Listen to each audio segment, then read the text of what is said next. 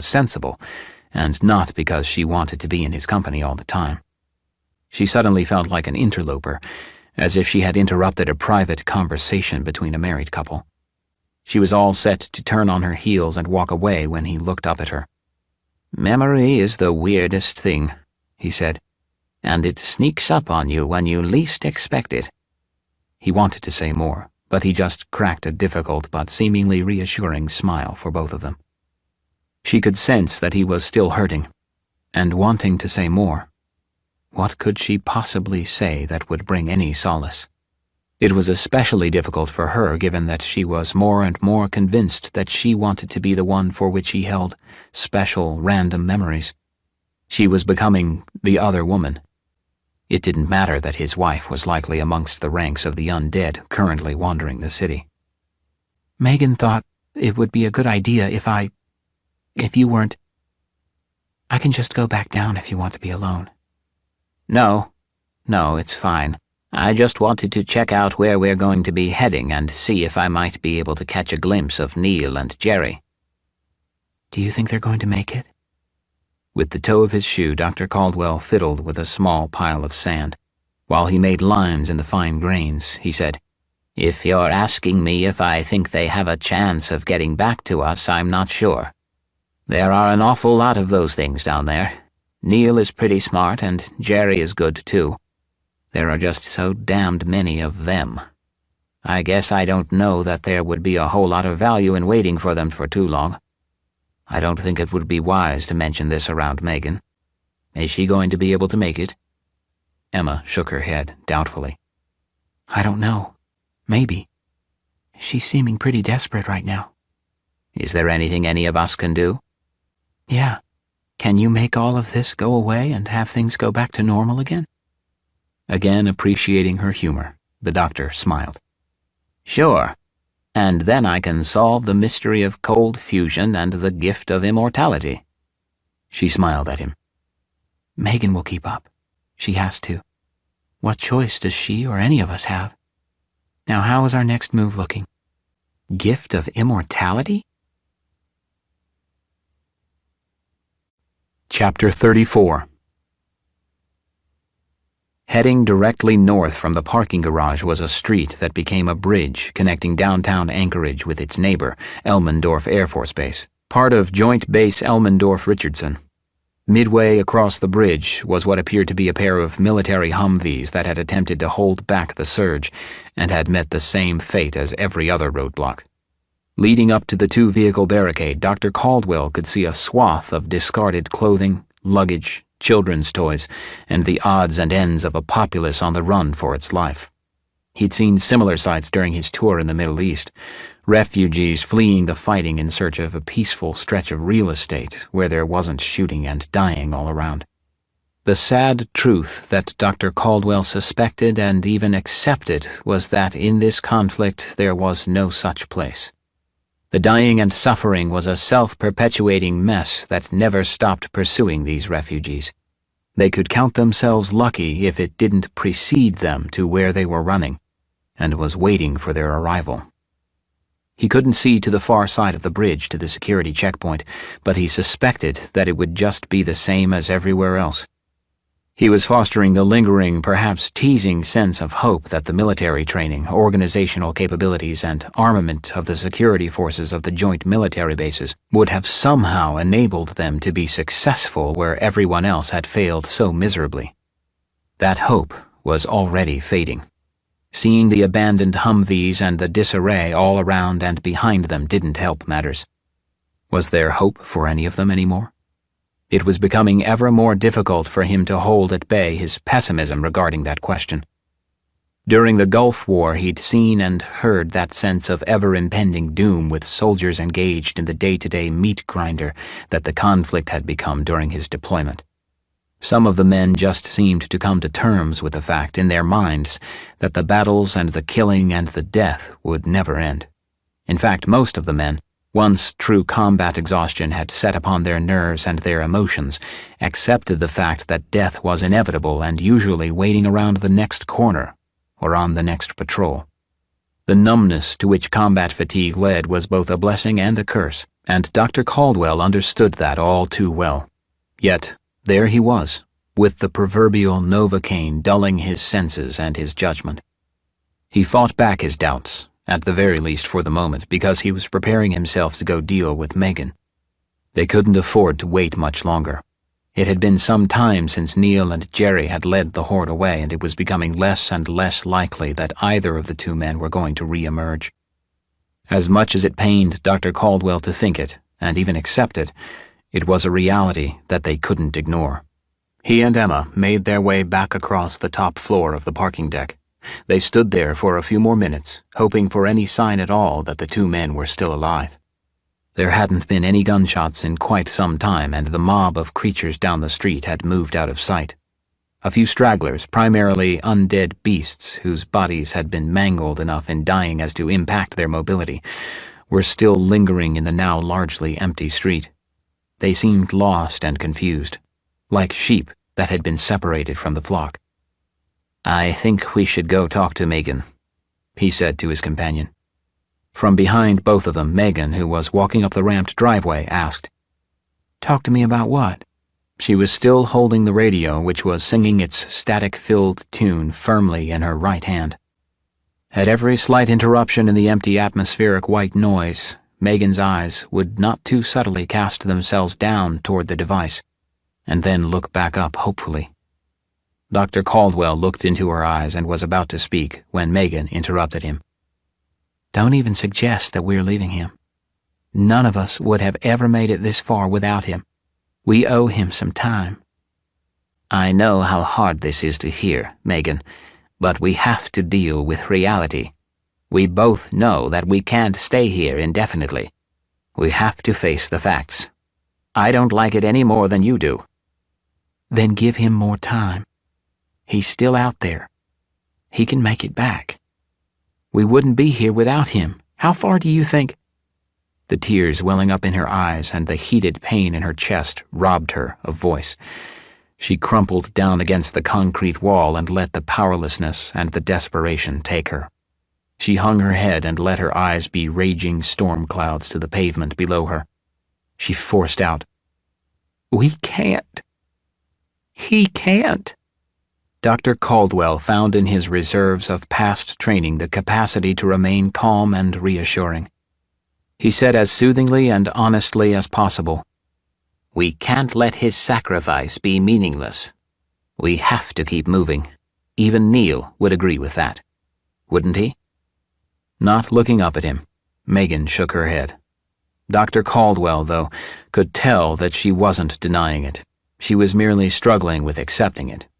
She managed to say, "Not him. Not him, too. I don't think I can take it." "Maybe we can help each other, because I'm having a hard time, too," Dr. Caldwell admitted. "You? Why?" "With Neil gone, who do you think everyone is going to expect to have all the answers and ideas that are supposed to keep us alive? And I don't think I'm nearly as qualified for the job as Neil or even Jerry. And hell, I was an officer in the military. I commanded troops in the field. Well, not really. I was a surgeon, but I was in command. In this situation, I'm totally out of my league, but that doesn't matter because everyone is going to look to me regardless. What kind of weight do you think that puts on my shoulders? Christ, if I thought we could wait here for those two, do you think I'd be in a hurry to bug out? We just have to think and do what's best for the group, for all of us. For those two kids. We have to think like Neil. The next step in Neil's plan was to get across the bridge and onto Elmendorf. Maybe we should stick to Neil's plan." All at once, Megan stopped sobbing. She sniffled a couple of times and took a deep, calming breath. "Doc, would you look one last time, please?" Without betraying the sense that he was just doing it to placate her, Dr. Caldwell agreed. "Of course.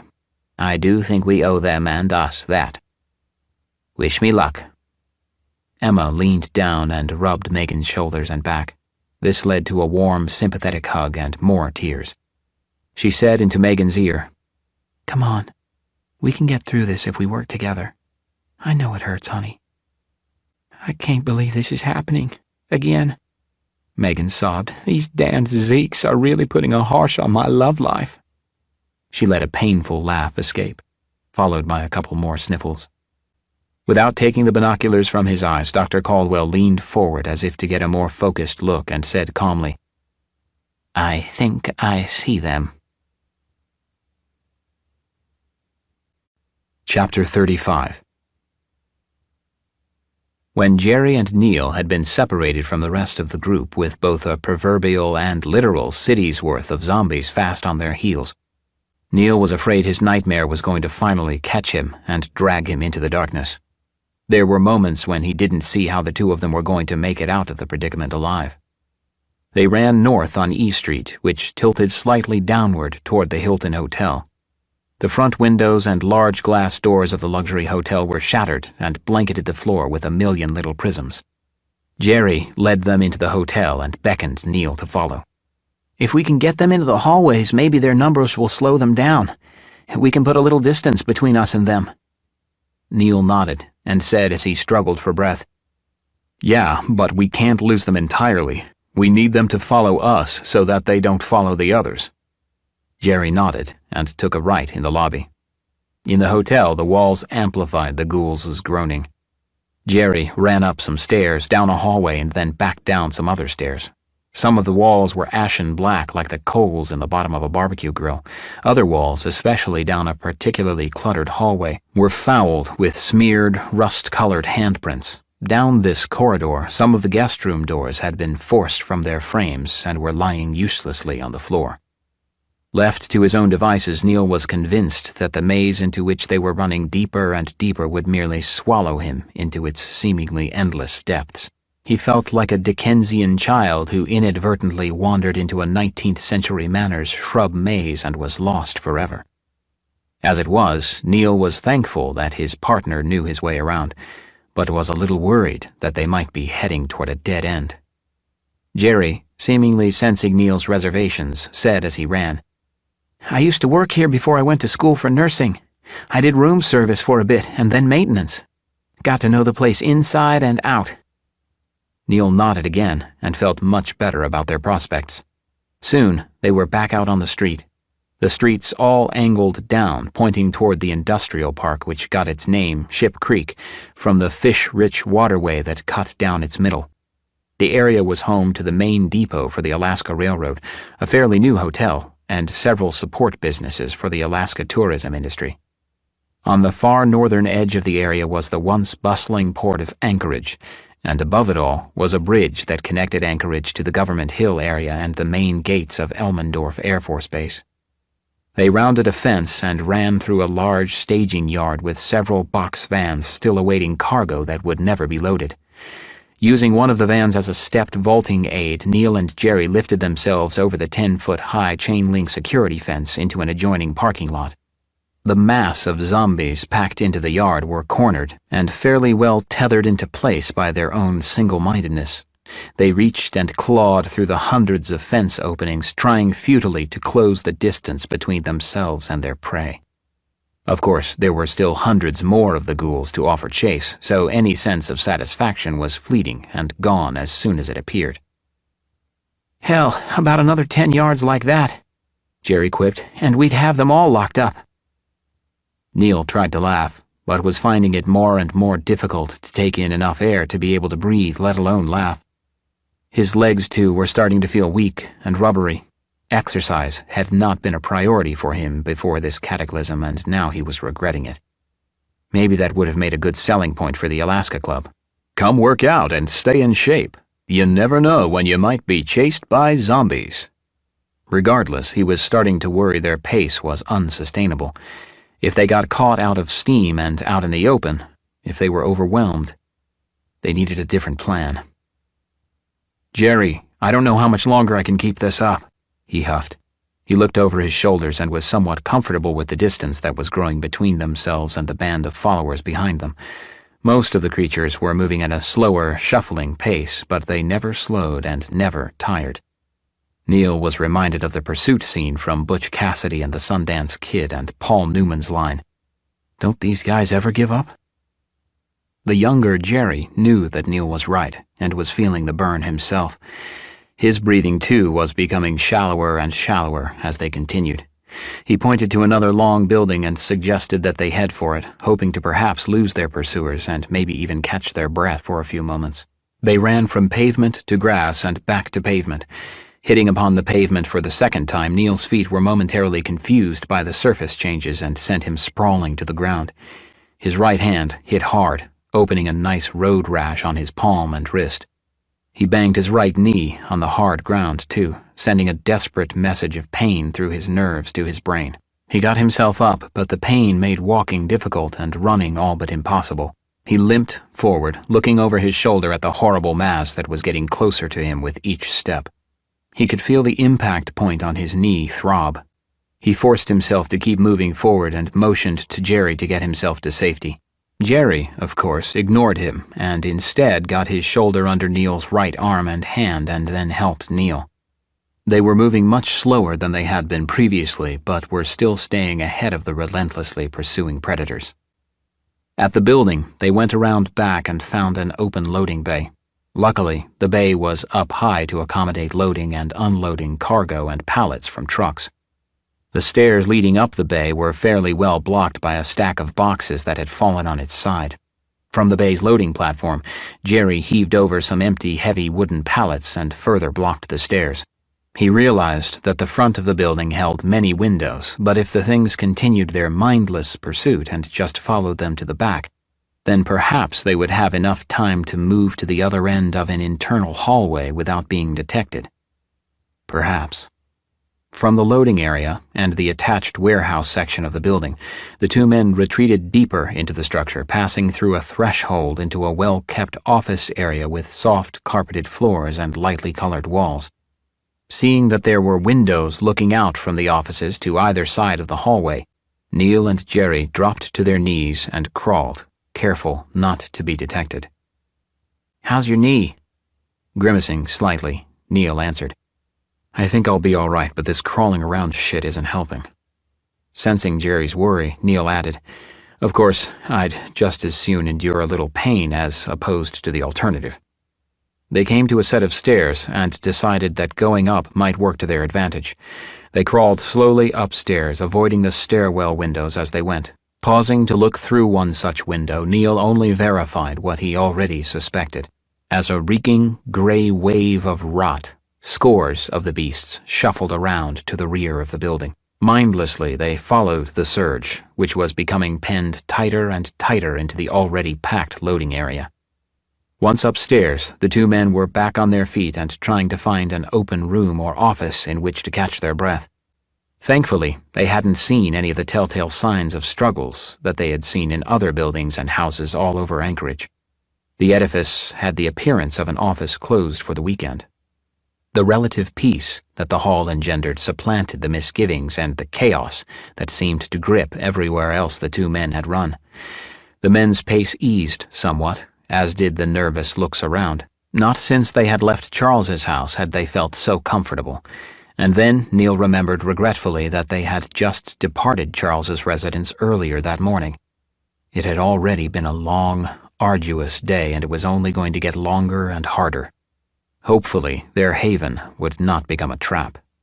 From his backpack, Neil produced bottles of water for himself and Jerry, while Jerry found some pepperoni sausage sticks and small packages of lemon sandwich cookies. Chewing hungrily, Neil said, "You know, I never liked these damned Slim Jims before, but I don't know that I've tasted something so good as these little bastards right at this moment. Delicious little foul creations."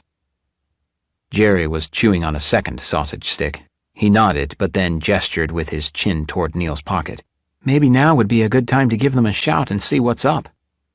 Still trying to catch his breath, Neil nodded and reached into his right-hand jacket pocket. It was empty. Then he reached into his empty left-hand pocket. He patted himself front and back, becoming increasingly frantic as the seconds passed. He sighed and hung his shoulders, shaking his head as he did. "It's fucking gone. It must have dropped out. Hell, it could have fallen out of my pocket any time." "So there's no way that we could possibly know where they are, and they have no way to know if we're still breathing?" Pretty much. And the hits just keep rolling in. So we're on our own. For a time, anyway. Jerry wadded up his Slim Jim wrappers into loose balls and tossed them across the hall. Looking at the wrappers as they slowly unfolded themselves, he said, "They're not going to wait around for us. Why would they? They needed to put some distance between those things and them, and that just meant making a getaway. Didn't it? They're long gone." Neil considered the younger man for a moment and thought about what he was saying. It did make sense that Dr. Caldwell would lead the others away as fast as he could, but there was something about the doctor that led him to believe that there were other options that might take precedence. For instance, they could make their way across the bridge and onto the Air Force Base and leave notes and markers behind to point the way toward them. Then there was the possibility that Dr. Caldwell would be waiting for them more or less where they had parted ways. He thought about Megan and wondered how she was doing. He'd promised that he would stay in touch with them on the radio. The device had limited range and capacity, making it less than ideal, but it was at least something. And it was lying uselessly on the floor of the Hilton Hotel or in the middle of the street or something. Is there any way at all that maybe... Jerry shook his head and barked. "They're gone. I think we just got to face it. Megan, Claire, all of them." "I've got to believe that they're still there, Jerry. They've just got to be." "Why? What makes you think that we'll ever see them again?" "Because the alternative really sucks, that's why." Jerry turned that over in his mind a few times while he fought with a couple of slivers of sausage stuck between his teeth. He couldn't stop thinking about Claire and getting back to her. He imagined Neil and him getting away to nothing and always being on the run without a single hope of seeing anyone else ever again. Neil was right, and he knew it. Even if they weren't destined to see the others again, they could at least try. "Okay, you're right. Do you ever get tired of being right all the time?" "I think you'd have a long line of people who'd disagree with you on that one, starting with my parents and ex-wife." "Still?" "Well, a few weeks ago, I think you would have had a lot longer line than now, but my parents are still alive down in the lower 48, and my ex-wife would probably hate me from the grave." "Pretty rough divorce?" "Let's just say that I wouldn't be surprised to see her attorney out there leading the zombies so that he could squeeze a little more of my life out of me as a final compensation to her for having married me in the first place." "Jesus, that's rough." Ancient history now. They got up and went to the end of the hall. There was a small window that looked out onto the opposite lot from which they had come. From the window, it didn't appear that there were any of the ghouls waiting for them in that direction. Rested and partially fed, the two men were feeling much better than when they came into the building. Like a pair of athletes preparing to start a marathon, they stretched their legs and checked their gear. As they stood in front of a door leading out into the lot they had inspected from above, Neil said confidently, "I think we've got this. If we can get out without making much noise, maybe we could sneak away without them even noticing." Jerry nodded. Neil nodded back and put his hand to the push door handle. "Ready?" Again, Jerry nodded, exhaling a deep breath. Neil pushed the door open and was immediately grabbed by a filthy gray hand that clawed at him violently. Hitting and pushing as forcefully as his fear would allow, Neil was able to finally break the thing's grip and force it back. It was a man who was wearing the blue denim uniform of a delivery driver. The one good hand was already reaching back toward Neil while his other mangled limb was still swinging uselessly at his side. There was another of the fiends just behind him, this one a woman in a business suit of sorts. The front of her throat was a mutilated mess of decomposing, frayed flesh that revealed the small bones and deteriorating muscle tissue of her windpipe and gullet. Neil didn't hesitate for the slightest instant. He leveled the shotgun in his hands and fired. The blast opened a large hole in the man standing in front of him and sent him sprawling on top of the woman. With his second shot, Neil hit the man again, pressing him further into the woman until they were knotted enough to allow Neil and Jerry to get away. As they started to run again, Jerry said, "So much for getting away quietly. Where to?" "Hell, I don't know. Just run." They could hear the horde behind them get excited again and start to shuffle toward them. There was thankfully some distance that separated them now so that the two men didn't feel the need to maintain a sprinting pace. They were able to settle into a more long-distance trot of sorts. As they continued east, the buildings became more tightly packed and the streets more clearly defined. The two of them ducked into another building and waited long enough to let their pursuers unknowingly run by and disappear out of sight. When they felt like it was safe to start moving again, they went back in the direction from whence they had come. They found a staircase cut into the side of a grassy incline and used that to get back up to 3rd Avenue and downtown Anchorage. With the threat behind them still in the Ship Creek area, Neil and Jerry were able to slow their pace somewhat and catch their breath. Just minutes later, they crested another set of stairs through a retail center and were back up on 4th Avenue within sight of the B Street parking garage. Standing on the now vacant street, Jerry looked down the road and saw what was undeniably Dr. Caldwell standing atop the parking garage and waving at them. Jerry nudged Neil with his shoulder. "You were right again, my friend, and thank God for it." Chapter 36. They were circling her slowly, deliberately, repeating over and over again, "Zombie, zombie, come to life." And then they started to count down from 10 to 1. The voices were children's, but the faces were those of Dr. Caldwell, Emma, Claire, Art, Jerry, and even Neil. They were looking at her, the playful menace in their expressions darkening with each pass. Their voices started to jumble themselves into a confused, twisted echo. Megan was aware that she was lying on her back, but try as she might, she couldn't rise up or even change positions for that matter. She was at the mercy of the swirling voices around her. She was terrified and helpless. The fear was not alone, however. She felt her anger slowly start to simmer, building pressure and heat like a biological crockpot until her blood threatened to boil in her veins. The taunting fear faded, gradually pushed away by an overwhelming hunger that sent crackling jolts of unexpected sensation into her seemingly lifeless extremities. The hunger fueled the anger, and the anger gave anima back to her limbs. All at once, she was on her feet again, only she wasn't sure who she was anymore, or what she was. The only certainty that she felt was the hunger. She needed to feed. She could smell prey, delicate, tempting, and near. She could smell life and all of its juicy, salty possibilities.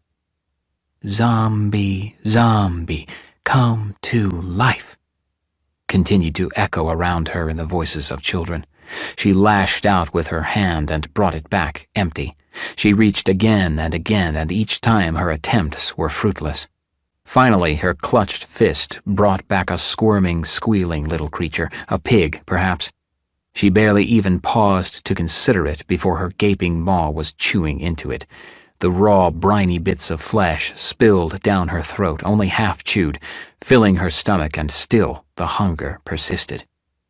Her quarry was limp and lifeless, cold and uninviting. She tossed it aside and realized it was the body of a child. It was a beautiful, blonde-haired girl she knew. It was Jules.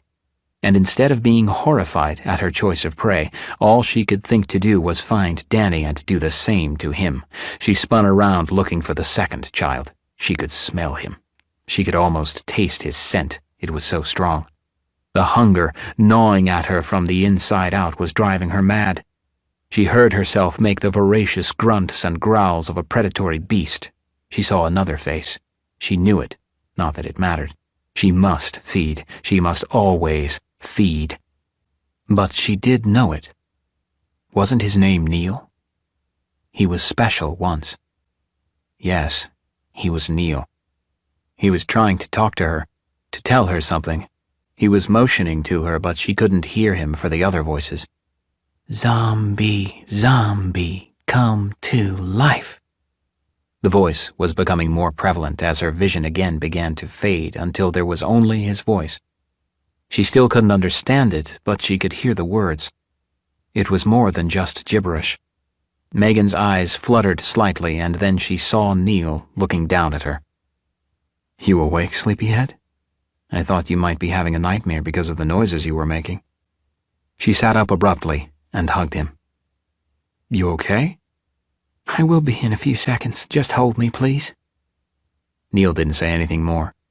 He knew what was going on. They all had nightmares and daymares and even still-awake mares. It was hard to escape when you were living day in and day out through a reality that trumped most nightmares. This audiobook has been broken into multiple parts to make the download faster. You have reached the end of a part, but not the end of the complete audiobook, so please check your library for the next part of this audiobook. Chapter 37. Megan, still trying to shake away the sleep that was still lingering, asked, How long has it been? How long did I sleep? Neil told her that it had been just over 24 hours since they had all crossed the bridge onto Elmendorf. She wasn't quite certain what she had been expecting, but more of the same wasn't it. She held on to hope that with her next waking moment she would be greeted with a smile and some genuinely good news. As he held Megan and tried to will away the terror that tormented her behind the veil of sleep, Neil remembered those emotional moments. The joy of reuniting was eclipsed by their persistent survival needs. They needed shelter. They needed to keep moving. And so they had. The bridge might as well have spanned the river Styx, allowing access to the gates of Hades and the unknown perils of the underworld. They marched slowly, looking in every direction but down. Below them, amidst the idle business of Ship Creek, was the pursuing horde to which Jerry and Neil had given the slip. Once across, Dr. Caldwell fully expected to be confronted by new horrors. It felt like they were journeying into some new hell, another of Dante's wicked circles with fresh torments. Anticlimactically, it just appeared to be more of the same. Perhaps that was hell enough. At the main entrance of the Elmendorf side of the joint military base, the guard building had been reduced to a blackened pile of ashes, charred lumber remnants, and crumbling scorched bricks. Lying around the ruins of the building were several mostly decomposed bodies. Most of the flesh from these corpses had been picked cleanly from the bone, leaving the skeletons to begin to shed their copper tones of blood and tissue for the white of the bleaching sun. As if the nature gods could sense the mood of the group, the sky began in fits and starts to empty its stratus buckets onto their heads. It was as if a giant celestial sponge was being wrung dry above them. Soon, the drizzle became a downpour, so that all of their heads, their clothing, and their gear were soaked and dripping. Jules and Danny were the only ones in truly rainproof jackets, so thankfully, they were spared the discomfort and chill of being drenched to the bone. Poor Gerald, Dave, and Evelyn, the survivors from the bus, were all ill-prepared for the weather and were, consequently, miserable. None of them had anything more than they had been wearing those several weeks ago when they'd been forced into the survival marathon still currently being run. There was, unfortunately, not much extra clothing or jackets to be shared, but that which could be shared was. So the three suffered through the autumn shower and felt their body temperatures and their immune systems drop along with the moistened air temperatures.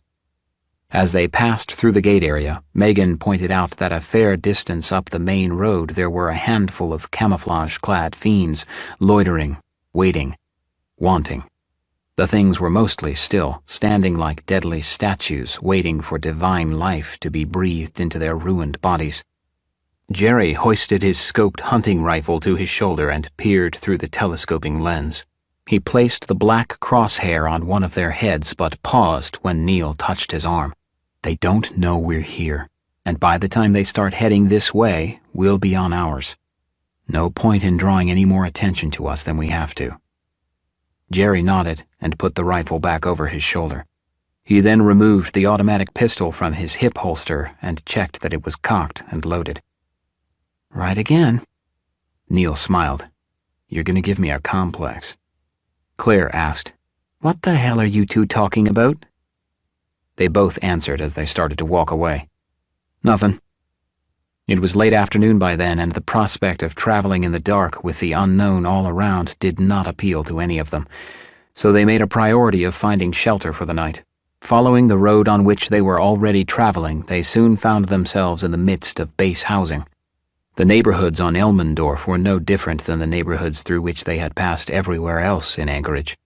Aside from the empty shell casings from spent bullets and the random discarded clothing and luggage, there was a serenity clinging to the residential streets. In short order, they found an open 2-story home that would suit their purposes. With exhausted legs and weary minds, they made themselves comfortable on couches, chairs, and beds. They eagerly invited any change from the lethal monotony of running and hiding, running and hiding, running and... It was a draining routine that was not too different from that of prey species on savanna of Africa or the tundra of Alaska. It was in one of the bedrooms that Megan had woken with such a start after her nightmare. She never liked waking up in unfamiliar surroundings, especially after having a bad dream. Luckily, Neil helped to chase away her fears and discomfort. She whispered into his ear, "Can you lay down with me for a bit?" Without a word, he swung his legs up onto the bed and leaned back. Then she laid her head on his chest and snuggled up close to him. Not long thereafter, they were both asleep and trying to steal away the little bits of rest they could find between nightmares. Chapter 38. Deciding that it would be a good idea to check out their immediate surroundings to search for any supplies or other helpful items, Dr. Caldwell, Malachi, and Gerald all left their newly found refuge at first light the next morning.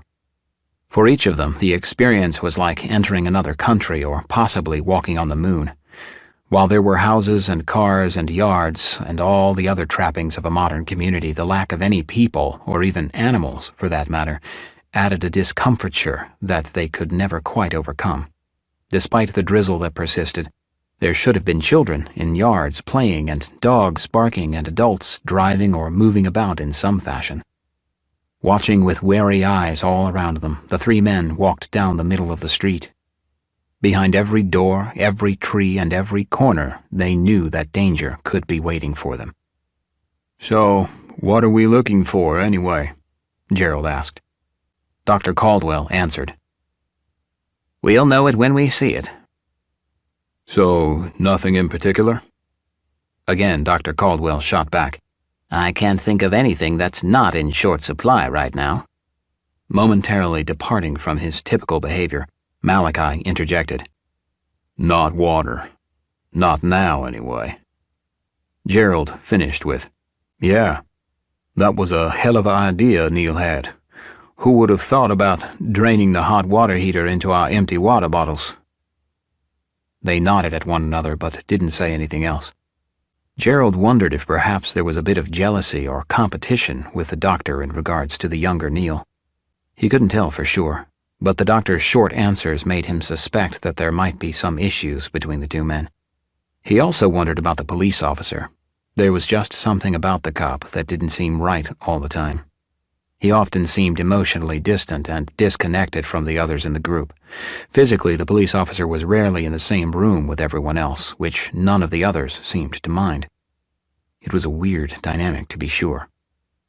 He looked first at the doctor and then at the police officer, wondering about his observations and whether or not he, Evelyn, and Dave had made a mistake by coming along with them. The excitement of having run into living people again had just made them all so hopeful that any hesitation about going never rose to the surface. On the bus, it had been miserable, but they felt safe and somewhat secure, if a little hungry and uncomfortable. Perhaps the good doctor and his friends would have just given them some of their food and water and moved on their way. Maybe he and his 2 busmates could have waited all this out. He'd made a life of waiting and watching and hoping that things would get better for himself. Why had he chosen to change? He was a black man who'd grown up in a white man's world.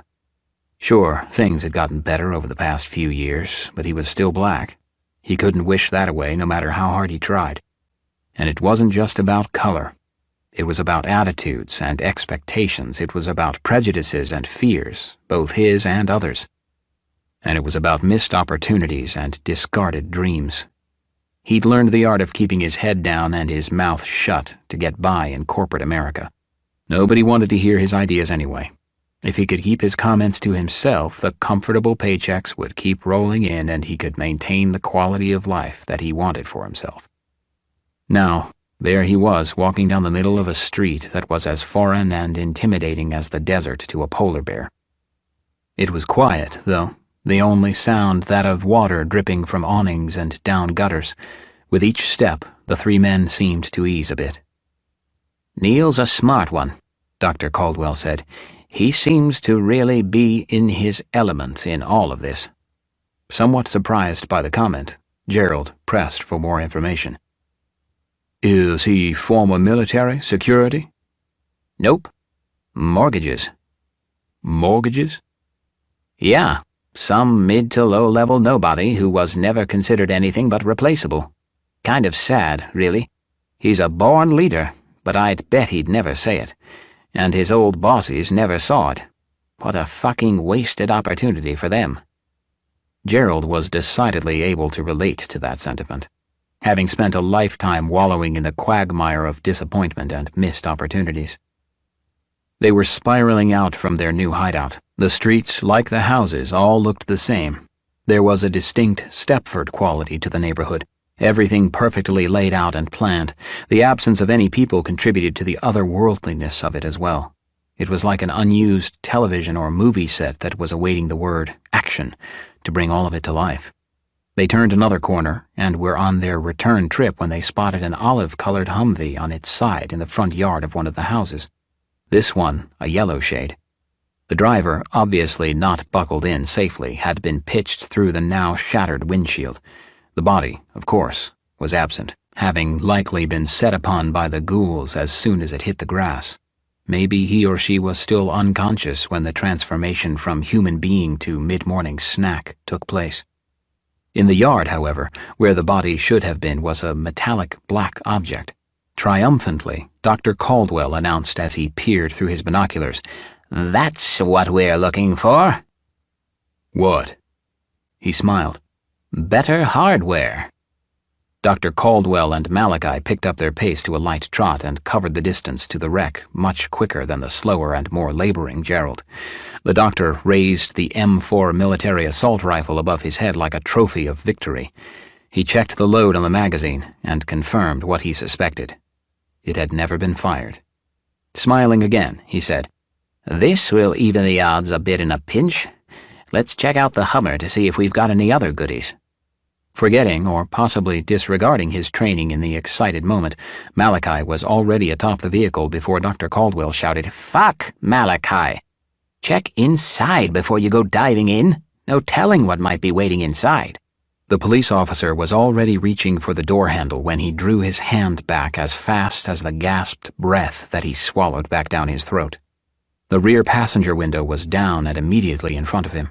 He felt exposed and helpless, staring down into the dark on the other side, not knowing what horrible torments could be harbored in the shadows.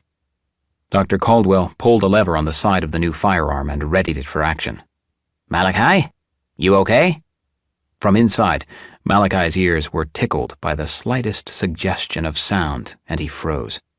He was struck with an intense vertigo that caused him to falter. Across his mind, like a crackling tempest, spread the words, "Oh no, not him." But it was indeed his father's voice that said again, "What's wrong, Mal? You getting into trouble again? Does Daddy need to take you out back?" "What's wrong, Mal?" Who was speaking that time? Was that the doctor? Or was it? He looked up to confirm that there was indeed a doctor who could be talking to him. His grip on reality, like his grip on the side of the big vehicle, was loosening dangerously. There was a doctor, but the look that Malachi shot to Dr. Caldwell was full of the confusion and doubt that had been dogging the police officer. The doctor hadn't seen the look for some time and was concerned to be seeing it again. Malachi shook his head and forced himself back into focus. By that time, Dr. Caldwell had come around to the front of the Humvee and was pulling the shattered windshield from its frame. He said quietly, "It's okay, Malachi, I'm here. We'll do this together." Gerald wasn't quite sure what was happening, but the doctor's demeanor made him uncomfortable at once. There was something going on that was spooking the doctor, and not knowing what it was that was causing it was bringing on a new fear for Gerald. He whispered to Dr. Caldwell before the doctor had climbed in through the now glassless window. "What's going on?" "Just watch out and make sure that nothing sneaks up on us. We'll have this thing checked out in a sec." "But—" "Don't worry, just keep an eye out, okay?" Gerald backed away and pivoted around to see their surroundings again. The houses all around them seemed to be looking at them now. They were no longer empty buildings. They were creepy, soulless creatures that seemed to be circling and threatening them. From inside the Humvee, Dr. Caldwell shouted, "Got it!" He re-emerged from inside with another of the firearms, a pair of metallic green latched boxes, and some other odds and ends all stuffed into a camouflaged pack. "Okay, let's get our asses back to the others before anything happens. Malachi, you coming?" He jumped down from the vehicle without a word. Carrying their newly found equipment, the three made their way back to the house. All three of them, Malachi included, walked with a much-deserved swagger. Today was about good news, and they'd be the bearers of it. Chapter 39. A couple of days passed without incident while the group debated their next move. They ate, rested, and talked. With each passing day, the nights grew a little longer, a little darker, and a little cooler. The days, too, were becoming cooler as the rain and damp weather persisted. Unfortunately, the house did not have a fireplace, so a small Coleman grill was brought from another backyard nearby, and a constant fire was kept burning to generate a little warmth. That creature comfort, however, was fleeting and confined to the room in which the grill sat. The rest of the house was slowly but steadily yielding to the encroaching cold. "So, what did you do before all this?" Megan, walking from downstairs to up, at first didn't realize the question had been directed at her. She retraced a couple of her steps and asked, "What was that?" Art stepped forward from out of view and said, "I was just wondering. You're just so fit. You must have been an exercise instructor or something with a body like that." "What?" "I mean, I don't mean to be too forward or anything, but don't you think you've got a great body?" Starting to feel quite flustered, Megan sputtered, "Well, I don't." And then she trailed off, not entirely sure how to answer that question. Art let a slick, well-practiced smile play across his face. His eyes, not too subtly, took an elevator ride from her feet to her head and back down again. "Trust me, you are a very attractive woman." Megan was embarrassed as the flushing red of her breached modesty filled her cheeks. At this acknowledgement, Art's smile stretched onto his bristly cheeks, revealing 2 rows of glistening pearly whites that all but reflected her face back at her. He walked away with a bit of a swagger and left Megan confused as to what had just happened. He walked up the stairs that she had been trying to climb before the exchange, leaving her motionless down by the front door. At the top of the stairs, but just out of sight in the hallway, stood Dave, the younger and more robust man from the bus. He motioned to Art, and the two walked quietly into a bathroom toward the end of the hall. Dave said in whisper, "Man, you are smooth. I mean, wow. That was impressive." Art shrugged and smiled, pleased at the observation. "No, really. That was very slick. And believe me, I've seen some things in my day. Isn't she with—" Art nodded. "If I've learned nothing else, it's that things, love included, are temporary and just commodities and properties to be leveraged and sold to the highest bidder." "And you've just upped the ante?" "Exactly." "What you got in mind?" "Just a little more say in how things are done around here is all." "There's definitely something to be said for being the master of one's own destiny, and if you can do that and convince that sweet young thing to be at your side, hell, I'd call that a good day." "Exactly what I was thinking." Dave leaned forward. "You got any other moves you're planning?" With the same smile uncoiling itself just above his chin, Art said, "I'm just getting started." Chapter 40. Danny threw the dice and moved his token 7 spaces around the game board. He did this with all the interest of a teenager forced into attending a 3-day insurance sales seminar. The little green piece representing Danny on the board didn't show any more interest in the game than he did. It came to rest silently and unenthusiastically, waiting on the next roll of the dice for its chance to move once again. With a whine, Jules buzzed. I liked the games at the other place better. Danny didn't answer her and instead chose to push the dice toward her. Ignoring them, Jules continued. I like my games at home better, too. I miss home. I just want to go home, Danny. When are we going to go home? Just roll the dice, Jules. It's your turn. Danny wanted to be at home, too, but seeing how far and how thoroughly the catastrophe in Alaska had spread, he had begun to wonder himself whether home would be waiting for them at all anymore. I don't want to play anymore. I want to go home. Again, Danny was forced to imagine home and what was waiting for them now. Were his parents still alive? Was anyone back home still alive, or were they like all the other people out there that were bent on killing and terrorizing? It was long past time for this nightmare to end. His affect was becoming as flat and pale as the morning skies. He was only playing the game to burn the hours until it was time to sleep again. He looked over at Jules and saw that she wasn't in the mood to wait to sleep. She had simply lay back and closed her eyes in frustration. He was amazed at how easily she could embrace her slumber. It was typically much harder for him to find the peace to slip into an actual restful sleep. When he closed his eyes, he still saw his friend Martin laying across the seat in the minivan those many days ago. Sometimes he saw Tony, who had been killed, trying to help them get away from their first hiding place.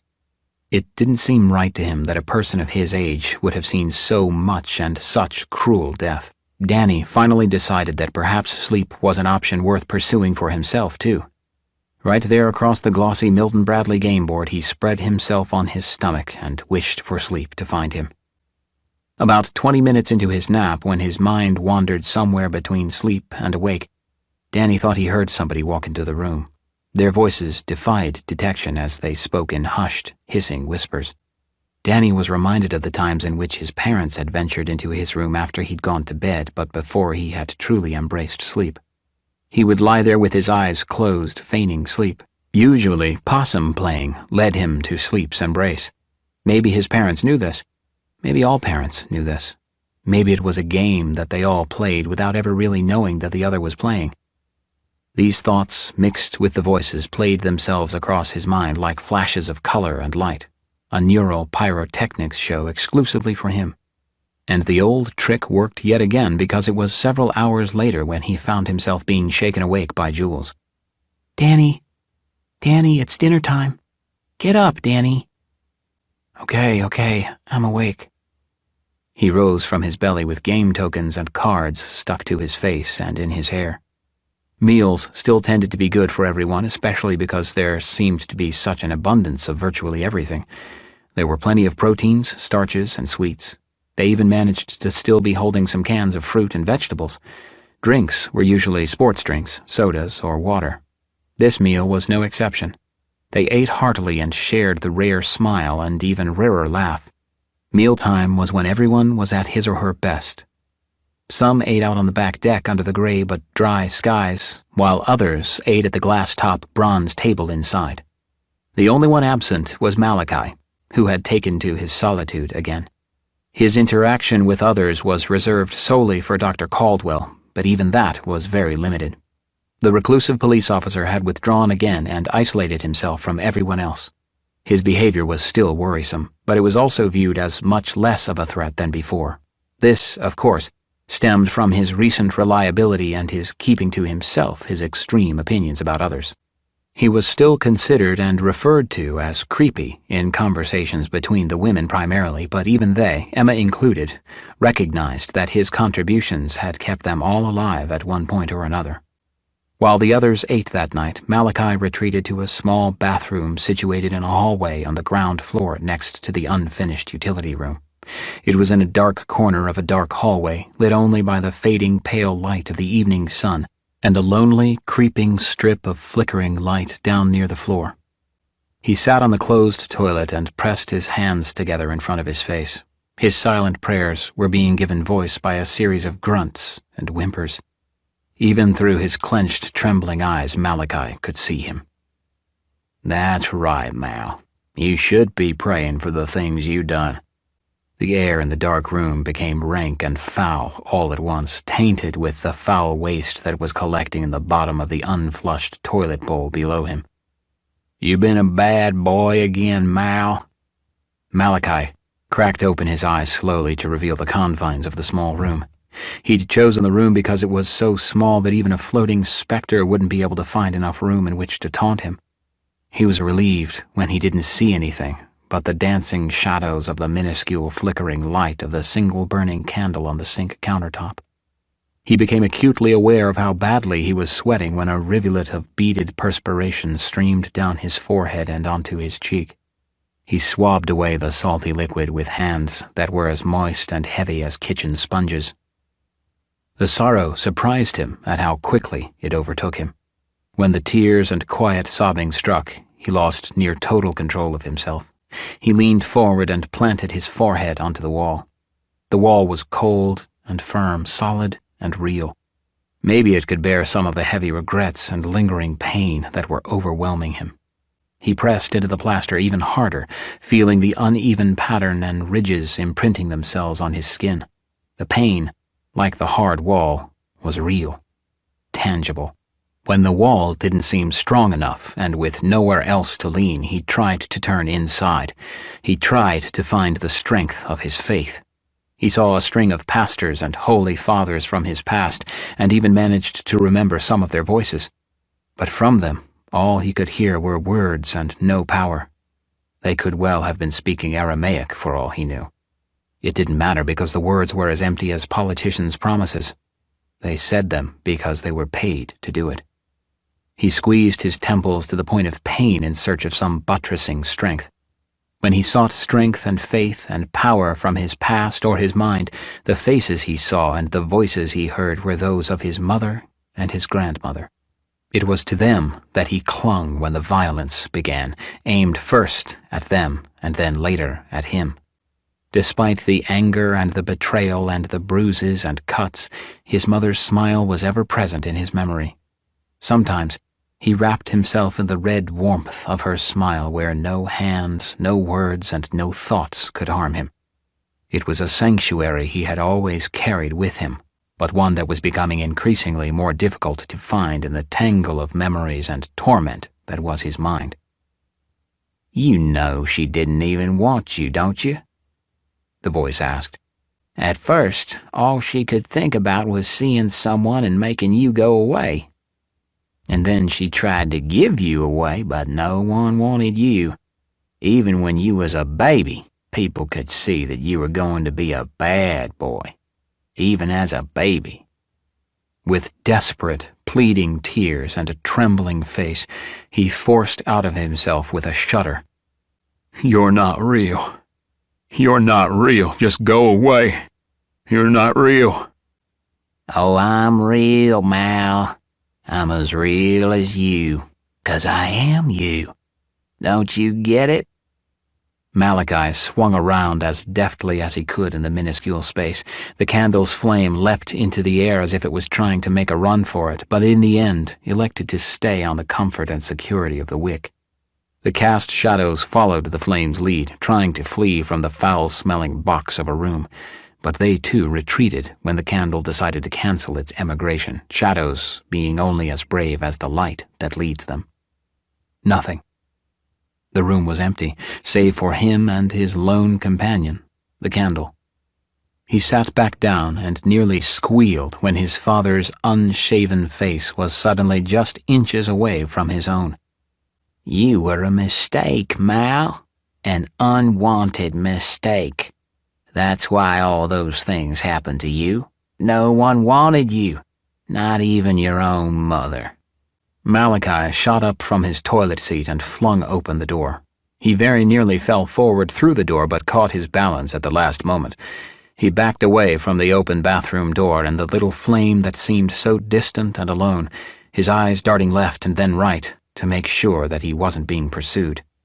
He was at least maintaining a better sense of where he was and not confusing the present and the past. The voices and the faces were as real as those of the people upstairs, though. If he tried, he just knew that he could reach out and touch them if he wanted. Maybe that was what he needed to do. Maybe it was up to him to push them away and punish them the way they had done to him all those years ago. He could feel all the fear becoming anger. Then, at the height of his anger's boil, he remembered his past's evangelists and their fiery sermons.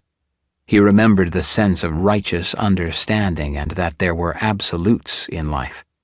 There was a simple yet powerful comfort in knowing that there were rights and wrongs on which one could count, as well as good and evil from which one could be damned. And then it hit him. He knew what he needed to do. Every house should have one, and hopefully this house would be no exception. He ascended the stairs and found a small bookshelf that had more knickknacks than books, but didn't find it. He went to the coffee table that had been moved into a corner of the living room and dug through the magazines and picture books, and still no luck. Of all the books he might find, he couldn't imagine that he wouldn't come across this one. He stopped in the middle of the room and thought about it for a moment, while everyone in the dining room stopped eating and stared at him. He was utterly oblivious to their gazes. Where could it be? He spent several seconds thinking and considering, and then he remembered seeing them in people's bathrooms in the past. With urgency in his step, he made his way down the narrow hall on the main floor and stopped at the entrance to the bathroom.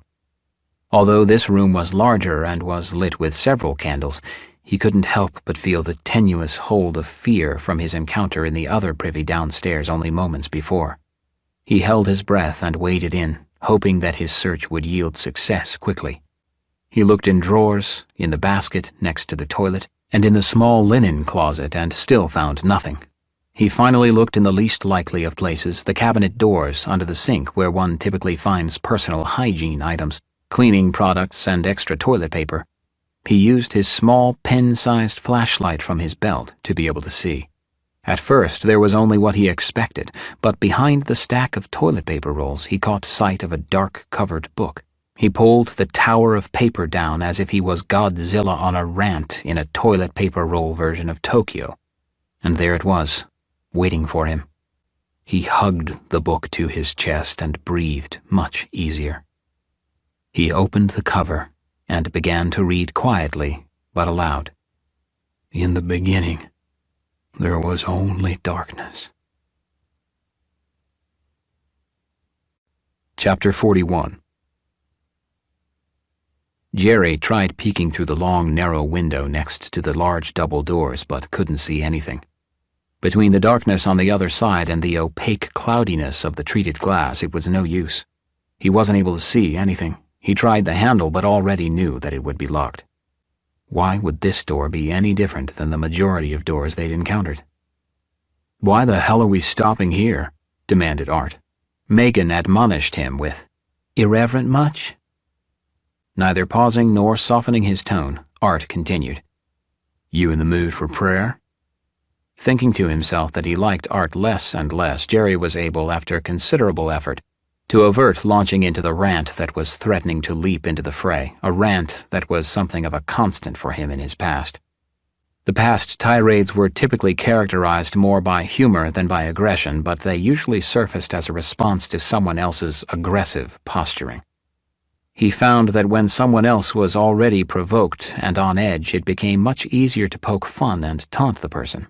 His mouth got him into altercations, both physical and vocal, on numerous occasions, but he never seemed to learn from his past dealings, and then had to accept the consequences, which often included bruises, several suspensions from school, and lost jobs. He was likely considered by most of the adults in his life to be a smart-assed slacker who was better at picking apart others' problems than he was in solving his own or making anything of himself. And the thing was, they were right. He was all that and more. Or would that be less? No matter. There was a line from an Everclear song that summed him up nicely. I am a loser geek, crazy with an evil streak. Yeah, that was him all right. All that changed, and all at once. No one, not even he, saw it coming or would have predicted that he would have ever chosen the path that he was traveling. Maybe it was his friends from college, home for the summer, bragging about their exploits and living the life that he wanted for himself. Maybe it was that he was sick of always being broke and having nothing to call his own. Maybe he was sick of living under his parents' roof and living by their rules and standards. Maybe it was just all about timing and he was due. It didn't really matter. He enrolled in a school out in the valley where the training was good and the staff was great. He was able to see a different option for himself that wasn't easy, but at the very least it would be his own. A lot of what he was taught was stuff he already knew, but hearing it again at that moment just seemed to help him remember and understand. Not since he was a little kid had he sincerely applied himself to any endeavor. He had never known how it felt to work and accomplish something worth doing. It was a feeling that was as intoxicating as any drug he'd taken. The difference was that he paid for this feeling and there wasn't any nasty next-day hangover. He found that he was good at providing care for people, and that getting paid to do that was a hell of a lot more satisfying than cleaning car interiors or bussing tables or anything else he'd ever done. The other thing that he learned was that when he didn't run his mouth every time he felt the urge, people were more inclined to listen to him when he did speak. And it was all because of these realizations that when he turned around, he said to Art, "Some churches kept food pantries. Give me a little credit. I'm trying to think like Neil." "I'm in," Megan proclaimed. "Maybe we'll find a clean toilet for a quick pit stop." Jerry joked about her seeming obsession with toilets, and she shot back her own jocular parry. Art interjected on the heels of the exchange. "Funny and beautiful. Definitely a keeper." Megan rolled her eyes and blushed. Jerry thought to himself that he really didn't like this guy. They got into the church only to find the only doors leading away from the main hall were also locked. Using his rifle's butt as the universal door opener, Jerry forced each of the other doors, starting with the one displaying a bathroom sign. The third door led to a shiny, tiled hallway and a set of stairs that went both up and down. Art suggested, "Split up and cover twice as much ground at once?" Jerry immediately shook his head and asked, with the irritation in his voice far from masked, "Have you never watched a monster movie? Christ, man, that's the first rule. You never split up. A single person is easier to kill than a pair or a group. How have you survived for so long being such a novice?" "I was just thinking and—" "Well, stop, you dillhole. Not knowing what you're doing can get you killed, and I'm okay with that. But it can get her killed and me too, and that just isn't gonna fly." "I just figured—" Jerry shook his head and said bluntly, "Don't. The figuring's already been done." Art started to open his mouth and then stopped when he caught Jerry's glare. Jerry's demeanor surprised Megan as well. She'd never seen him act like that before, and it was catching her off guard. In Art's defense, she said, "Jerry, we all should have a say in this. His ass is just as on the line as yours. What if you're wrong?" "If I'm wrong, you can tell me you told me so, but if he's wrong, ain't none of us going to be telling anyone anything." "He's just trying to help." "Well, he's not. Let's go." Jerry started walking down the hallway toward the stairs. He turned back around and said, "You want to have input? Fine. We going upstairs or down first?" Trying to play the victim and possibly garner a little more sympathy from Megan, Art said half dejectedly, "You've made all the decisions so far. Why would you stop and ask us for our opinions now? It's only our lives you're directing." Not willing to bite, Jerry simply answered, "Fine, upstairs it is."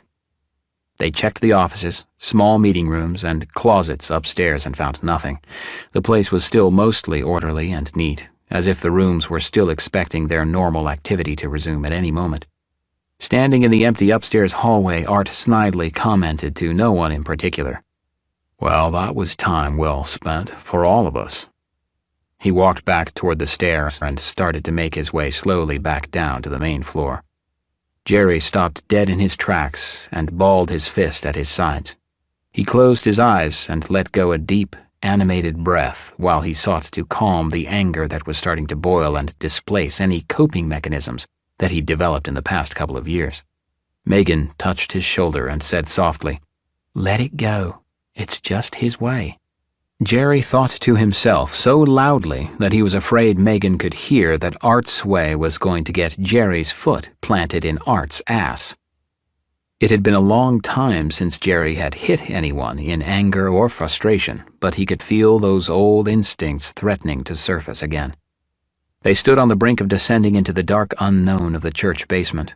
Moving halfway down the stairs, Jerry peered into the darkness, trying to discern anything that might be down there. It was no use. Jerry had never seen such darkness in his life. He pulled his flashlight from his pack and tried to cut the darkness with its beam. There was another hallway and some more rooms behind closed doors. On the walls were Sunday school pictures, colored and hung proudly by the children who used to come there on the weekends while their mothers and fathers attended services upstairs. The temperature downstairs was decidedly cooler and damper, like a cave.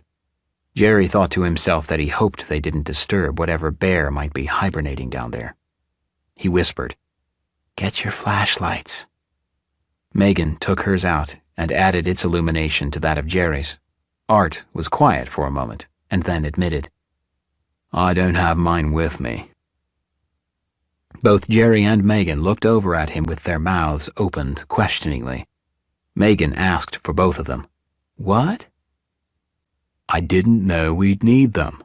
I thought we were just going to be looking in houses. Captain Jerry didn't let on what his intentions were." Jerry had had enough. "You lazy, self-righteous, self-centered, cowardly sack of shit. You do nothing but whine and complain about everything and set yourself up as some wayward victim who doesn't have any say about anything, and when you get the opportunity to contribute and do something for yourself and everyone else, you drop the ball." Jerry turned to face Art and started to ascend the stairs in his direction. As he did so, he handed his flashlight to Megan. "What was it that you were thinking? Was it that you were just being selfish again, and a heavy flashlight might slow you down too much if you had to run? Doesn't it make you feel like less of a man to know that Megan brought hers or that the punk kid brought his? Or do you not have any self-respect at all?" Megan tried to intervene. "Jerry, this isn't going to accomplish—" Jerry stopped her short. "No, Megan, not this time. Art, I've known people like you all my life. I think I might have even been on the road to being you at one point, and then I discovered something that I was missing, and that I can see you're missing too. Dignity. You go through life doing just enough to get by, and then hope that those around you will pick up the slack. You don't necessarily do anything wrong, but you only do enough right so as to stay above reproach. People like you make me sick."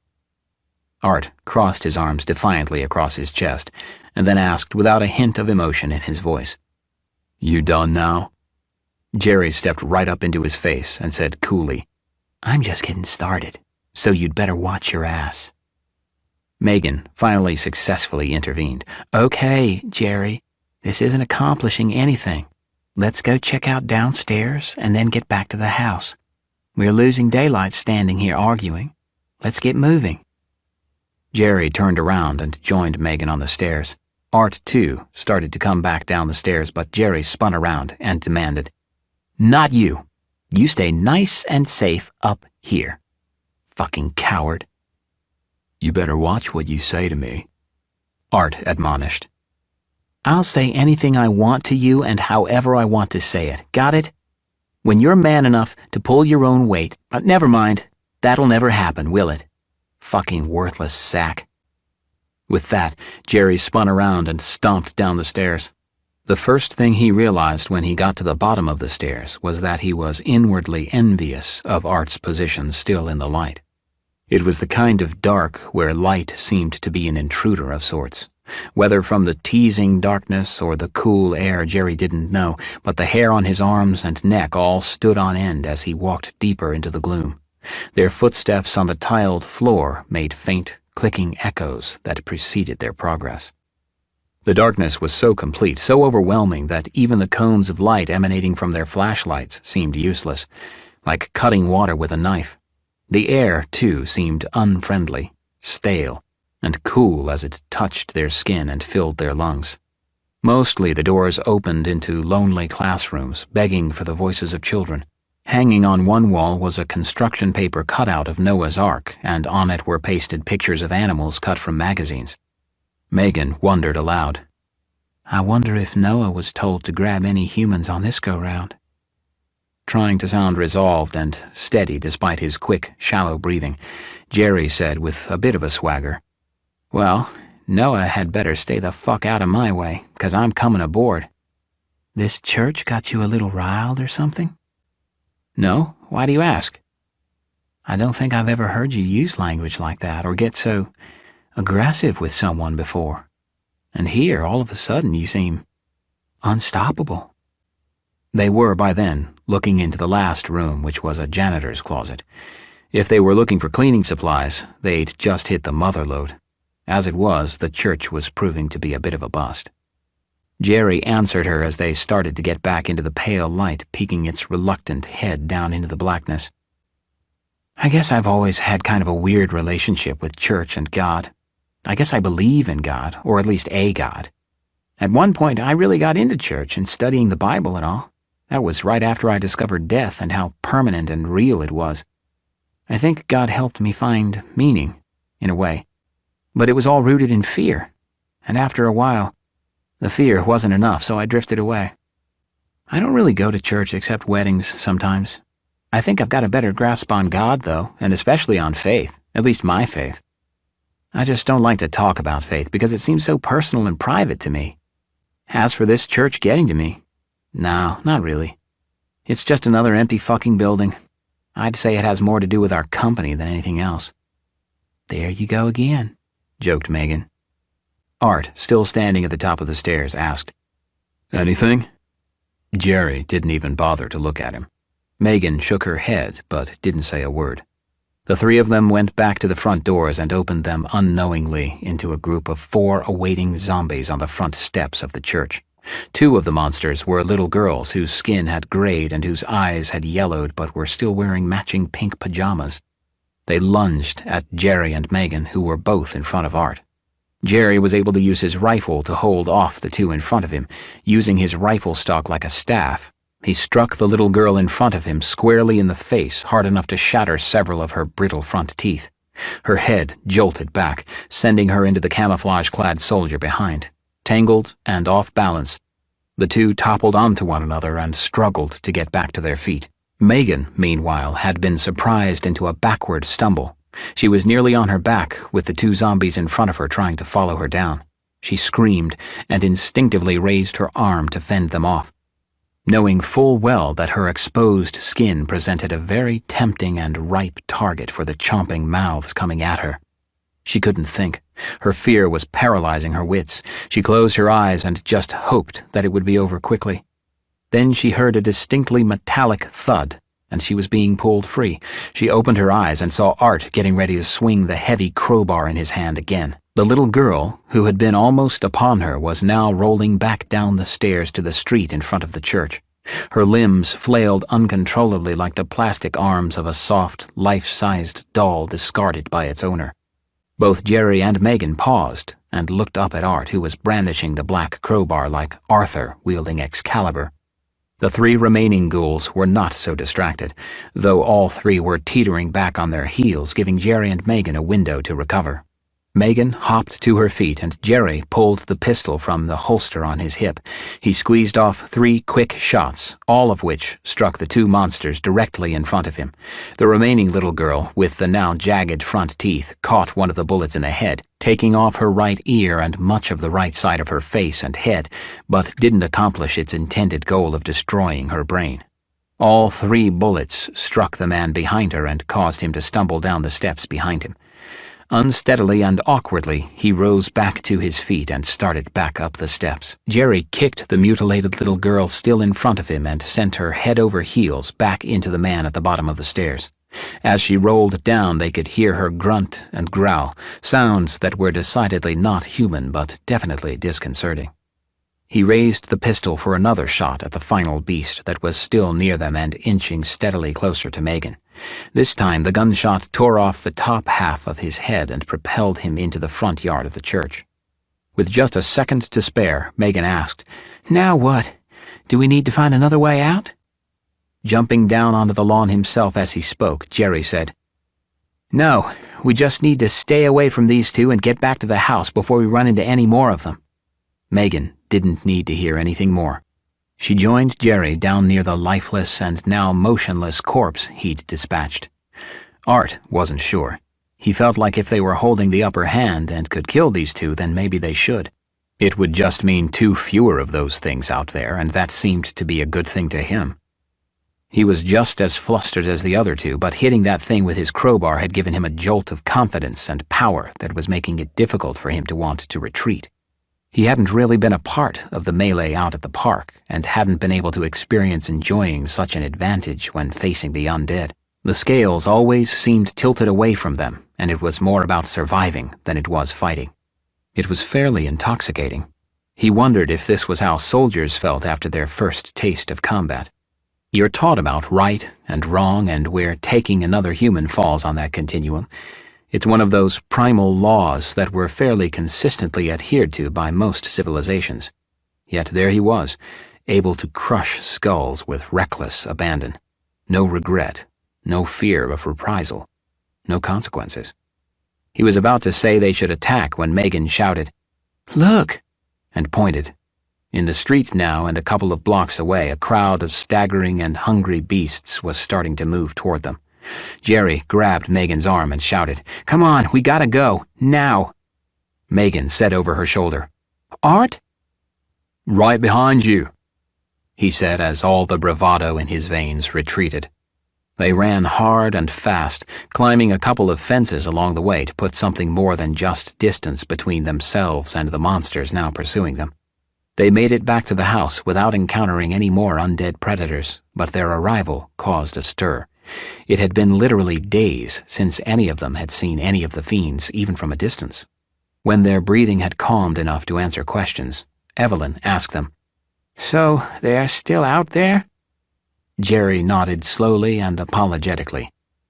"We're still not alone," to which both Megan and Art nodded but realized that Jerry's pronouncement was enough. Evelyn, already appearing healthier than she had when she emerged from the bus, lamented, "I was so hoping that everything that had happened had all been a dream and I was finally awake again. It's just too bad. I really was starting to believe that it was all going to be okay." Chapter 42. Art dropped his pack on the floor and took a generous drink from the glass of lemonade. He stepped away, not even remotely aware Danny had moved twice out of his way, once to avoid being stepped on and once to not have the dropped day pack hit him on the head.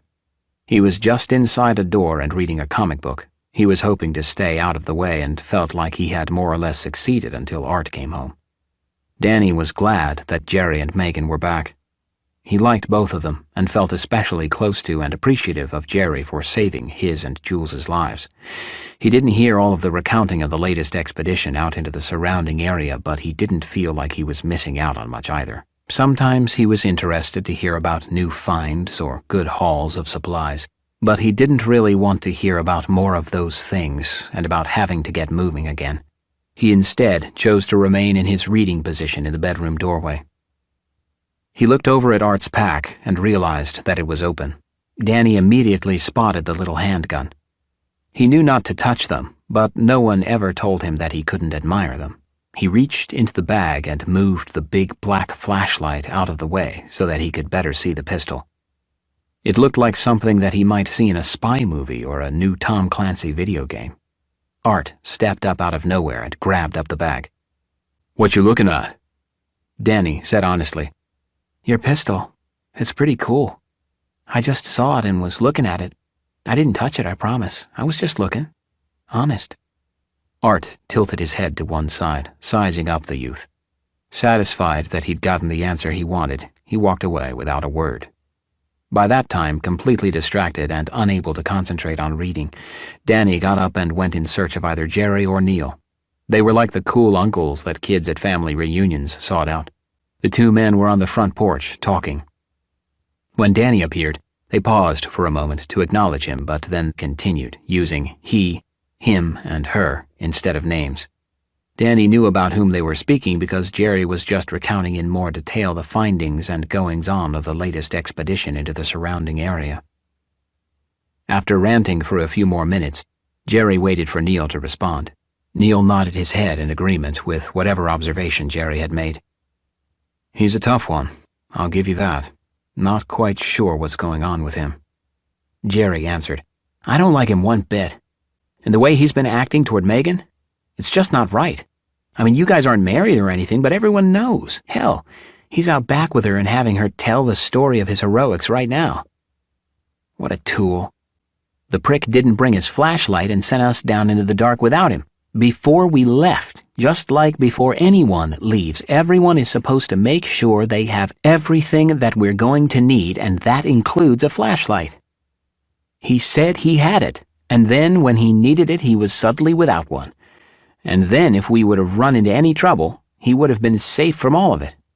Coward." Neil shook his head and corrected, "I don't know if coward is as fitting as opportunist, really." Danny couldn't resist. "You mean Art? Don't you?" Jerry and Neil looked over at Danny, trying to decide whether or not they should confirm his assumptions. Neil said, "Danny, I don't know if it's good that you're listening to this. Jerry is just trying to vent a little." Danny blurted out, "He had a flashlight with him." Jerry, surprised and looking more seriously at Danny, asked, "He what?" Danny answered after looking over his shoulder, "Yeah, just now. When he threw his bag down, I saw his flashlight in his bag." Neil wanted clarification. "Are you absolutely sure?" "Yeah, when he threw down his bag on the floor, it was unzipped and I could see in it." Jerry shook his head and looked at Neil. "That son of a—" Neil wasn't done yet. "Could it have been anything else?" "No. I saw his gun and wanted to see it better, but didn't want to touch it. I know the rules. The flashlight was in the way, so I reached in and moved it. It's definitely a flashlight." Again, Jerry said, "Son of a—" Neil said, "Thanks, Danny. Once again, you've come through for us." He touched Danny's shoulder and squeezed it gently. And with that simple gesture, Danny again felt as connected and as important as he ever had in his short life. This was a definite departure from his experiences over the past several days. Ever since Art's tirade back at the old man's house and his referring to Danny and Jules as encumbrances, Danny had just felt on guard and especially sensitive to any and all comments about either Jules or himself. Who could blame him? He was worried about their status as excess baggage for most of the others in the group, and now, with the new people and their needs, there was even more of a risk that they could get lost in the proverbial shuffle. It was an awful lot for a 10-year-old to have on his plate. It was probably just as well that he didn't fully understand all of it, or the possibilities would have likely completely overwhelmed his young mind. Children weren't intended to deal in such horrific absolutes. There was no allowance for playful mirth, the true magical motor of childhood wonder, when survival was at the core of your every action and thought. The connections he was making with the adults in the group and the responsibilities he was assuming for Jules were the most outward signs of his fading juvenile sensibilities. To Neil, although he was proud of the little guy, it was tragic what he'd had to experience and endure, and how it was affecting him. Neil was reminded of the African boy soldiers who were forcibly drafted and trained to fight for the various warlords of that continent. National Geographic, Time magazine, or maybe it was Sally Struthers, did a story about the child soldiers of Sierra Leone or Rwanda, or possibly Sudan. He just remembered the distant, gaunt expressions of those little boys, all about Danny's age, who were wearing green military uniforms and toting black military firearms in the photos. The pictures hadn't meant much to him at the time of reading, probably in a dentist or Division of Motor Vehicles office, because the faces all seemed so foreign and so different. That was all changing, though. Danny was changing. He was unfortunately becoming their own boy soldier. Neil wondered if there was ever any going back. Jerry asked, "So what now? What do we do?" Neil wasn't entirely certain what his next step should be. If they were to confront him, Art could just deny it all and then get even more sly in his deceptions. He might also find ways to threaten Danny and Jules, and Neil would never let that happen. They needed to find some way to expose Art definitively to the others in a very public fashion, so that he couldn't deny it or weasel out of it. This just seems like the plotline of some bad reality TV show or something, Jerry commented disgustedly. Neil replied, "Yeah, but getting voted off this island means a hell of a lot more than just missing out on the cash prize at the end of the show." Chapter 43. How long had it been since he'd slept? The thought occurred to Malachi randomly and then was gone. His days were becoming a blur of fear and torment. He wasn't sure when he'd eaten last, but the growling protests coming from his abdomen suggested that he'd stopped eating about the same time that he'd stopped sleeping. Maybe he was becoming one of those things and the others just weren't willing to tell him. That was probably why they largely left him to himself, although he'd seen them out of the corner of his eye watching him and spying on him. Was he destined to butcher and kill and destroy like the unholy beasts stalking the streets of Anchorage? What about his eternal soul? Would it be allowed inside the gates if it was damned on earth? Eternal damnation? Was that really to be his fate? The fear added a sharp edge to the malaise and dulled senses of his cloudy existence, but that was all.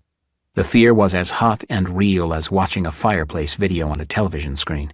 It was there, but if you didn't keep your eye on it, it was as if it just went away.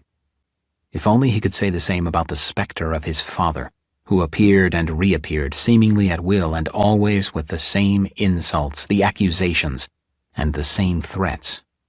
Malachi, on some level, understood that these appearances weren't real, but that realization was fleeting, pushed aside forcefully by the toxic mix of paranoia, psychosis, and exhaustion.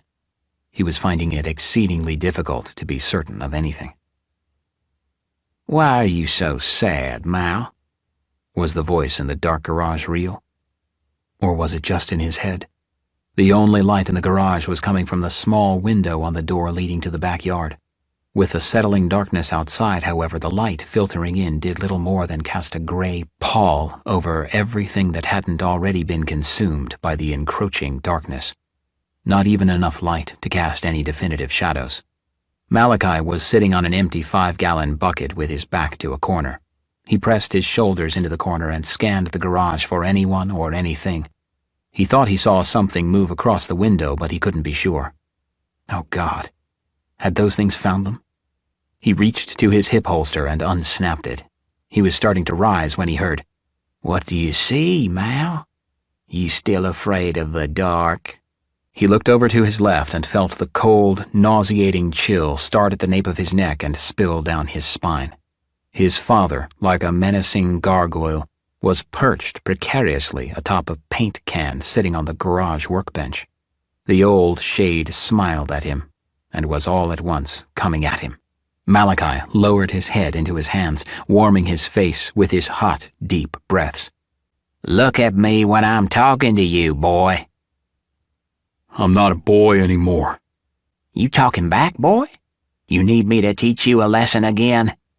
The hazy apparition reached out to him and Malachi recoiled, almost involuntarily, hitting his face against the garage door and the metal tracks that guided the wheels for raising and lowering the door. He could still feel the ghost reaching out to him, so he leaned even further, falling over into a stack of yard tools. The metal and wood hose, rakes, shovels, and even a post hole digger fell on top of him with quite a clatter. His father was gone, but his echoing laughter remained.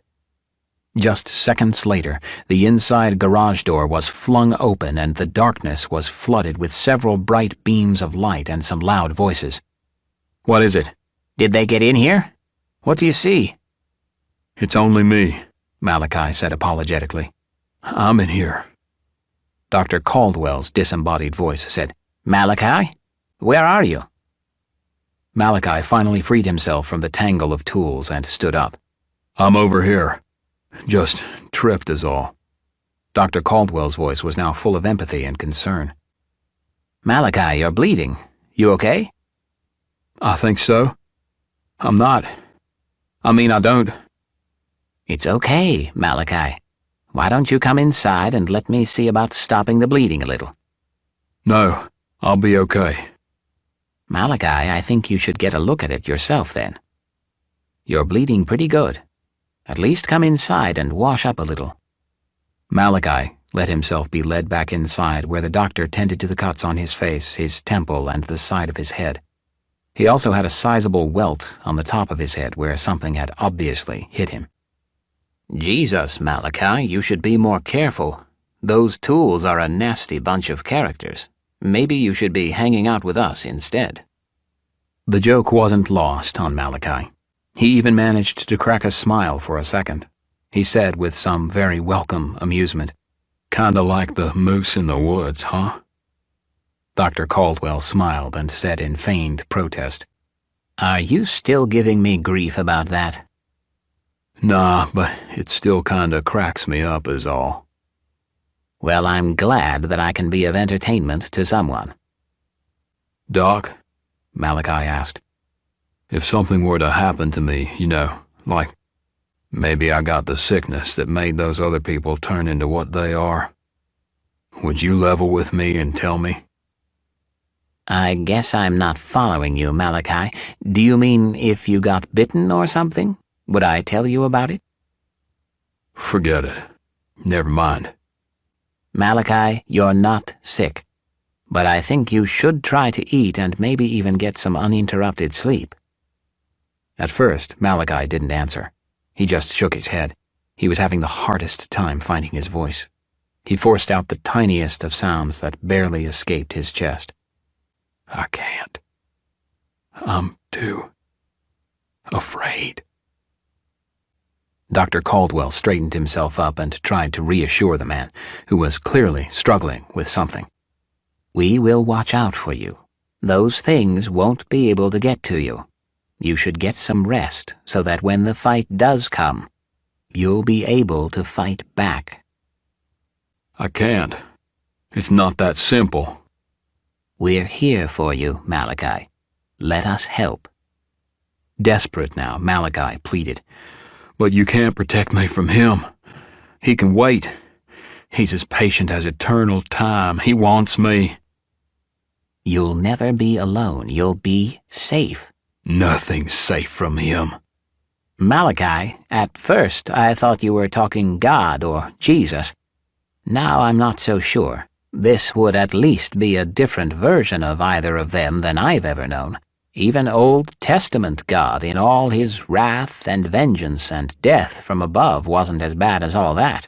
"He's no God, and Jesus wouldn't have him." "Who then, Malachi? Who is it who is so threatening to you?" The conversation, if it could be called one, was over. At that point, waiting for a response from Malachi was like waiting for a winning number to be called on the Powerball lotto or the elusive and infamous check in the mail.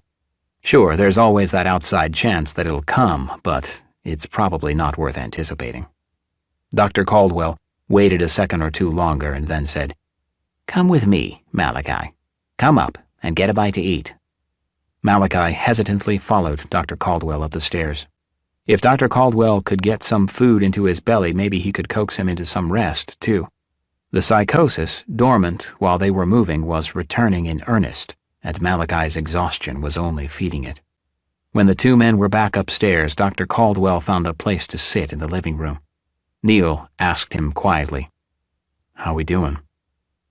Dr. Caldwell shook his head and admitted honestly, "I don't really know.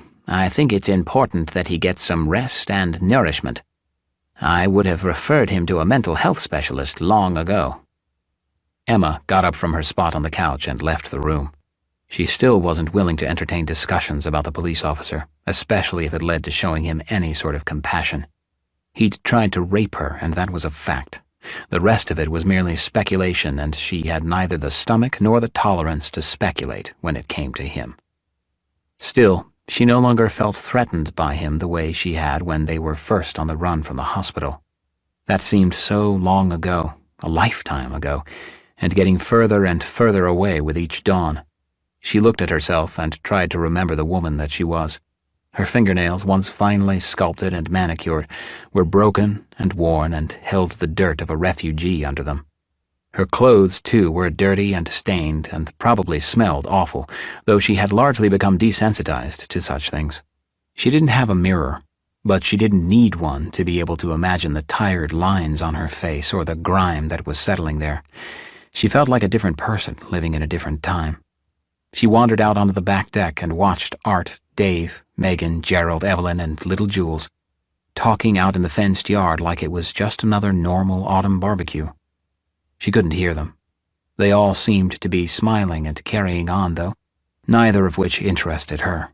She just stood against the railing and looked up at the sky, whose gray hue and cool disposition resembled the skin of the undead.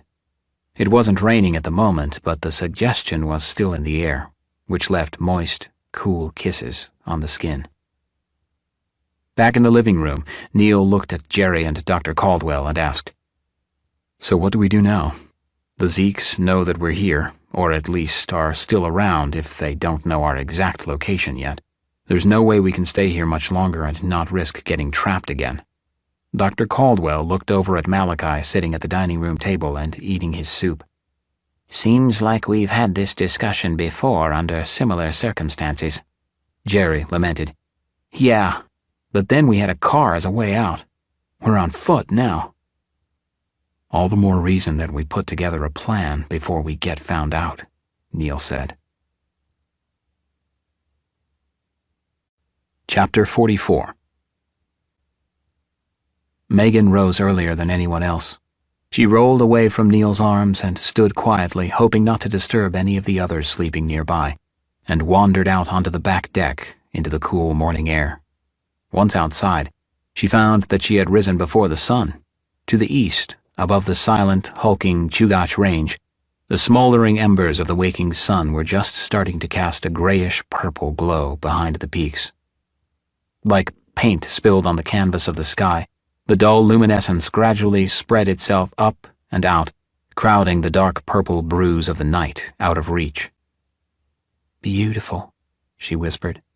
The voice behind asking, "What was that?" caused her to jump a little.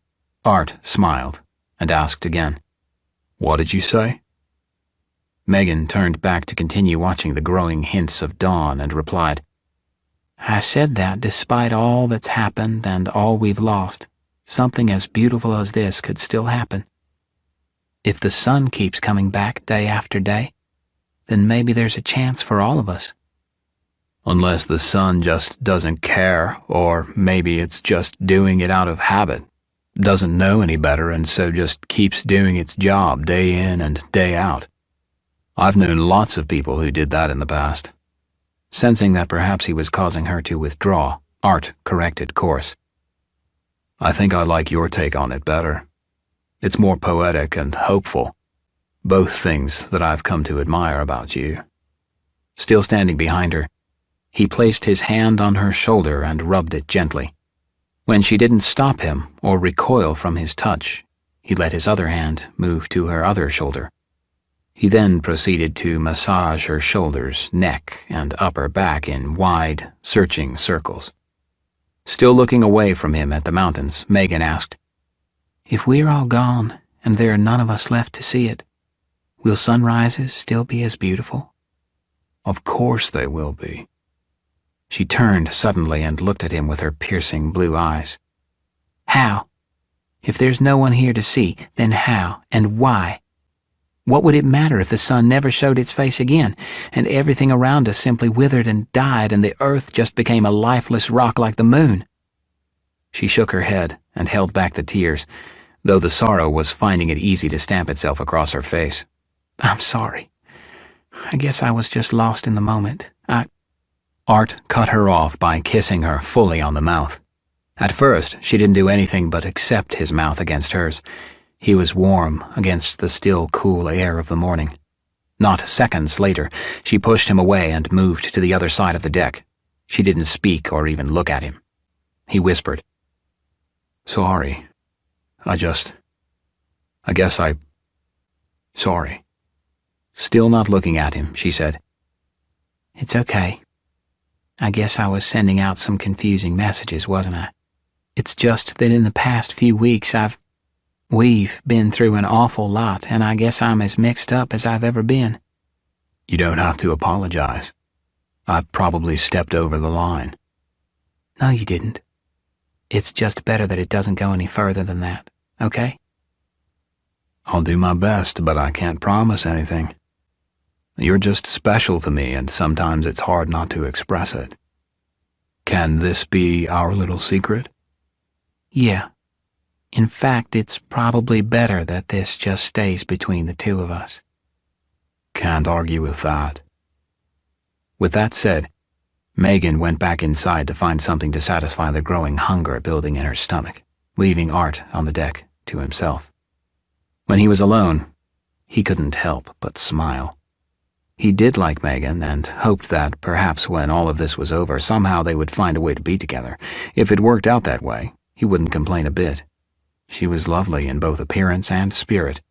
But the reality was that there were hundreds, thousands, and maybe even more women who fit that description. If it didn't work out with Megan in the end, he was certain that he would find someone. For the time being, though, he was pretty sure that he could count on her to be a friendly voice for him when he couldn't be there to represent himself in discussions. Chapter 45. Still no sleep. Can't. He won't let me. No peace. Only rage, only fear. Why does he hate me? Why won't he let me sleep? I'm his son. Pain in my stomach. Is that him? Is he there cutting me from within? Have to stop it. Have to stop him. Need peace. Need sleep. Mother, where are you? Why don't you protect your little Malachi from him anymore? Where have you gone? Am I forsaken? Have you turned your back on me for good? Have I not paid for my sins? Is there no redemption? God, help me. Give me strength. I don't think I can do this anymore. Not alone. Give me a sign. Show me the way. Is it blood you want? Please. Storm is rising. Threatening. No end in sight. No rest. No hope. Can't keep this up. Won't keep this up. If I'm to go to hell, he's coming with me. Chapter 46.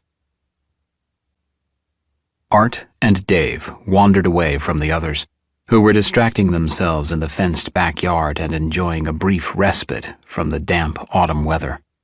Seeking privacy from prying eyes and listening ears, the two men stepped inside the back door that led into the garage.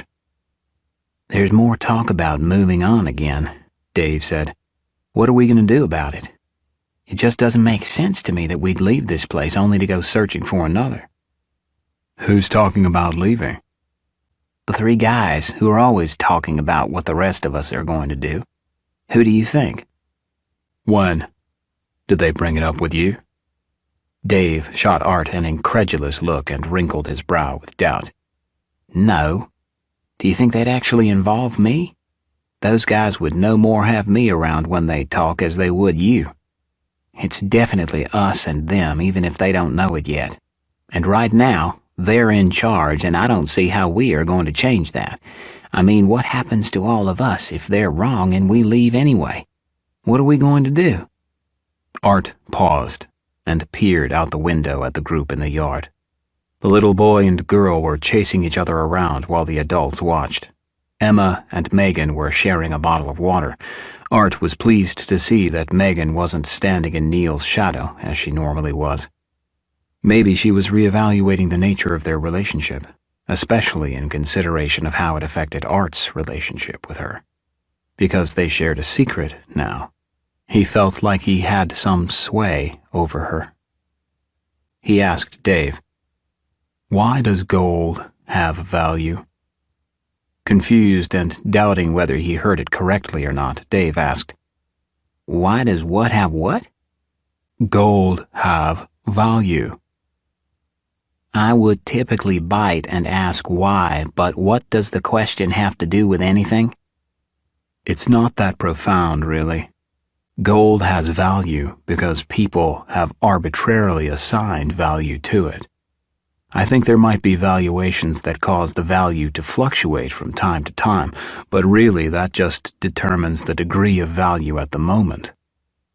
Some time long ago, probably before recorded history, some guy had this rock with a little bit of sparkle to it that he cleaned up, heated in his fire, banged into shape with another rock, and then rubbed and polished to a shimmer. Someone else saw his shiny shaped rock and decided they wanted one too. And then the guy who found that first hunk and knew where more of it could be had became the first gold merchant. It's a soft metal that is easy to shape and never rusts or tarnishes, but really that's about all gold has to offer. Dave laughed a humorless hack of a chuckle. Shaking his head and starting to question his own judgment in people, he asked, "Is there any other worthless information you'd like to pass along?" "You're missing my point." "Apparently." Still looking out the window at the door, Art said, "The only reason Neil and his co-stooges are in charge is because the others have let them be. We just have to offer a better alternative. You know? Give them platinum when the other guy offers gold. At least make them feel like you've got platinum, whether you've got it or not." "So what are you going to do?" Art shushed him and looked into the darker corners of the garage. "I think there's someone there," he whispered. "Who?" Not seeing anything specific but feeling less than alone, Art said, "Probably that crazy fucking cop."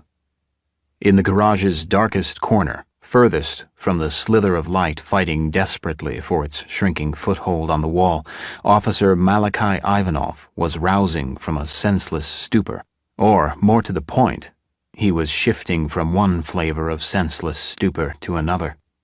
He looked up and saw, just inside the door, a pair of glowing wraiths, clacking their fangs together as they whispered curses between one another. Their bottom thirds shrouded in shadows, the menacing figures seemed to float like bad dreams waiting to pounce on their hapless victim. He immediately knew that his father had sent them. He'd sent them for him, and they were conspiring and deciding how best to steal his soul and flee back to the dark pit with him in tow. He tried to shrink himself into the same tiny ball that he became when he was a little boy and wanted to be unnoticed or forgotten. Sometimes it worked well enough that he wouldn't get new bruises to cover those that he'd received the day previous. It didn't work this time, though, because when he tried, the glimmering translucent spirits heard him. He stood as still as he could, but they looked right at him, right through him. Like electrified, milky white opals, the being's eyes cast about in the darkness, fixing on him with predatory intent. One of the spirits barked some curse at Malachi in his demon tongue, the voice cold and poisonous. Malachi bowed his head and held his breath. In a fleeting, lucid moment, he doubted that any of it could be real. He tried to convince himself that there was no such thing as monsters, but that conventional wisdom and the past reassurances of his mother were both nullified by the monstrous terror that lurked and waited for them all throughout Anchorage. Still, those creatures who had hunted them incessantly for weeks now, those zombies, were once men and women, but had been driven to their current state by an infection. Were there monsters now? That question, that doubt, melted away the last vestiges of his tenuous hold on reality. When he looked back up, he clearly saw monsters. They were two phantoms that had emerged from the depths of hell to perform his father's bidding. His eyes adjusting to the scant light, Art thought he could make out the shape of someone sitting in the corner, but he wasn't entirely sure who it was. He asked into the darkness, "Malachi, is that you?" There was no response, but he did think that he could hear breathing. The hair on the back of his neck and arms stood on end. To Dave, he said, "I think we need to get out of here and carry on somewhere else." Dave asked, "Do you think he heard us?" Art shook his head and said dismissively, Who the hell's going to listen to him anyway? He's off his nut. Dave agreed, and turned to make his way out behind Art, but in doing so he nudged a pile of cans stacked atop a couple of boxes, and the whole heap tumbled down with a crash. On the heels of the ruckus, the deafening, echoing, raging reports from Malachi's sidearm caused both men to jump. The first couple of shots went wild, but then the officer's aim found its mark. Dave screamed as bullets struck him in the chest, shoulder, and neck. He was flung lifelessly against the garage wall and then crashed to the floor violently. Malachi didn't stop shooting. He continued to fire his pistol until there were no more bullets to shoot. After he'd pulled his trigger a handful of times with no results, he returned the handgun to his holster and waited for a second. The stillness was surprising, the smoke from the discharged bullets forming a lingering, nose-stinging cloud.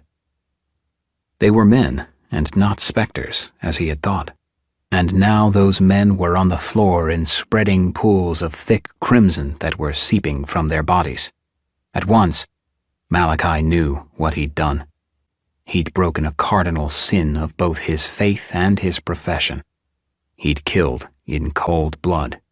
He'd taken lives that were not his for the taking. He also knew that his shooting would likely draw the attention of the creatures from which they were all hiding. He'd endangered all of them. With his mind still taunting him, he ran through the house, found one of the new M4 assault rifles, and then bolted out the front door. Everyone else, still in the backyard but now planted firmly on their faces following the sounds of gunshots from the garage, heard Malachi run down the street yelling at the top of his voice. He wasn't making any sense, just noise. His voice became fainter and fainter as the distance grew. Shortly thereafter, his voice was replaced with the rat-a-tat of the M4. Even the gunshots, however, seemed to be coming from farther and farther away with each passing breath. Dr. Caldwell crawled to the door leading into the garage. The window, though still in its pane, was shattered and bore a small hole right in its center. He listened, his head cocked to one side. He heard breathing, panting, really, like someone struggling for breath. There was no movement and no other sound. "Is there anyone still in the garage?" he asked into the room. When no one and nothing answered, he made up his mind that he had to go investigate. From his hip holster, he eased out the big Smith & Wesson revolver that was always at his side. "Neil, I'm going in. Got my back?" "Is it going to get me shot?" "I was hoping for a simple yes." "Yeah, I'm there. Jerry?" "Already on my way." Neil huffed while he crawled over to the door just behind Dr. Caldwell. At least zombies don't shoot at you. Before they could go, Art choked out. "He fucking shot us. His voice was cut short by a sudden choking fit. Dr. Caldwell couldn't wait any longer. He sprang up and ran into the garage. The air was scorched with the acrid remnants of discharged gunpowder. He stopped awkwardly, allowing his eyes to adjust to the much more scarce light. Neil, of course, didn't realize this and was into launching himself forward before he could alter his course. Instead of entering the garage with poise and confidence, the two men tumbled forward in very unheroish style, tripping over the fallen stacks of supplies that had been knocked over in the chaos. Neil clumsily punched the toe of his right boot into a large sack of rice, which bled little white beads from the plastic wound. Still struggling to his knees, Dr. Caldwell called out, "Art, where are you?" He looked around and saw a pair of legs emerging from behind a ladder and an unmistakable red pool. Neil was back on his feet and looking in the same direction as Dr. Caldwell. He too saw the legs. He was the first to step forward while Dr. Caldwell was still scanning the room. Neil asked, "What are you doing?" Dr. Caldwell said slowly, "He said he shot us. I'm looking for the other people that made up us." Neil nodded in understanding and picked his way through the mess. For all their efforts to organize and categorize, it only took one catastrophe to bring it all down around them, and they were back at square one. Stacks of boxes had laid low piles of cans that had toppled over towers of bottles. There was dry cereal spread out and stuck to the floor by splashes of soda or juice. If not for the burnt smell of the gunshots, the garage would have been overwhelmingly sweet, approaching unbearable. He got over to the pair of legs and rolled him over. "It's Dave, and I don't think he's breathing. No pulse, either." Dr. Caldwell yelled to Jerry, who was still standing in the doorway. "Go get the med kit, the one we pulled from that military ambulance." Dr. Caldwell panned the garage again and then saw him. "Art's over there. Looks like he's breathing." From outside, and with a voice that was threatening to crack, Megan asked, "What happened? Is everyone all right?" Neil and Dr. Caldwell were leaning over Art, trying to ascertain the damage without adequate light. He was obviously hit. His clothes appeared as if they had been dipped in a vat of red dye, and his skin had an almost glowing, pallid whiteness to it. Megan was much closer when she asked, "Need some light?" "Yeah, that would be great," Dr. Caldwell answered. "Where's Jerry with my bag?" "Right here," answered Jerry as he tossed the backpack-sized medical supply kit. With the aid of Megan's flashlight, Dr. Caldwell immediately tore into it. Taking supplies and medications out in a furious pace, he cut Art's shirt off and decided that the blood was coming from lower. He felt around and found the wound. How could he have missed it? The color was so absolute, so deep, that he had assumed that Art's pants were darker than they actually were. It took looking at his own rust-stained hands after he'd touched Art for the doctor to realize how badly Art was bleeding. He'd been hit 3 times. Under more normal circumstances, the wounds, though serious, would likely not be considered life-threatening. Seeing the blood and feeling his frustration and helplessness to properly treat the injuries, Dr. Caldwell was reminded all too clearly that these were not normal circumstances. The first wound was of the least concern. The bullet had punched a hole through the soft tissue on his flank and just above his waist, essentially poking a ink pen-sized opening in his love handle. There were no organs threatened in that part of his body, and the heat of the bullet had partially cauterized the opening so as to limit the amount of blood loss. That's not to say that it didn't look bad, but the reality, as Dr. Caldwell knew, was that it was far from life-threatening even with the most limited of care provided. The second was more troubling, as it was on his left leg below the knee. That hole was less round and more oblong than the other, evidence that the bullet had likely struck something else first and then careened into him as it traveled awkwardly end over end. Tiny flecks of white bone fragments near the surface of the oozing hole caught the light cast by Megan's flashlight. They resembled small, white-sanded islands in a sea of meandering red. Dr. Caldwell thought to himself that neither the location of the trauma nor the presence of the bone fragments boded well for him. Art would likely be incapable of walking for the next few weeks. Of course, the third and final wound was the most problematic. It appeared that Art's hip had been pierced, which likely resulted in his pelvis fracturing. Without proper equipment, Dr. Caldwell couldn't ascertain the nature of the internal injuries that were conceivably received as a result of that injury. Not that he would be able to effectively treat them anyway. Just the amount of blood that Art had lost was starting to really concern the doctor. They had neither plasma nor a clean, sterile environment in which to provide even the most basic care to their suffering compatriot. He felt as in control as a Civil War-era field surgeon whose only option for many injuries was amputation, and then prayer. They moved Art into the hallway near the front door. They tried to make him comfortable with pillows and blankets, while Dr. Caldwell directed them in first aid for each of the injuries. They applied pressure to slow or possibly stop the bleeding, and the good doctor worked feverishly to clean the wounds of bits of bone and other external matter such as shreds of cloth and minute pieces of plastic and wood. If there was any good news at all on which they could build, it was that each of the 3 bullets had exited the body, meaning that Dr. Caldwell didn't have to go digging into the bleeding openings to retrieve any lodged offenders. There were both entrance and exit wounds for each injury. Megan held his hand and spoke slowly and reassuringly to him over and over. She wasn't certain that he was understanding or even hearing what she was saying, but she continued to do it just the same. She rubbed his forehead and his cheeks soothingly and tried to provide both comfort and distraction. After several tense moments and a seemingly Herculean effort by Dr. Caldwell, they had nearly controlled the bleeding from each of the 3 bullet wounds, though the bandages pressed firmly against Art's hip were still spotting through the several layers applied. The dose of morphine administered to Art had also thankfully taken effect enough to let him rest. Dr. Caldwell finally sat back onto his haunches, tilted his head back, and let out a long, labored sigh. He looked over at Neil. "We've got to talk." Chapter 47. Obviously agitated and her emotions on the rise, Megan demanded, "So what the hell are you suggesting?"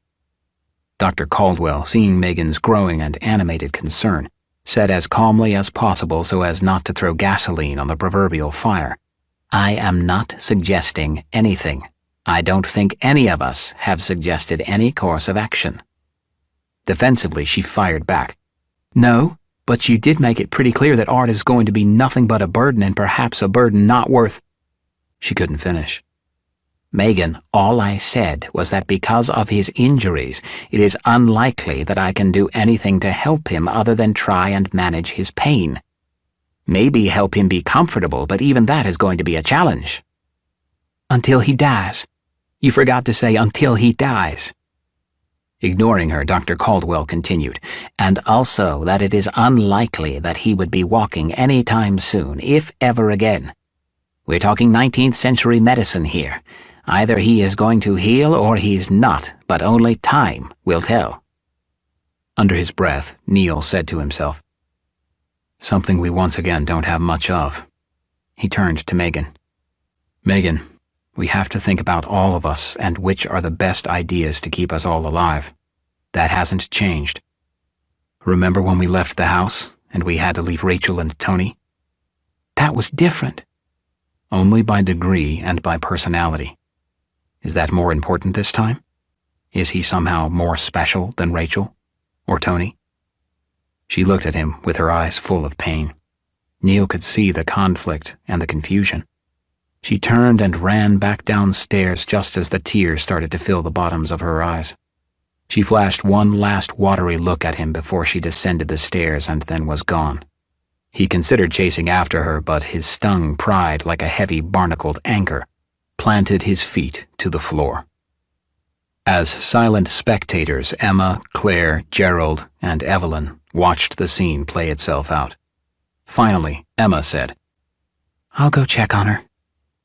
"And I guess I'll go check on Art," Evelyn said. Dr. Caldwell said, "Thank you, ladies. Well played, Neil." "What? Am I wrong?" "Are you familiar with the phrase, 'It's not what you said, it's how you said it'?" Neil rolled his eyes and shook his head. "You saying I was being insensitive?" Nodding his head, Dr. Caldwell answered, "That pretty much sums it up, yes." "Yeah, came up a couple times during the divorce. I guess I'm defective in that department." Jerry finally said, "So, back to the task at hand." The big question that Megan dreaded, as did all of them, including Neil, was what to do now. There was no doubt in any of their minds that their current and strictly temporary refuge had been compromised. The fact that they were about to be on the run again was no longer a point of debate, and they all accepted that. Malachi's shooting would act like a magnet for the zombies who had been seeking them out unsuccessfully for the past several days. The series of shots would help their predatory instincts to hone in on their position. Malachi's subsequent action in running down the road while yelling and shooting the assault rifle would help detour them temporarily, but they had no illusions any longer about staying there long term. Dr. Caldwell wondered about poor Malachi. He couldn't be certain, of course, but Dr. Caldwell wanted to think that Malachi had realized what he'd done and how he'd compromised everyone else's lives, and had chosen, in that moment of clarity, to do what he must to make amends. Dr. Caldwell hoped that Malachi was able to slay the ghosts of his past before they got him. The doctor was also keenly aware that if they were to delay too long, then the best of what Malachi had done would be outdone by the worst of his actions. If had Malachi just sacrificed himself to buy them a little time, then they had damned well better use it to the best of their abilities. It was a familiar topic and a replayed discussion. They needed to decide a direction and a route. They also needed to decide what to take and how it would best be carried. It would have been much easier if they had a vehicle at their disposal, but that was obviously not an option. Wishing for a vehicle was as effective as wishing for a helicopter to come and spirit them away. Neither were realistic possibilities. Throughout this exchange, Neil's voice was curiously and perceptibly absent. He nodded and listened, but his distraction was obvious to all of them. His input was as desperately needed as was his leadership, but neither were forthcoming. He wanted to go to Megan, but what he'd do then he didn't know. He could feel the divide that had been forced between them, and when he thought about that, he couldn't help the anger that he felt toward Art. It wasn't Neil's fault that he realized he really didn't like the guy right about the time Malachi went nuts. And now that Art had been shot, Neil's feelings toward him made him feel and look like a jerk. And that kind of pissed off Neil too. Just because a guy has been shot doesn't excuse him for his actions. But Neil couldn't think of anything that Art had done, really. He'd been difficult and a bit of a naysayer, but he hadn't actually done anything. Neil was certain that Art had been If Neil was going to be perfectly honest with himself, he'd just have to admit that his dislike of Art was as inexplicable and subjective as a lot of modern interpretive dance. He'd also have to admit that he never really put any effort into getting to know Art as anything other than another set of hands with which to get things done. Their interactions had been limited at best, despite having shared some fairly intimate space on occasion over the past few weeks. In fairly short order, Neil was completely ashamed of himself for his foolish pride and his jealousy. His ex was right, and now so was Megan. He deserved every bit of their enmity, if that's what it was that he was getting. The world would likely end and all life extinguished before the mystery of woman and her effect on man would ever be untangled by unworthy mortals. If there was ever a proof of God's existence, it was that there has to be one being in the universe that understands women. If not God, then who? Still, if he didn't show any jealousy, then he could be accused of not caring enough. With regard to women, Neil didn't see a whole lot of options to win. His dad, probably the smartest guy he knew, would likely say something like, "It's not about winning the game or even scoring points. It's just about playing the game and getting something out of it." He said things like that a lot to Neil while he was growing up. Neil probably should have listened to him more often rather than think of all the ways in which his dad was wrong about everything. Once again, another missed opportunity that had been kicking him in the ass his entire life. Badgering himself and second-guessing everything that he'd done to date made him angry again. But this time the anger was more of a mood spoiler than it was anything else. He decided to let Dr. Caldwell deal with Art, and for Jerry to deal with the others. Neil retired to a bedroom with Jules and Danny and shut the door. There were fewer questions with the children, and those that were asked weren't nearly as taxing as those that he would face from the adults in the other room. The debate continued and continued, resurfacing at every opportunity. Despite the high emotions and the loud voices, a decision was reached upon which they all could agree. Chapter 48. Gerald was completely sincere when he said, "Geez, Doc, that's impressive. They teach you how to do that in medical school?" Impressed with his own handiwork as well, Dr. Caldwell nonetheless didn't want to sound cocky. "Nope. Scouts." "Scouts? Boy Scouts, that is? Wasn't too popular where I grew up. At least not in our neighborhood. I expect most folks just didn't have that much extra money for such things. What you call this thing again?" "It's called a travois. As I recall, the Plains Indians used them to move the sick or the hurt and sometimes even the old." Gerald, always full of good humor, joked, I think I may be a little of each, I'm afraid. Dr. Caldwell answered with a smile. I think one travois at a time is about all we can handle. Gerald asked, So are we really going to be able to move him and us? Dr. Caldwell nodded reassuringly. It's going to take all of us working together, but I think we can. We can't stay here much longer. I just hope we have time to get ourselves prepared enough for the long road ahead. Almost on cue, Jerry and Claire burst into the garage where Dr. Caldwell and Gerald were working. They'd just finished burying Dave in the backyard without any fanfare or even an audience. Nothing dramatic or the least bit consoling was said. Jerry's face was very serious, and Claire's looked somewhat nervous. The doctor asked, What's wrong? Jerry looked at Claire and said with alarm, The buzzing. We can hear the buzzing again. I think they're getting close. Shit. Have you told Neil yet? Jerry nodded. Yeah.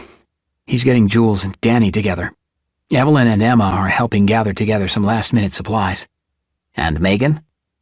She's still hanging out with Art, Claire said. Is he conscious? In and out. When he's in, is he being quieter? Jerry shook his head. Dr. Caldwell stood up from his creation and used his authoritative voice. It's time, then. We've got to get out of here while there is still daylight. Maybe we can get to another hiding spot before it gets dark. To himself, Dr. Caldwell muttered, Maybe I can give him something to put him out and keep him quiet. Neither Jerry nor Claire said anything to that. They just looked at the travois, seemingly made of mop handles and bed linen. It seemed so fragile, too fragile to be able to transport a person. They could only hope that their concerns were unfounded. This hope was unfortunately in addition to the hope that transporting the stricken Art would not so hobble them that they'd all soon be meeting their collective fates.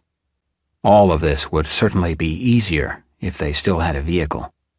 When he thought about, or more correctly, pined for the minivan, he always thought about Maggie and her betrayal.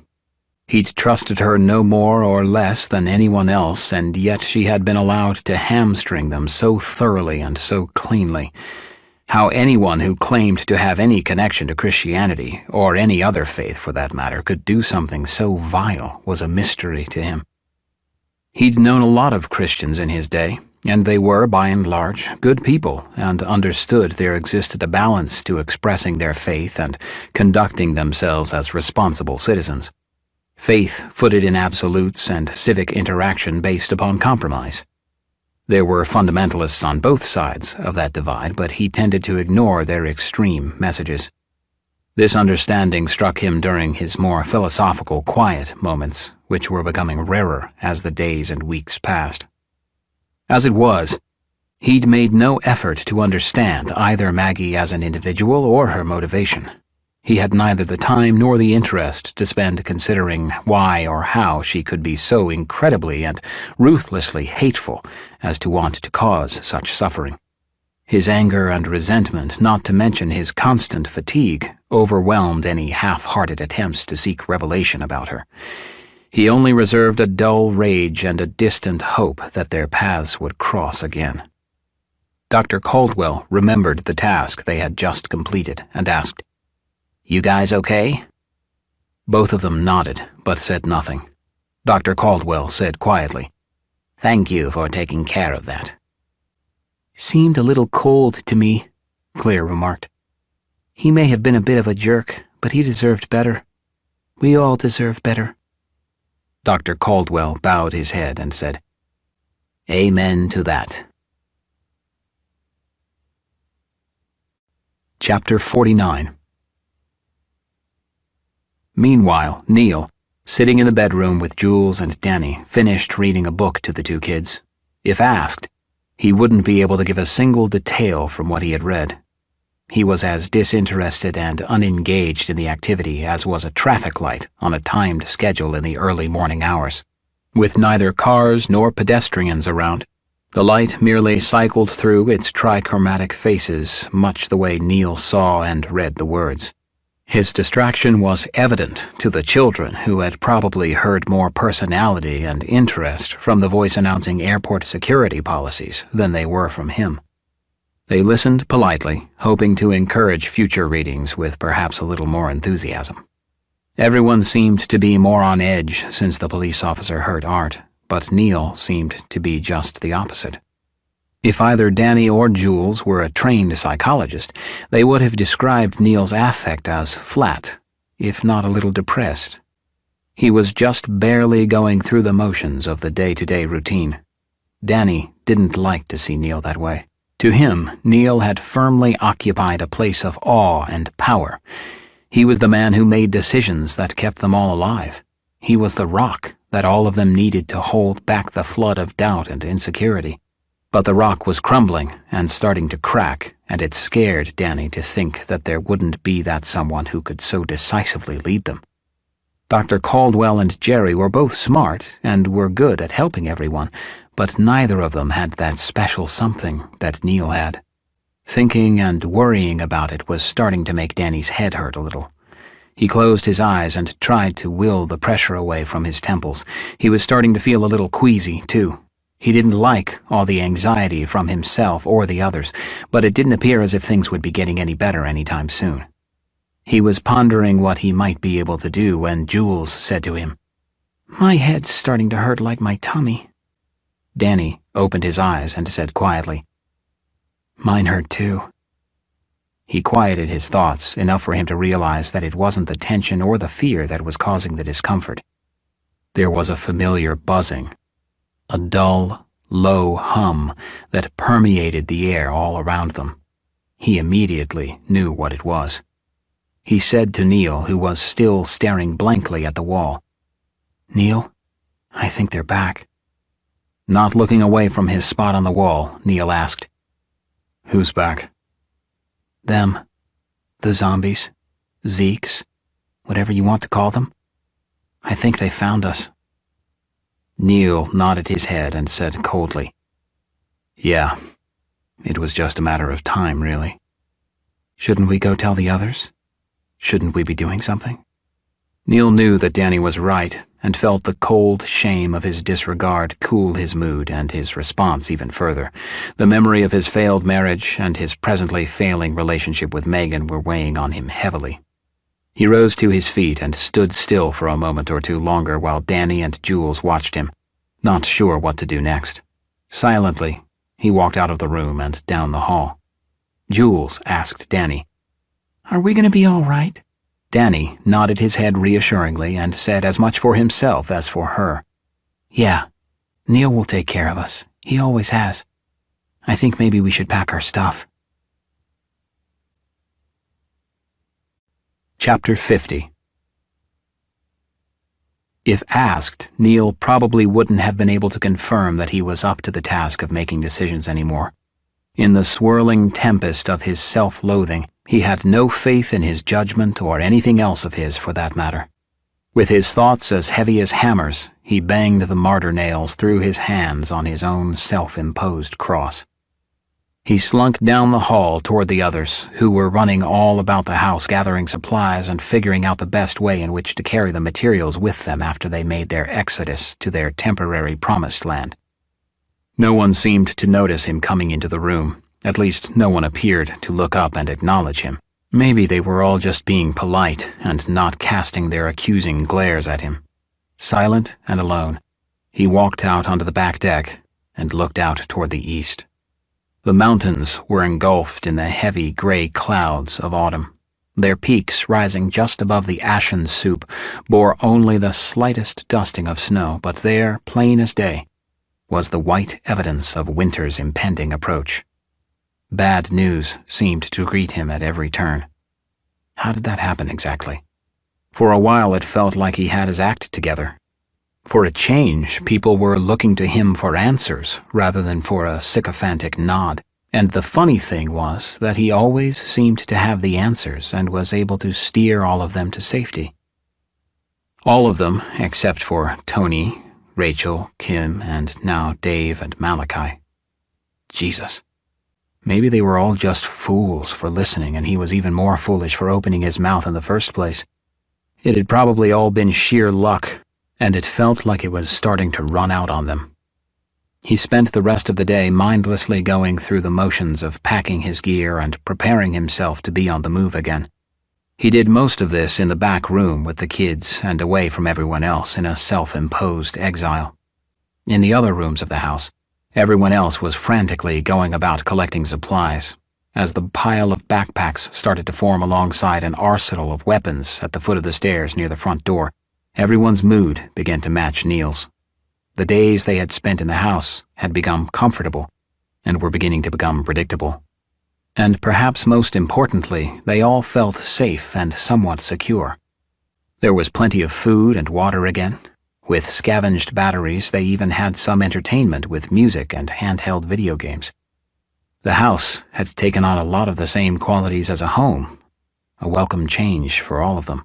Those warm feelings were all coming to an abrupt and disappointing end, a fact that had shaken their collective morale.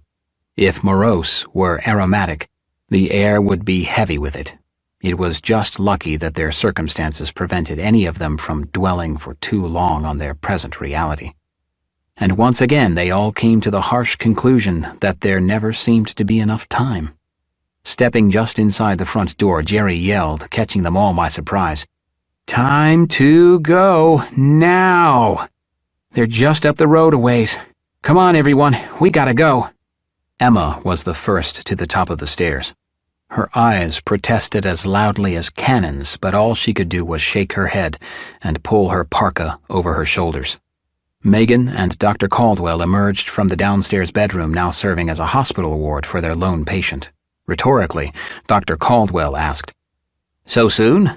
Really?" "Yeah, they're quite a distance up the road and moving slow." To Megan, he answered the question that was forming but hadn't been found by her voice yet. "And they're definitely headed in our direction. They came around a corner and then turned toward us." She asked Dr. Caldwell, "Can we move him?" "Safely? Probably not, but I don't see that we have much of a choice as it is."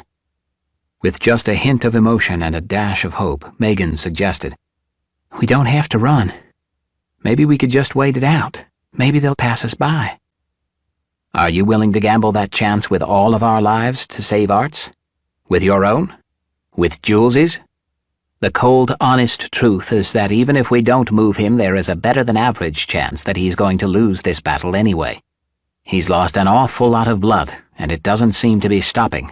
And if infection sets in, there's really nothing I can do about that other than give him the little bit of penicillin that we've been able to scrounge." Jerry said, "And I think as heavy as that blood scent is, it might just attract them to us anyway. I don't think there's any hiding from them." "How many are there?" Dr. Caldwell asked. "Can we stand our ground? Maybe buy Art some time?" "Dozens at least, probably more. I couldn't see the back of the pack because of the fog, the distance, and because they just kept coming around the corner. Hell, there might be more of them out there heading our way from other directions that just haven't come into sight yet." Dr. Caldwell lamented. "We never seem to be able to catch a break." Megan asked, "Where's Neil?" "I don't know," Jerry shrugged. "I've been out front on watch for the past couple of hours. Last time I saw him, he was upstairs." Truly concerned for more than just the obvious reason, Megan asked, "Is he all right?" Jerry wasn't happy with Megan's actions or her apparent decision to side with Art over Neil. He didn't even bother to conceal his disappointment, saying, "I really wouldn't know. Maybe you should go ask." Trying to diffuse the conversation a bit, Dr. Caldwell suggested, "Jerry, you better get back to it. And keep yourself safe. Don't get tunnel vision and forget to watch all around. As you said, there could be more of them coming from every direction." "On it," Jerry assured him, and went back out front, this time with his rifle in his hands instead of on his shoulders.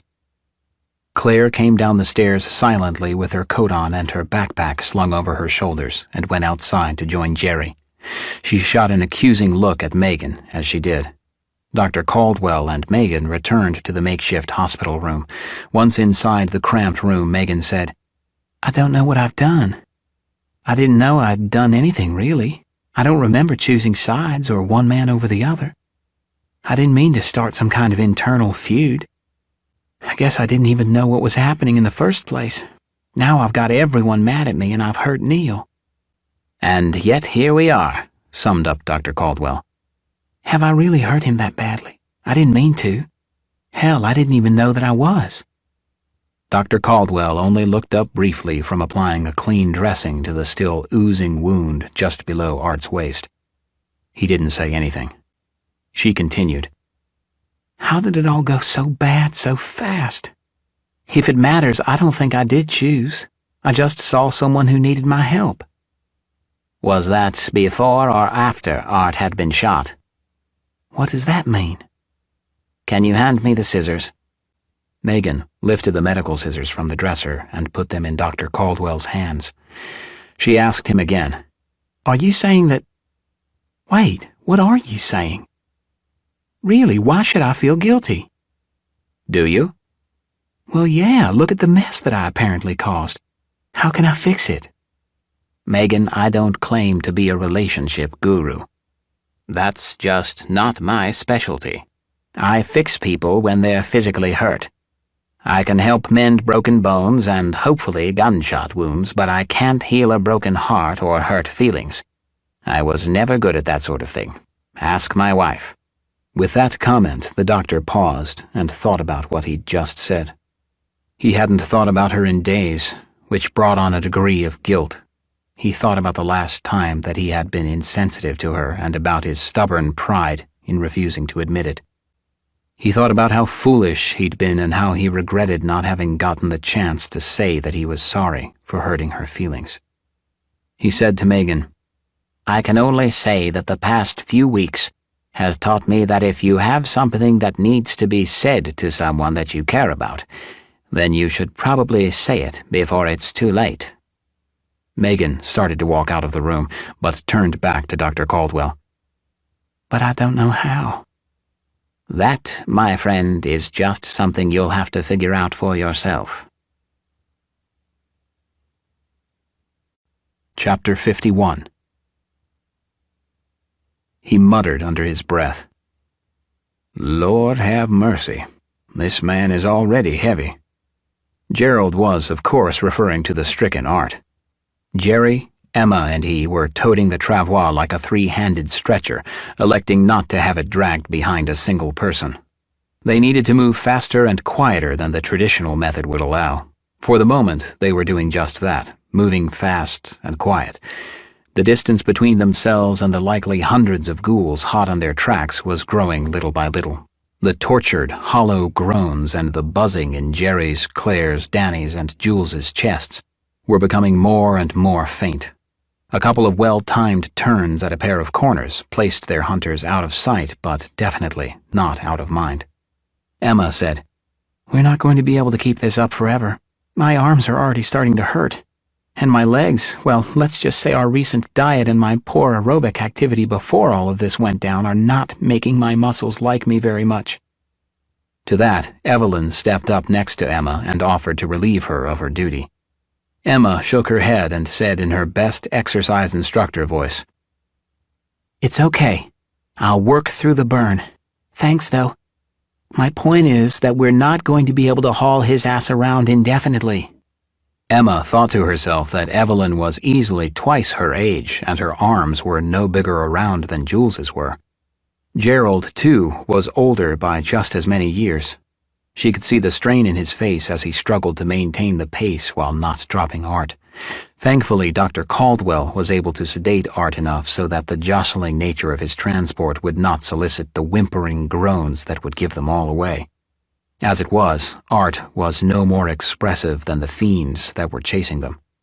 Stopping to catch his own breath a bit, Dr. Caldwell answered her dryly. "We have to find another hiding spot to rest up and maybe drop off their radar. That's all. It's worked before." He looked behind them at the empty street and finished, "Things are already starting to get better. See, we've left them all behind."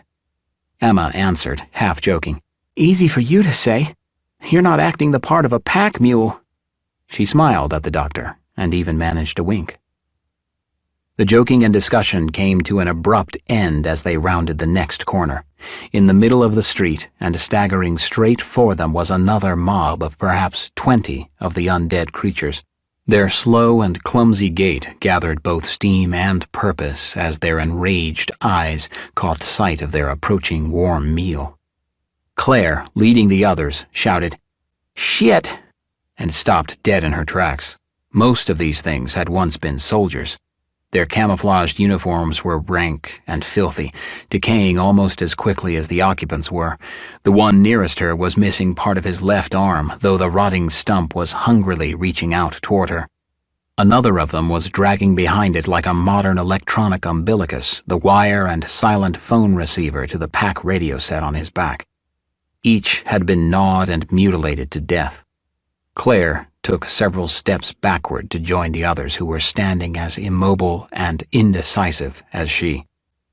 Neil, up to this point quiet and avoiding having to do anything but follow the others, stepped forward with his shotgun to his shoulder and fired 3 successive shots, like the first blasts of a pyrotechnic display at a 4th of July celebration. The echoing roar brought all of them out of their stunned paralysis. Neil could feel himself grow a little inside as he pulled the trigger. All 3 slugs found their mark, striking 3 different zombies, though only one dispatched its target, while the other 2 merely created rust-colored holes in the others' chests that did little more than decorate the bear.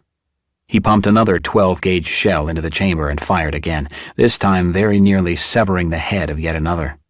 Dr. Caldwell shouted, "Back! We need to get back, everyone!" By then, Jerry had started squeezing off rounds as well. He didn't need to use his scope, given the closeness of the range to his quarry, but he chose to use it regardless. The illusion of distance by peering through the glass eye probably helped to calm him and allowed him to focus on his target. He pulled his trigger and watched the scalp of one of them lift off its head and disappear in a horrid burst of brown. He lowered the rifle slightly and chambered another round with a quick action of the rifle's bolt. He pulled the trigger, and another monster fell motionless to the ground. These things didn't seem to suffer or feel any sensation at all. It was just as if the lights were simply turned out as the things collapsed into the piles of decaying flesh that they should have been in the first place. Dr. Caldwell again demanded as Emma, Gerald, and now Evelyn moved Art away. "We don't have time for this. There are too many. We've got to go. Come on." Neil looked back and said, "Go. We'll watch your back. Doc, you and Claire had probably better keep your guns at the ready. They seem to be converging on us from all around the base, and the gunshots aren't going to help. There'll probably be more, so stay alert. We've got this." "Neil, we can't separate the group." He didn't answer that point directly, but instead said as he looked Megan in the eyes for the first time since their heated exchange, "Keep them safe. All of them. We got this." "But—" "Go, damn it, we'll catch up." Jerry discharged his rifle again, bringing down another one. The younger man said as he brought the rifle back to his shoulder, "Can you guys finish this later? Neil, I could really use some help here." Another shot rang out, this one coming from neither Neil nor Jerry. The bullet caught one of them in the exposed part of the beast's upper chest in the space between its neck and shoulder. The creature, though not dispatched, was spun around, gurgling a nasty, wet sound as its gelled internal fluids filled its throat. Neil, Jerry, and Dr. Caldwell all looked back to see young Danny with his rifle still at the ready.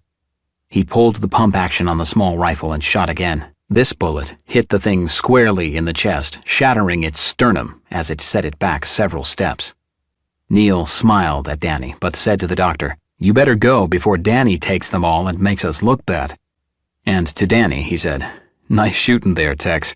Help the doc keep everyone safe for me." There was no more discussion. Neil and Jerry were once again on their own. Jerry fired again and realized he'd emptied the 5-round capacity of his rifle. He slung it over his back and pulled his pistol from its holster. "You know, I'm not very good with these things, don't you?" Neil pulled the trigger on the shotgun again and then said, "Yeah, I know, buddy. I think it may be time to get ourselves moving again before you prove that point." Looking down the road from where their group had originally come, Jerry could see that the first group of zombies who had been tracking them were now coming up from that direction. Options were quickly being eliminated. He shouted to Neil, "We got more company."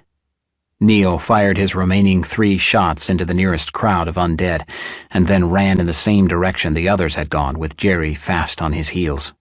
Trying to think ahead as they ran, Neil started to feed more orange plastic-sheathed shells into the aperture on the bottom of the still-hot gun. He tried to keep track, but lost count almost immediately. Having anything in it would be of benefit, he figured. He just hoped that he loaded enough to get them out of a pinch if necessary. They were thankful for the fact that the now desiccated and decaying zombies were by this point unable to get beyond the pace of a serious mallwalker. Their limbs were simply too stiff to allow any fluid movement at all. There was some comfort in that, but running into the new group of monsters created a new reason for alarm. And to drive that point home, they heard a not-too-distant scream followed by a pair of gunshots somewhere ahead of them. They increased their pace as much as they could. Another shot, this one a little closer, raised the urgency in their steps still further. By then, they were close enough to hear and recognize the next scream as belonging to Claire. They looked down each intersecting street they passed, searching for evidence of the rest of the group.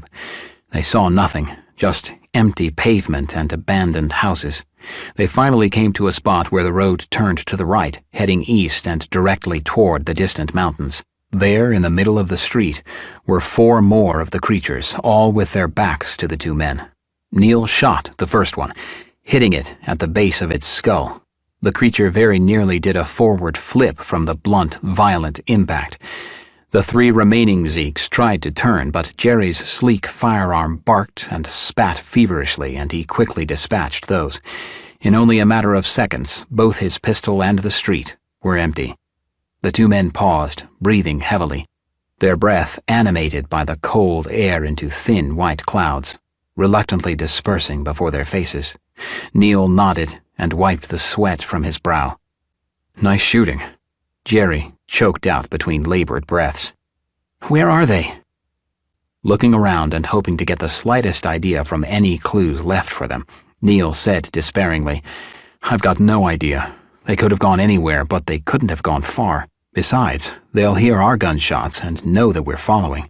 I mean, the doc knows that we—" Jerry held up his hand and stood stock still with his ear turned toward the street. He looked around, wide-eyed, and asked, "What's that?" "What's what?"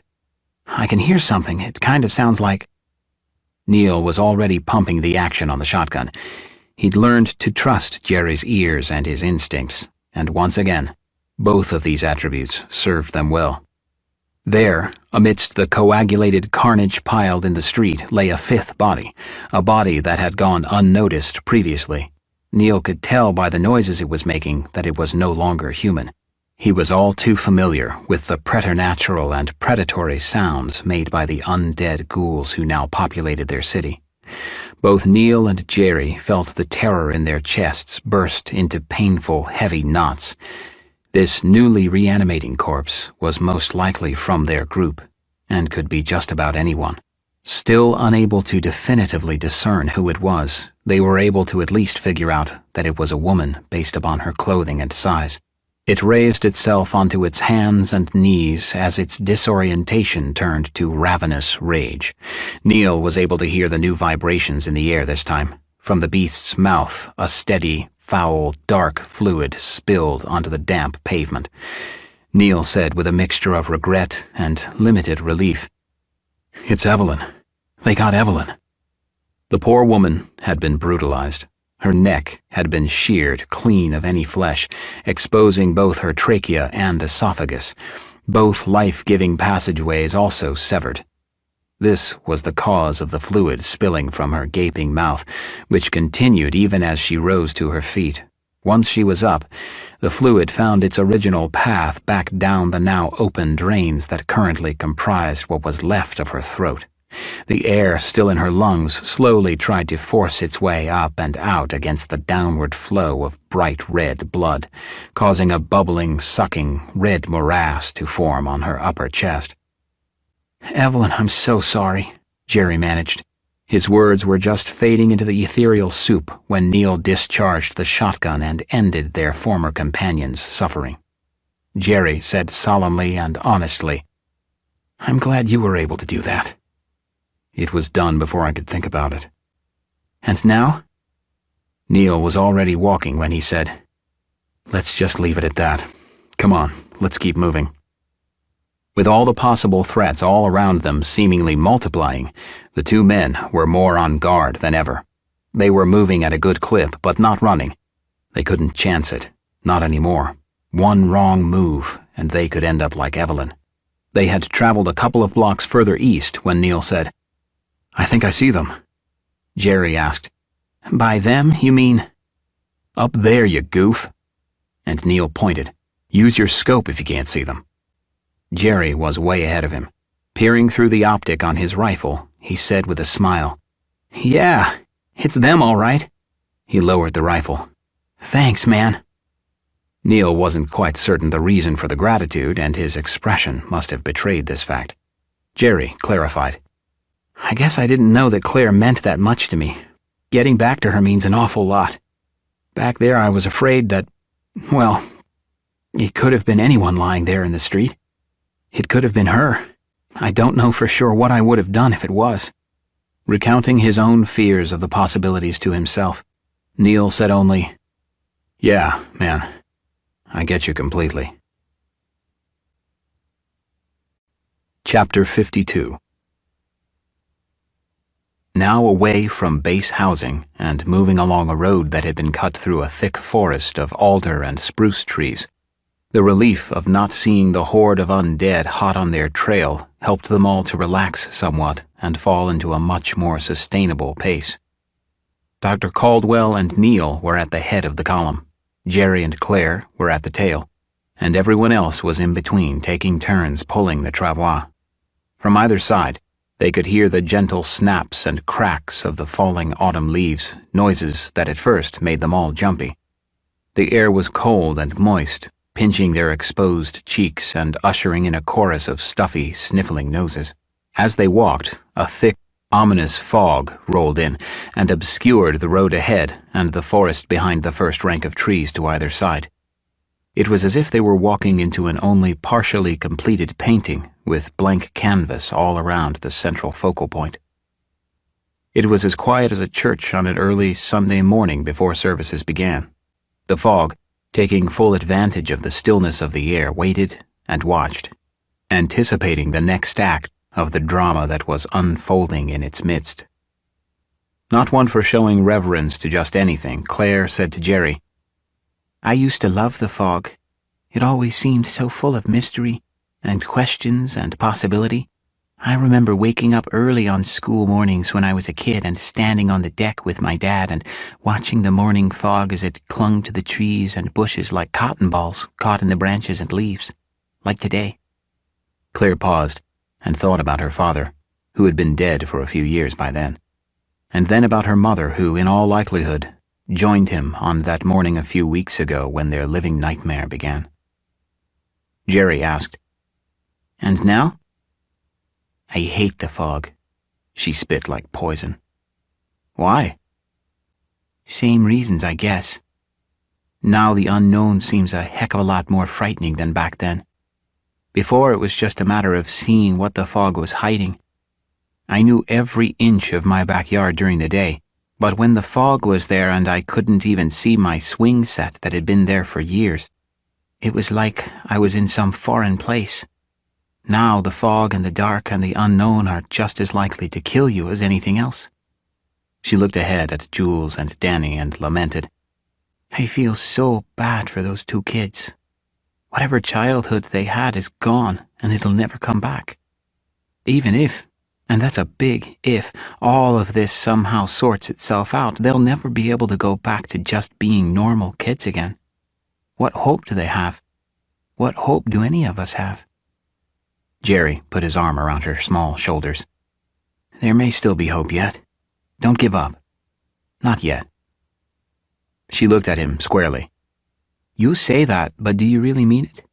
I mean, every time I turn around there are fewer and fewer of us. That's what happened before you found us.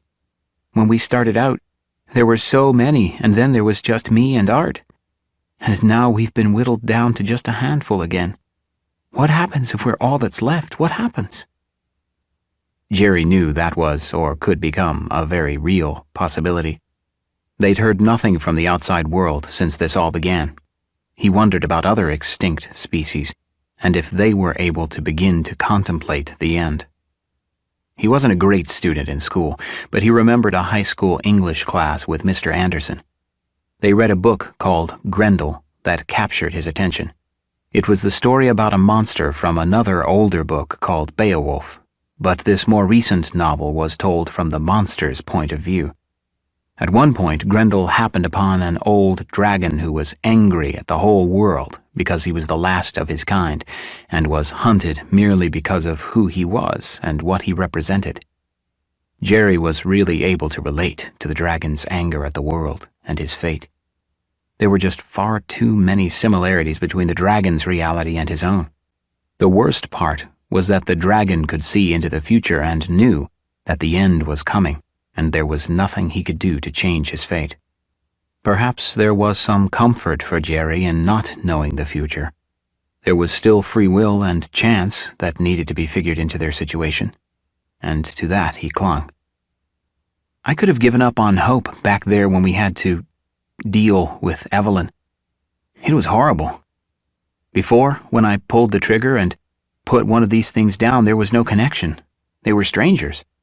It wasn't easy, because I couldn't help but think that it wasn't too long ago and that person could have been checking me out at the cash register at the grocery store, or helping me open my new bank account or whatever. But at least I didn't recognize any of them. And then there was Evelyn. But even before we knew that it was her, there was this fear in me that it could have been someone else. Maybe even you. What I mean is that... Shit. I'm not really good at... Claire smiled coyly and asked, "At what, honey?" Jerry's head nearly swooned as he summoned the courage to say, "Claire, I have real feelings for you, and for the first time in a long time, since even before all this began, things, at least some things, seemed good. And what I mean by things is you. For all the bad and the ugliness that's been all around us, I think it's a hell of a lot more bearable when I'm with you. And back there, when we didn't know who it was that they'd gotten, all I could think about was losing you. I just don't think I could take that." Claire said softly and sincerely, "It was no walk in the park to have you gone either, I can assure you." She looked up at him from beneath the ever-present green and gold sea-wolf's cap and flashed a smile that warmed him from inside and out and made their surroundings a little less foreboding. He thought to himself that, yes, things were good for a change. Chapter 53. They plodded along slowly and quietly for some time. The hushed sounds of the forest all around them were the only sounds that accompanied their trek. Even the travois' legs, wrapped in socks, seemed to withhold their voices. They went on like this for more than an hour. Eventually, even the fog grew weary of watching them and retreated further into the trees, exposing the empty, open road in front of them. A very tired Jules looked over at Danny and whispered, "How much longer do you think?" Danny shrugged his shoulders and wondered the same thing. He also was curious about their destination. Were they headed toward safety and perhaps more people? The constant fear, the terror, and the loss, along with the nagging exhaustion in his feet and legs, were all starting to become a focus that defied ignoring. He was just a kid. He didn't have the same coping skills that adults in their many more years had developed. He just knew that he was tired and hungry and was ready to be home again. Missing home, like his fleeting juvenile attention, came and went, but when it was in his thoughts it was hard to shake. The memories, though, were becoming more bitter with each passing day. The problem that was plaguing him was that he didn't seem to have the same recall of home or his parents as he thought he should. Their faces and their voices seemed like he was experiencing them from behind an opaque window. The basic essence of them was there, but it was just outlines and suggestions lacking any real presence. They were just masks, crude representations of the people and the things that were so important to him in a time not too long ago. He wondered if it was the same with everyone. Was it just easier to concentrate on dealing with the problems all around you if your memories weren't distracting you? The question was there and gone almost immediately as his attention was drawn to his left by a louder-than-normal leaf breaking loose from its arboreal mooring and tumbling awkwardly to the ground. Every now and again, Neil would come to the rear of their line to ask Jerry and Claire, as well as Jules and Danny, if they were hearing or perhaps feeling the tonal vibrations that were the undead's calling card. But they had detected nothing. There was nothing around them making the slightest noise. Maybe it was just the fog forcing everything into a temporary slumber, but somehow it all seemed so different, so permanent and final. It was as if the air itself had become toxic and had poisoned the land to the point that life, all life, was unsustainable. It didn't help that the autumnal season was in full swing, shaking the leaves and the vibrant colors of summer from most of the trees within immediate sight. They proceeded like this, shrouded in the silence of the grave, for several hours more. The morning had given way to midday, which was fading into a rapidly declining afternoon. Neil peered over his shoulder to catch Jerry's eyes, but the younger man was too busy looking into the trees to his left. Jerry's distraction immediately raised alarms for Neil, so he turned abruptly to make his way back to inquire. He walked briskly, choosing not to run and cause anyone else undue alarm. He swept by the group walking with Art and didn't say a word or even make eye contact with any of them. Hey, "We good?" asked Neil in a voice barely louder than a whisper. Jerry, not fully aware that he'd been distracted, answered, "Sorry, I was just... No, I don't hear anything or see anything. Sorry to cause you any heartburn." no, I'm sorry. I guess I'm just a little jumpy. "Try decaf. I hear it helps to calm the nerves," Jerry teased. Yeah, I'll keep that in mind next time I'm ordering a cup. Smartass. Neil turned to resume his post at the lead position. He was just coming to Megan's side, with whom he still hadn't been able to bring himself to talk yet, when Claire got his attention. "Hey, Neil, I think we got a problem here." Neil thought to himself that of all the phrases in the English language, he perhaps dreaded that one the most. Every time he heard it, it seemed that things typically went from bad to worse all at once. He said, unemotionally, "What's going on, Claire?" Dr. Caldwell, meanwhile, raised an M4 assault rifle to his shoulder and assumed a very trained and professional firing stance in the middle of the road. He scanned left and right, careful to lower the gun's muzzle if he was pointing it anywhere near the others in the group. He breathed slowly, trying to control his emotions, especially the fear that was starting to percolate in his stomach. Neil could feel his own blood pressure begin to rise in anticipation of Claire's revelation. He could surmise from Jerry's posture, however, that it was something other than the approach of a ghoul or a group of the monsters. He tried to glean from Jerry's eyes what it could possibly be, but there was not the slightest hint because Jerry was looking down at the pavement. Neil asked again, "What is it? The suspense is killing me." Neil was still nearing them when both Jerry and Claire pointed to the ground. Then Neil could see the unmistakably new patches of dark fluid that had pooled in long, slithering stretches along their path. It didn't take much deduction to figure out that the fluid in question was blood, and not much more to determine that it was coming from Art. Jerry, can you go up to the front and help keep an eye out? Claire, I need you to stay back here and do the same. Doc, can you come back here for a second or so? Everyone's agitation quickly peaked. Emma, who was pulling the travois, looked at Neil's concerned expression and then down at Art, whose face was absent of all color. He looked as pallid and lifeless as a sterile white hospital wall. Dr. Caldwell pulled open the blankets that had been used to shroud Art into a warm cocoon. Even before the last layer had been peeled away, Dr. Caldwell could smell, hell, he could almost taste, the briny aroma emanating and beckoning like Charon's otherworldly beacon from Art's seeping wounds. He touched the other man's neck, but there really was no point in it. Dr. Caldwell had seen death before, entirely too much before. Art was dead. There was no denying it. Somewhere along their journey, Art had peacefully drawn his last breath, exhaled it in a long, quiet hush, and then left this world. The doctor looked up silently, shaking his head as he did. He's gone. Out of habit from a life that seemed he lived so long ago, he shared, with his silent but expressive eyes, a moment of acknowledgement with everyone standing around him. Regardless of anyone's opinion of Art, the realization that suddenly there was one fewer of them to continue forward was very sobering. They were now tops on the endangered species list, higher than even the African white rhino. And as autumn started to look and feel more like winter, would there be a more appropriate season to contemplate the demise of one's own species? Despite Megan's and Gerald's quiet protests, it was determined that they would merely wrap Art tightly in his blankets and leave him under a pile of crisp leaves and small sticks on the side of the road. They stood quietly over the lifeless body, nobody willing to break the reverent silence. After a brief moment standing thus, they got back on the road and continued their trek east. As they walked, Emma wondered aloud to Megan, "I wonder if he was conscious." Megan answered flatly, "No, I think the doc had him pretty doped up." "Damn. Died without even realizing it.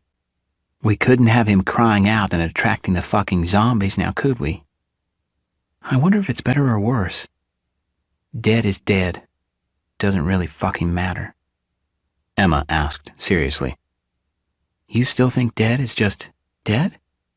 A reluctant sigh escaped Megan. "You're right. Maybe we and even Art should be thankful that in his case dead is just dead. I guess there's some peace in that at least. Megan, I'm really sorry." Her frustrations at the assumptions continuing to be made boiling over, Megan bit as quietly as she was able.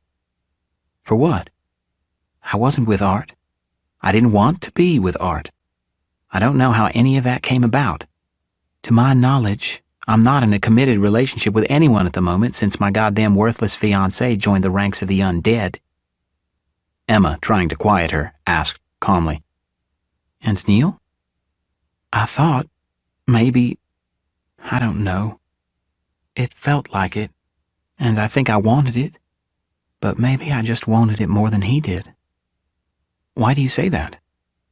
"I kind of thought that maybe he'd have put up some kind of fight or something, but he just folded his tent and moved on down the road without even looking back. I thought maybe I'd been imagining it all along. Maybe it was just convenient for him to have me at his side in whatever capacity I was. What about now? I was having one of those emotional moments a couple of days ago and thinking that I was missing Brian, my ex. But I think I was actually missing Neil. He's a good man, Megan. I know. But I've hurt him so badly. He barely even looks at me anymore, and I didn't mean to do any of it. Hell, I didn't even know that I was doing it. Seems like I should have been able to enjoy whatever it was that I did. He's probably just not sure what to do. You know how guys are. What's the word?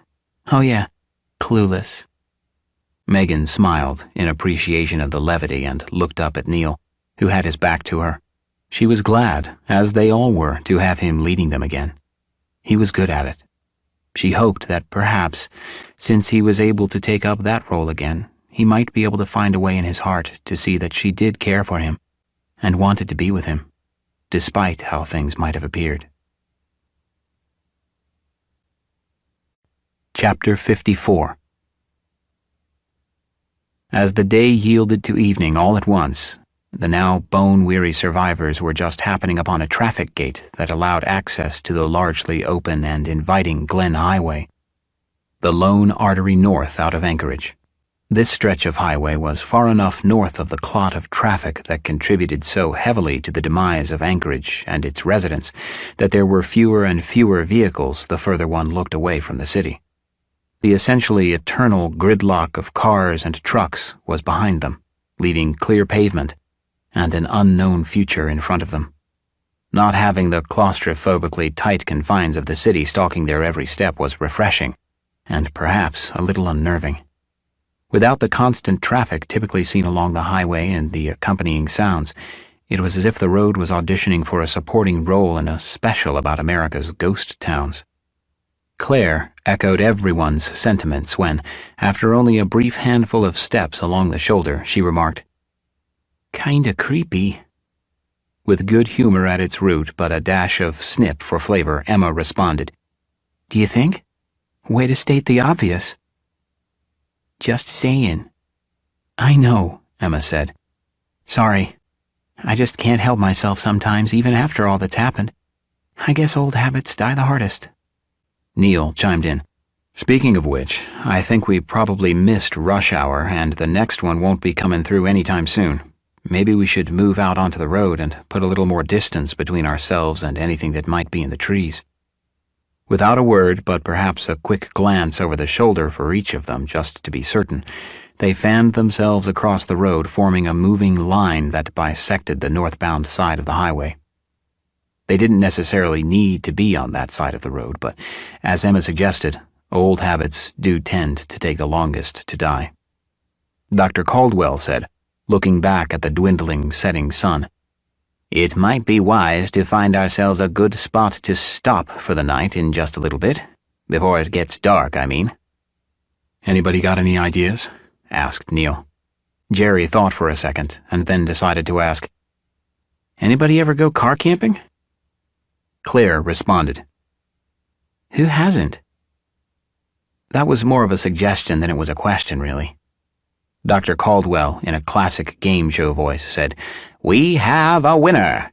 An all-expense-paid trip to sleeping in a van or SUV along Alaska's Great Highway 1. He followed his announcement with, "Ding, ding, ding, ding." There wasn't the multitude of cars on this stretch of road as opposed to closer to Anchorage, but there were still a couple here and there. Maybe they would find a streak of good luck and happen upon a vehicle with space, keys, and fuel. Of course, that was a maybe as slight as a pixie kiss and as rare as an honest attorney. Not really a maybe to even be counted upon, but a maybe that did exist nonetheless. These were the kind of maybes that career politicians promised during stump speeches but had no intention whatsoever of ever fulfilling.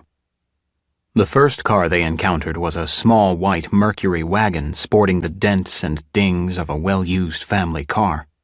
Unfortunately, in the driver's seat sat the desiccated remains of a woman, most likely the mother of the household.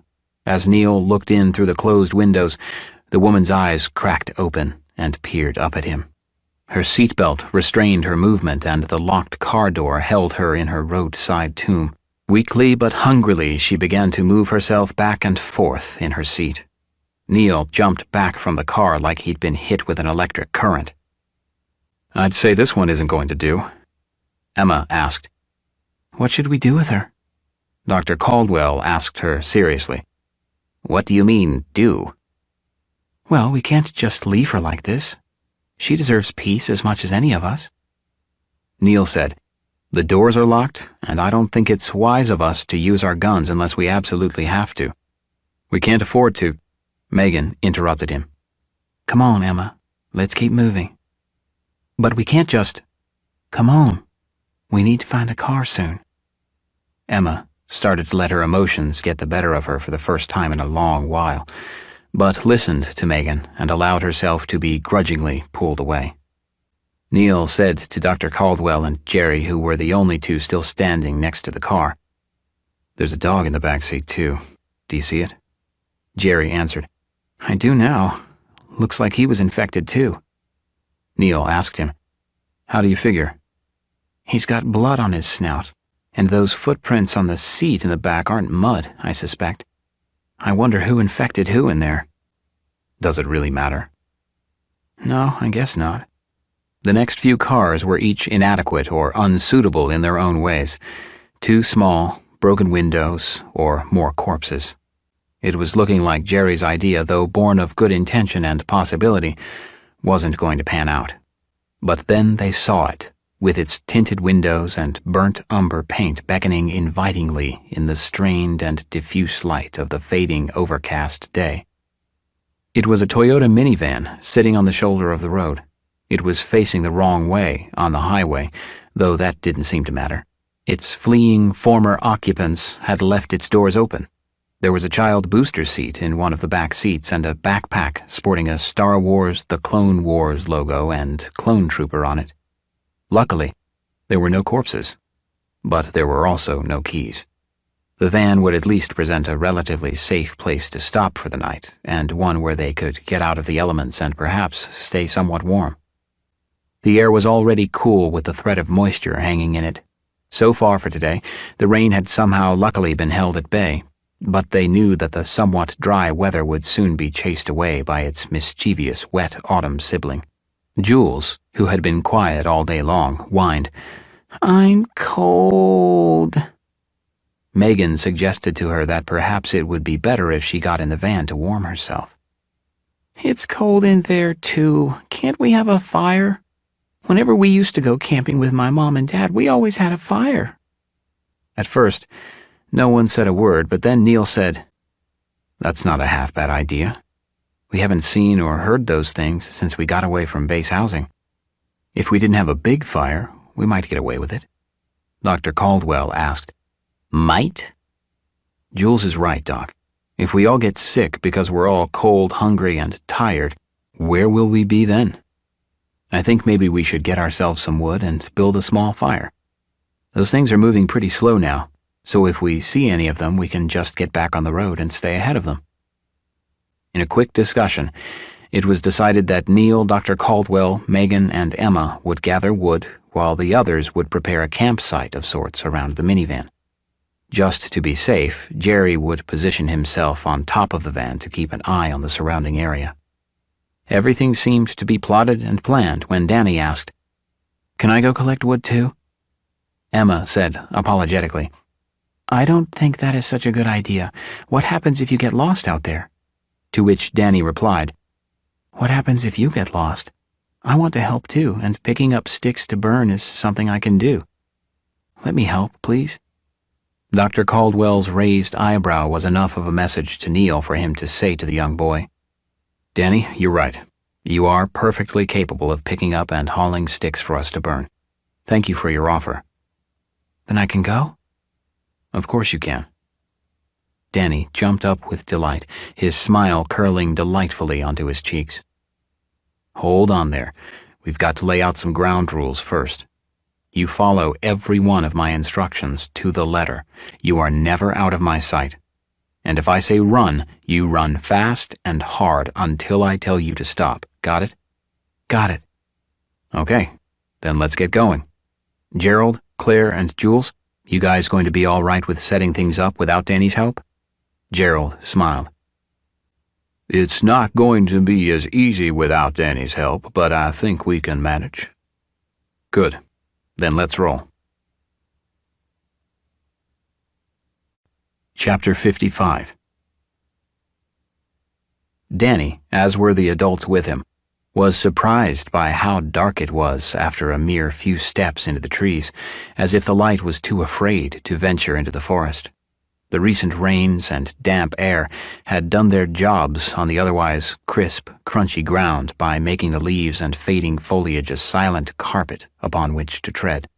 The absence of any appreciable light or sound created the impression that they were walking into an enclosed room instead of the fringe of a national forest.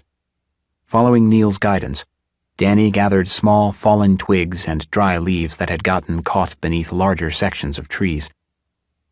Thus having been shielded from the weather and left dry and usable for a fire. There were countless sticks and twigs, but most were still wet and green, making them virtually useless for their purposes.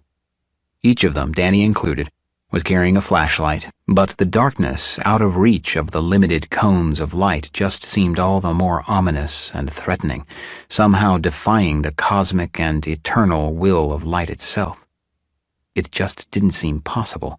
And yet the darkness continued to press its case, confining their lighted area in a tighter and tighter ring. They never ventured farther than a few feet from one another as they set about their task. They worked silently, as if their voices too were intimidated by the gloom's advances. Like nervous birds gathering twigs for a nest, they picked through the undergrowth, but always kept one watchful eye on the trees and the shadows all around. In short order, they had accumulated quite a stash of fuel for the fire, despite the challenges. They were each toting heavy armloads and were heading back when they were all startled by the unmistakable sound of a footstep falling upon and breaking a stick. The crack and pop sent a rush of fear and adrenaline through each of their veins. They stopped as one and listened. Emma asked nervously, awkwardly panning her flashlight around as it was balanced precariously between her forearm and her side. "Are we not alone out here?"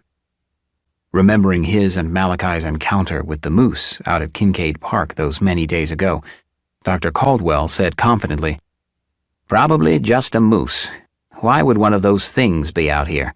There's nothing around. Where would he have come from?" "There's no reason that they would be out here," Megan answered. "Except us. You know, food." There was another snapping, this time closer. The acoustics of the forest, however, made it virtually impossible to determine the direction from which the sound was coming. They were frozen in their tracks, no one certain what to do. Dr. Caldwell finally said, "Okay, let's just head back. Doesn't matter what's making the noise if it's far enough behind us." Megan said, her discomfort evident in her voice. "That's as good an idea as I've heard in some time. Let's get going." Forming themselves into a tight column, they started marching toward the edge of the trees, barely discernible from their current position. Due to their loads of timber, they only had 3 flashlights between all of them being used to illuminate their path. Megan was reminded of her experience with Jerry in the basement of the small church on Elmendorf. There, the walls that delivered some sense of security contained the shadows. There were only so many places from which a predator could emerge. Here, death could come at them from every direction. She was barely able to swallow the putrid taste of fear as it churned and gurgled her stomach acids until they rose to the back of her throat. Neil and Dr. Caldwell were carrying the largest stacks of wood, the more sizable pieces of dry timber piled across their chests. The 2 men were breathing in quick, harried breaths, the result of both their muscle strain as well as their anxiety. As it was, they sounded like a pair of steam locomotives struggling up a hill. They moved cautiously, trying to use their limited light to its maximum effect. The trek back to the highway seemed to be impossibly long, a terrifying journey seemingly without end. Unfortunately, it was too late when Danny realized there was more than fear upsetting his stomach. The dread's presence was undeniable, but there was a tragically familiar underlying sensation, a buzz that was making him more than a little queasy. Danny was coming to that realization when the pale, tortured, seemingly floating visage of a ghoul appeared in his light beam. The creature was just a handful of feet away. The surprise sent Danny's flashlight to the ground and Danny onto his back next to it. He kicked his feet violently, trying to do a version of the backstroke on the forest floor. He was fairly certain that his panting was accompanied by his own terrified screams, but he couldn't be sure in the fog of his paralyzing terror of anything that he was doing or that was happening around him. Chaos gripped the moment too firmly in its clutches for him to be sure of anything. Heeding Neil's advice, when he was finally able to get back to his feet, Danny started to run. He didn't care the direction or his ultimate destination. He just wanted to get away as fast as he could. The details could be worked out later when he no longer felt like a fleeing hot meal ready to be served for dinner. He ran blindly, somehow not running himself into a tree, until his chest hurt and the breaths just would not come no matter how hard he tried to draw air into his protesting lungs. Any sense that he had about having felt fear before was completely dispelled when the awareness of his utter isolation in dark woods filled with monsters hit him. Without his flashlight, he didn't even have the comfort of that lone beacon. He stood still as he ever had in his life, and looked around in the pitch black. He'd never known dark so complete in his life. There was neither moon nor street lamps to light the way. He began to shudder, the cold suddenly making itself a more equal partner with both the darkness and fear. He couldn't help the tears, but he suppressed the sobbing that threatened to emerge as well, too afraid to draw attention to himself. The tortured seconds stretched themselves out into an eternity. He wanted to take a step and perhaps make his way back to the others, but he had no idea into which direction he should head or from which direction he had come. He had no idea what he should do. With no options readily presenting themselves to him, he did the only thing that he could think to do. He sat down against a tree and wrapped his arms tightly around his frame, making himself into a little ball. He was sure to keep his feet under himself, so as to keep his legs dry, but he got himself as close to the ground as he possibly could, hoping that any monsters that were still out there might just pass him without realizing he was even there. He wondered to himself with a whispered doubt, "Why did I even come to Alaska?" He was then reminded of his friend Martin, who'd asked him along on this journey to the north.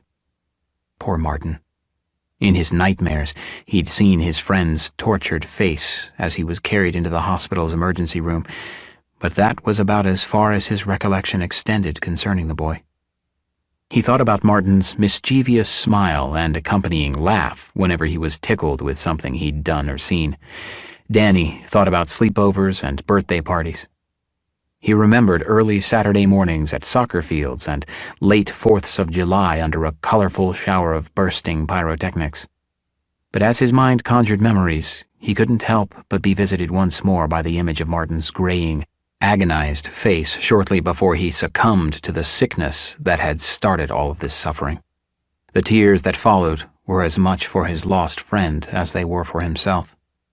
He wished he had brought his rifle with him rather than having been talked out of it by Emma. She promised that the others were well armed enough to be able to protect themselves and him in the event of trouble. He knew that he should have kept it slung over his shoulder. Why did he let himself get talked out of it? At least if he was armed, he'd be able to defend himself. As it was, he was helpless and lost. He would probably never be found. He pulled his arms from his sleeves and let his heavy parka become more of a tent for him than a coat. Maybe he would at least be able to stay warm that way. He remembered that he had stuffed some fruit snacks into his inside pocket in case of any emergency. He figured this was as much of an emergency as he could imagine, so he let his hands find the pocket and opened one of the packages. The sweet, chewy goodness helped him to momentarily forget his plight. He sat there for quite some time, letting the peaceful moments pass as he appreciated the simple distraction that was tantalizing his mouth. There was no real point in considering what to do next, because he really didn't have a clue. If he was to try and find the others, he might just wander deeper into the forest and be lost forever, or worse, he might happen upon another of the monsters and deliver himself for dinner. No point in making it easier for them. His imagination getting the better of him, he then thought about the possibility that the others might have joined the ranks of the undead. What would happen to him if there were no others anymore? They could all have fallen prey to their attacker, especially if there was more than one coming at them. He only saw the one, but he was so terrified and in such a rush to get away that he could have missed many, many more of them as they descended upon his friends. He could be the last of them still alive. And then what? He had no idea where they were headed or even how to get out of the woods to get back on the highway. Suddenly, his helplessness made room for its eager accomplice, hopelessness. By and by, Danny's ears were touched by a faint tickle, a teasing suggestion of sound without true voice. Danny's nerves, already twisted as tightly as a coiling steel rope, began to unravel. The tears were back, as was an involuntary moan that forced its way out of his chest. He began to repeat over and over, "I don't want to be here anymore. I don't want to be here anymore. I don't..." The words were so distorted by the salty, wet sobs that it more resembled the garbled gibberish of some imaginary language rather than English. His eyes, filled to overflowing with hot tears, were blurred to the point of blindness. He chanced a nervous glance over his shoulder, and his obscured vision saw a pair of glowing eyes coming straight for him. He turned away and felt his stomach drop into his boots.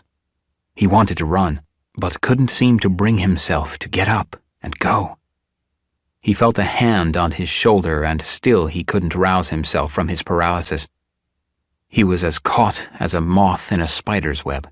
He swallowed hard and clinched his eyes as tightly closed as he could get them, hoping that he could just wish away this moment. "Danny? You okay?" He opened his eyes slowly, hopefully. It was a voice that he'd grown to trust, and now he knew why. It was Neil, and he was crying as much as Danny, as was Megan, who was standing next to him. The man lifted Danny into his arms and gave him an emotional and affectionate hug, and Danny just let him, feeling as secure as when his mother used to do the same to him in the middle of the night after a nightmare. Neil seemed to possess the power to chase away the dark and all the terrors that lurked inside its concealing folds. Through his own relieved sobs, Neil said, "I've been looking for you." Danny couldn't speak. He just burrowed his face deeper into Neil's embrace, the utter terror that had been racking him only moments before fading with each deep breath. Neil asked, "You think we can head on back to the camp and the fire now, or would you prefer staying out here for the night?" Danny stated emphatically, "Let's go." On their way back, Danny asked Neil, "Where's the others?" Neil answered as they walked, "The Doc and Emma already headed back to the camp with the wood we gathered. I'm hoping they'll have a fire going by the time we get back there. I don't know about you, but I'm starting to feel the cold air in my bones, and I could sure use some warming up." Danny smiled at Neil, satisfied that they'd all made it safely out of the woods. "What happened to, the—" "Oh, him. The Doc was on him almost as quick as he was on us. He used his baseball bat so that he wouldn't make any noise and draw more of them to us. You were out of there so quick that no one noticed you'd run until you were already far away from us. You got some speed, kid." "Sorry. I just remembered what you told me." "You don't have to apologize. You did great. I'm just glad that we could find you." "I knew you would." "I made you a promise before that I'd never leave you behind, and I intend to keep that promise. Besides, Megan here would not have let us leave without you either. She's rather insistent about that." Danny looked at Megan and smiled at her too. She wrapped her arm around his shoulder and hugged him to her hip. Danny was happy to see that whatever bad feelings there had been between Neil and Megan seemed to be gone, or at the very least, fading. He hoped that meant that maybe Neil could be happy again. Chapter 56. With the warmth and the dawn-like corona of firelight surrounding them, the haggard survivors waiting out the oppressive night felt some sense of promise that a new day would rise, and with it the possibility that they were nearing the end of the 6-week waking nightmare. They took turns standing watch on top of the minivan, but it was just one of those precautions that created a fleeting sense of security, without actually making them safe, not too dissimilar to those measures taken by the Transportation Safety Administration at airports. Danny and Jules retreated into the back seats of the minivan and curled themselves into a tight corner, trying to conserve and pool their collective warmth while they slept. The others joined them in irregular intervals as the adults also took turns trying to rest. Late that night, or perhaps more accurately, very early the next morning, Neil and Megan had occasion to be alone at the fire. To everyone, the two of them appeared to be somewhat reconciled, but they had yet to actually discuss the perceptible divide that had opened between them and seemed to not have been spanned yet. The fact that she sat on one side of the fire and he on the other drove that point home quite tersely for her. She wanted to move over closer to him, but wasn't quite sure if it was okay to do that just yet. He was talking to her again, but they hadn't actually talked yet. There was still a nagging cold between them that had nothing to do with the temperature of the crisp October air. Hoping that perhaps her words would find a place closer to him than she was able to find for herself at present, she said, "I'm sure glad we found Danny as easily as we did." "Yeah, I think we got really lucky tonight. That could have ended much worse than it did." Megan could sense the emotion in his voice. "You okay?" Neil nodded and stirred the fire with a stick. He was quiet for several seconds, but she could tell that he was searching for his words, so she let the conversation move of its own accord.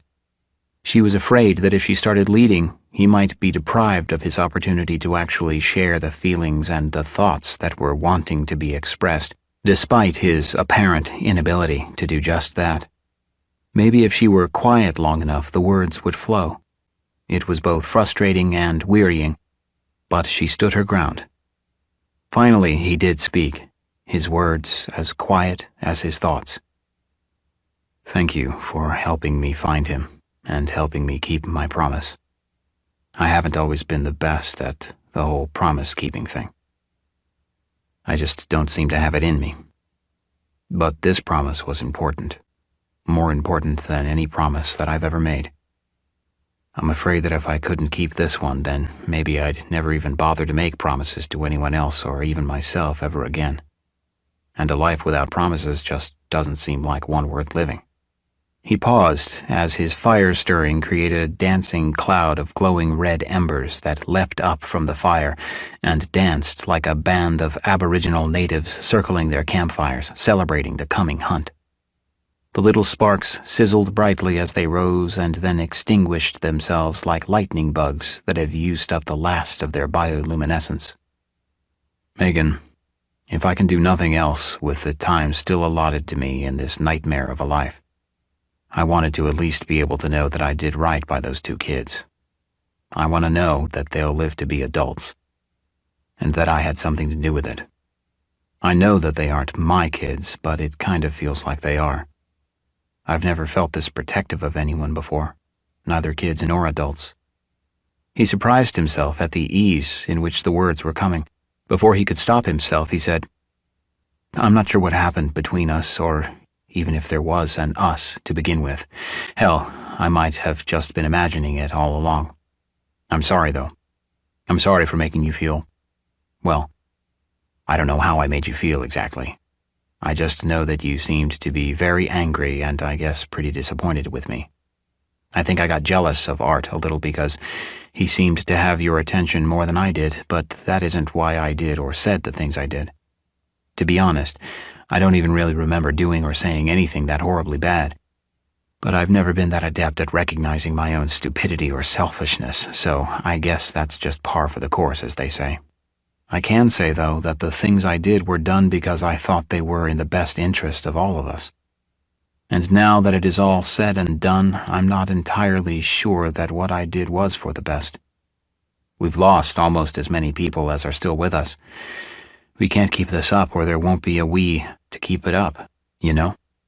But really, other than those kids, you're the only one who I've wanted to keep safe, and you don't seem to want to have anything to do with me anymore. I just don't think I know what I'm doing anymore. I'm second-guessing every decision, and that isn't good for anyone." Megan's face was partially obscured in shadows, or Neil would have seen the smile mixed with the tears. She couldn't have been happier to hear him say the things he was saying about her, but the doubt in Neil's words pained her deeply. Neil had done everything he could for all of them. He'd almost always accepted more responsibility than all the rest of them combined. He was willing to make decisions, and whether they were right or wrong, he was willing to do that for them and willing to accept the consequences of those decisions. He didn't deserve to be feeling the way he was. He deserved a debt of thanks from all of them. All she could think to do, however, was move herself around the fire until she was able to sit next to him and then lay her head on his shoulder. "Whether you do or not," she whispered, "we all have faith in you and your decisions. You've gotten us this far, and up the road a bit is help just waiting for us. By the end of tomorrow, I bet you won't have to be making decisions for anyone other than you, and maybe me, if that's still possible." She paused and caught his surprised look as her words registered with him. She smiled softly, letting the satisfaction of what she was finally able to say for both of them stretch across her face. Now facing him, she leaned forward and kissed his lips as softly as a feather. His lips were dry, but as smooth and delicate as tissue paper. After several seconds, she withdrew and saw the surprised look on his face. She could tell that he wasn't disappointed, but still she teasingly asked, "Sorry. Was that not all right? I guess I can refrain from—" He didn't let the words finish before he was pressed against her again for another embrace. She could feel the warmth of his kiss radiating like a furnace from within her chest. It was a warming glow that neither the encroaching darkness nor the chill air could begin to cool. When Jerry emerged from his nest in the van, he cleared his throat loudly, apologetically. The interruption stopped the kiss, but it could never stop the affection. Megan laid her head back on Neil's shoulder and hugged his arm tightly to her chest. After several quiet moments, she kissed Neil on the cheek and then took up Jerry's spot next to Claire in the van. Jerry said as the van door slid shut, "Sorry, man. I didn't mean to spoil the party." Neil smiled as he continued to stir the fire. He said confidently, "Ain't nothing spoiling this party ever again." You guys must have done some talking, I guess? Yeah, you could say that. It's about fucking time, my friend. Neil smiled at the young man. You're right. Hey, I think that's the first time that you've called me your friend. Is that all right with you? Man, everything just seems to be coming up Neil tonight. Well, my friend, I think we'd all agree that of all of us, you definitely deserve a little satisfaction for a change. I'm glad to see you cheesing the way you are. It makes the night a little less cold. I know exactly what you mean. Chapter 57. Neil was perched atop the minivan when the following morning finally dawned. To his damned near gleeful surprise, the sunrise was actually accompanied by sun, a celestial fixture that had been noticeably scarce over the past few weeks. The Alaskan sunrise never ceased to amaze him, and this morning was no exception. The rainbow sherbet-colored skies filled the dark and white speckled bowl of night until all remnants of the purplish black were gone, awaiting its reintroduction with the sunset. Neil thought back to his mornings at his office, the quiet, predictability, the fresh coffee, and watching the sun emerge from behind the Chugach Range. He remembered those simple mornings waiting to see the beautiful and mysterious Lanny, who worked for another company in the building, his cinnamon angel of morning, bounce into the building under his anonymous gaze. And, as if on cue, Megan climbed from the van and looked up at him. "Top of the morning to you, ma'am," Neil struggled out with his best Texan accent. It's beautiful if a little chilly. You wouldn't know that it's the end of the world. You know just how to charm a lady, sir, she chuckled. How is it that I happen to get you all to myself? That's my point exactly. This doesn't necessarily have to be the end of the world. Could it be that this is just our opportunity to start again? To fix what we got wrong the first time through? I mean, all of us. Once this has all settled back down, maybe we'll be able to come back together again and figure out that the petty differences that kept us at odds with one another were all for nothing. Boy, aren't you Mr. Positivity this morning? Have you been listening to those self-help tapes again? Hardly. Can you fault me for being happy and a little optimistic this morning? Teasingly, she said, It's not like you got lucky or anything. You call it what you want, and I'll call it what I want. That may have been the most romantically affectionate thing that's happened to me since my divorce, and all it took to happen was the end of the world. I thought you said that it... Oh, stop it, for God's sake. Just can't let me be happy, can you? Neil knelt down from the van roof and kissed Megan's warm mouth. The previous night's kiss, while arousing and nice, was somewhat surprising and therefore kind of awkward and sloppy.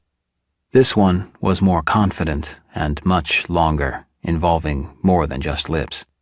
When he pulled back, she suddenly leaned as far forward on her toes as possible and stole another playful peck. She smirked. I'm just razzing you a bit. I'm a pretty happy girl myself. In fact, I was hoping to wake up early enough to be able to catch the sunrise with you. How's that for smitten? You're just a few minutes late. Still smiling, she said as she stretched, I guess there's always tomorrow. Absolutely. Chapter 58. The Glen Highway could very well have been the highway to heaven or to hell for all they knew. They started out early, hoping to make the most of the weak autumn sun. The going seemed much easier in the warm sunshine despite the unsettling feelings of walking down the middle of the heretofore bustling highway. There were no sounds to greet them. Mother Nature was as withholding with her voices as was the deserted world of man. Across the pavement, evidence of fall was able to collect itself without fear of the rush of traffic. Leaves, some damp and still somewhat green, and others, crisp and dry, splayed themselves on the warming ground. The highway stretched out and disappeared into the distance in either direction. From the looks of it, the roadway could just as easily have been some lost relic cobbled together by a Roman legion to service the vast reaches of the empire. They walked along the forgotten highway, heading north and away from the mayhem of the city behind them. They walked for a time in silence. Jules wavered between skipping happily and dragging both her feet and her backpack sluggishly, the bipolar nature of childhood affecting her mood and her conduct. On their right, they passed the charred and flattened remains of the highway way station. It appeared as if a pickup truck had smashed uncontrollably into and through the small structure. The resulting fire had razed the building's humble walls to the ground. An Alaska State Trooper vehicle stood among the ruins, several rotting corpses scattered all around it. As they neared the scene, Neil and Dr. Caldwell paused and looked at one another. Dr. Caldwell said for both of them, "It's probably worth a look." Neil said to everyone else, "Let's take a break while the doc and I check things out." Regardless of the circumstances, the prospect of taking a break interested all of them. Their bodies were feeling as worn as their clothes were looking. Insufficient sleep and not enough calories were beginning to take their toll. The two men walked slowly, carefully approaching the carnage. Despite lying face down and not moving presently, there was always that not-so-outside chance that one of the bodies on the pavement would rise up and attack them suddenly. Sure enough, as they stepped into the immediate vicinity, one of the corpses stirred and, missing its legs, started to pull its emaciated and decaying frame toward them. With disgusted awe washed across his face, Dr. Caldwell looked over at Neil and said, "We can probably walk around it just as easily." No one deserves to be like that, though. It's really just mercy, and needs to be done. With a smile, Dr. Caldwell shot back, "I can think of a few people that wouldn't cause me any heartburn to see like that, but I get your point." From his backpack, the doctor removed his trusty and well-used aluminum baseball bat. With a single, forceful, silent swing, the abomination was dispatched.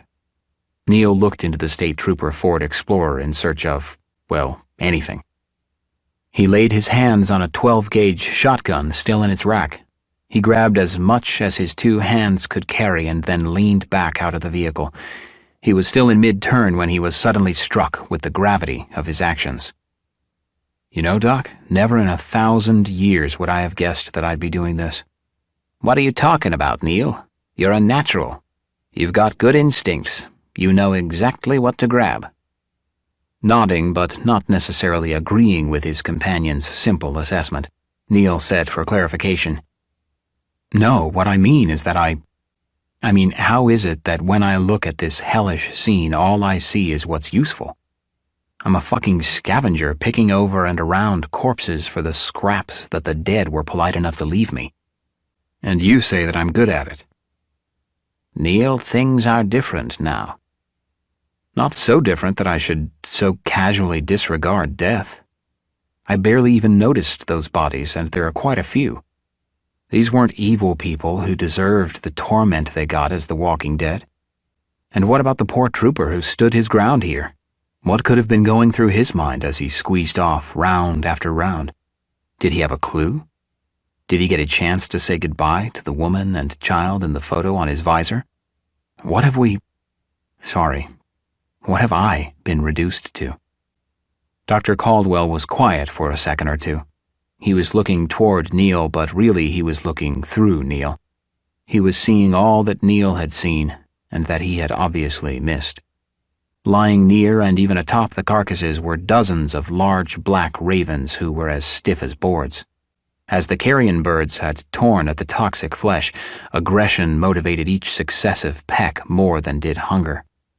and with each new chunk of tainted tissue, the poison thickened in their veins until one by one they'd tilted over on their sides and died. They literally ate themselves to death. Neil, what would you have us do? And what do you expect from yourself? If we stopped for a eulogy every time we came across a dead body, where would we be? This is about survival. You can't forget that. Survival at what cost, Doc? Do you remember the old Planet of the Apes movie? The one with Charlton Heston? Yeah? Those people that Heston and the other astronauts encountered before the apes showed up and started shooting. They were just animals, with the most basic of instincts. They didn't speak, they had no art and no culture. They had completely surrendered their humanity to their pursuit of their base needs, the most obvious of which was sheer survival. Is that where we are headed? Is that what we want? I get your point, Neil, but maybe that's a concern for later. What happens if that was what those people's ancestors thought and said and did? Maybe they were just trying to survive and forgot what it was that set us apart from the rest of the animal kingdom. So what do we do then? We just can't forget. We have to see all this and remember that these were people same as us at one time. We can't let ourselves, or especially Danny and Jules, become numb to the tragedy. We can do better and still not compromise our survival. I've got to believe that. Dr. Caldwell nodded and looked again at the grisly scene. Perhaps it was his military training or his medical background that had steeled his nerves to death and dying. He oftentimes didn't see a dead person, he'd only see a dead body, and he realized that there was a big difference between the two. Neil, you're right. We can do both. We can gather supplies as we find them and still show respect to the souls whose loss provided for our continued survival. It's going to be a challenge, especially for me, so we are going to need your help in remembering. Neil finally allowed a sense of satisfaction to creep onto his face. Thanks, Doc. If not to ourselves, we owe it to Danny and Jules and any other kids that are still out there. If this isn't the end of humanity, then I think it's important that we keep a tight grasp on it. Neil, what exactly was it that you did before the crash of civilization again? Because I don't think that I'm buying that you were some low-level nobody peddling mortgages. Neil couldn't help but smile and said simply, I think I got everything that mattered from the trooper's SUV. Maybe we should get back on the move. Dr. Caldwell looked over Neil's shoulder one last time. He counted 13 bodies on the slowly warming pavement. He saw the vehicles and the destroyed building that had once served to protect the roadway and felt the sorrow and the loss that all of it meant. He saw what Neil saw, and though the loss of life pained his soul, he was relieved that he was able to acknowledge for himself that it was a loss for all of them and not just the handful of people whose lives had been prematurely snuffed out those many days ago. Chapter 59. They walked until well past noon before they came to the site of what appeared to be a significant battle between a military unit and the Zeeks. It looked as if both the north and southbound sides of the Glen Highway had been straddled with concrete traffic barricades in an attempt by the military to do what the civilian forces in Anchorage had tried and failed to do: contain the mayhem. From a distance, the ground shimmered as if it had been paved in gold. In reality, they found as they got closer that there were thousands of spent shell casings carpeting the pavement. As they drew closer to the battlefield, the air grew heavy with the reeking pungence of the hundreds of decaying bodies on the road leading up to and over the temporary and ineffective concrete wall. The presence of death, as undeniable and palpable as the sun, was all around. The bodies, the smells, the vehicles, like rotting relics themselves, all smacked of death. Emma pinched her nose in an attempt to stifle the nausea that was starting to tickle the back of her throat. Is there any way around? There wasn't, unless they were interested in doubling back and finding a way up onto the ridges that enveloped the road on either side. With the sun already reaching for its cap, The press of time was as distracting as the hell through which they were walking. Luckily, there were few of the mangled corpses along the far shoulder of the highway. They were able to use this channel to pick their way forward and avoid most of the staggering gore. Neil and Dr. Caldwell paused at one point as they caught sight of more assault rifles lying on the ground. They looked at one another for a few moments while they contemplated wading into the morass. Deciding that the field would be treacherous to navigate, they opted to avoid the possibility of receiving a bite on their lower legs by an immobile but still very dangerous zombie caught in the tangle of bodies. Breathing through their mouths instead of their noses to try and avoid the stench, they all found that the putrescence was prominent enough in the air as to have formed a taste that lay on their tongues, like a pair of too tight pants that refused to be peeled away. The foulness, like a thick green cloud, threatened to impede their every step. It was as if all the elements were conspiring against them. The sun, too, so warm and inspiring, had retreated behind the mountains and out of view, seeking its afternoon hammock as it awaited the arrival of its evening relief. The shade brought cooler air which harbored a subtle threat completely foreign to the nature of the sun. The shadows, growing as the sun waned, made watching the piles of corpses more challenging and raising everyone's anxiety. They watched the bodies so as to detect any sign of movement that could signal the rise of a threat. Slightly skittish as they traversed what felt like the lion's den, they each in turn scanned the heaps of fouled corpses that would have certainly pleased the likes of Pol Pot. No incinerators or furnaces, no efficient gas chambers, just rotting piles of bodies and miscellaneous body parts bearing the violent trauma and torn flesh that only a battle could produce. Jerry was the first to spy movement. At first, he thought that it was just an optical illusion perhaps created by his taxed nerves, partnering with the darkening and stretching shadows. When Claire saw it too, though, he knew what he was seeing. "Neil, we got—" His voice sounding defeated, Neil dryly finished for him. "A problem?" "That too, but I was going to say that we got movement over there." With everyone else gasping and facing about, Neil, remaining calm despite the alarm bells that were echoing in his skull, said, "Yeah, and that's a bit of a problem."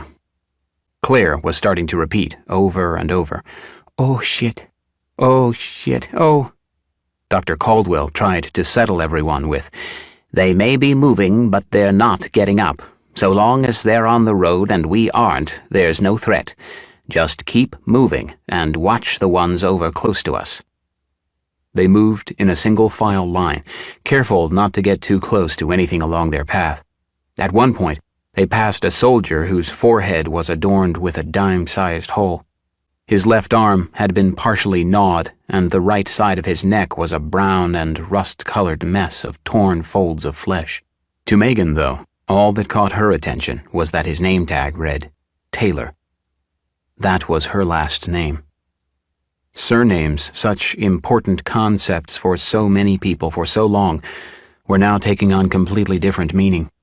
There was also the very real possibility that last names no longer had any meaning at all. Really, if there was only one Megan, what difference was it whether her last name was Taylor or Burton or... She wasn't sure what Neil's last name was, but that was certainly another possibility. All at once, two things that stood out to her from her thoughts took her. The first was that she so readily and easily included Neil on the same list as her maiden name and the name of her fiancé, which was eventually going to be hers, had they married. The fact that she did it without hesitation was what struck her as so surprising, because she was not typically so impulsive as to fall for a guy so completely and so quickly. And this despite the fact that she had no idea of his last name. It started with a J, she thought. The second surprise was the flood of memories that surged from behind the Taylor name tag. When Megan was still a little girl, she became enamored with Elizabeth Taylor's life and career. She was amazed with the glamour and the sense of uber celebrity, and Elizabeth Taylor was a shining and graceful member of the American aristocracy. Megan watched all the movies she was able to, catching them on cable channels from video stores, and bought the occasional movie online for harder-to-find titles. As she grew, the obsession subsided, though her passion for Taylor's films never dulled. When she moved to Anchorage, she decided that she was setting out on her own adventure like Taylor had done in countless Hollywood fantasies. And then she met Brian, who was so nice and handsome. She knew she had found her place when she learned that his last name was Burton. It just seemed like fate had happily smiled on her life. Taylor and Burton, one of Hollywood's great romances. He was definitely the one. That was more years ago than she cared to remember. She had accepted her fate to be denied matrimony and had even gotten cozy with the idea.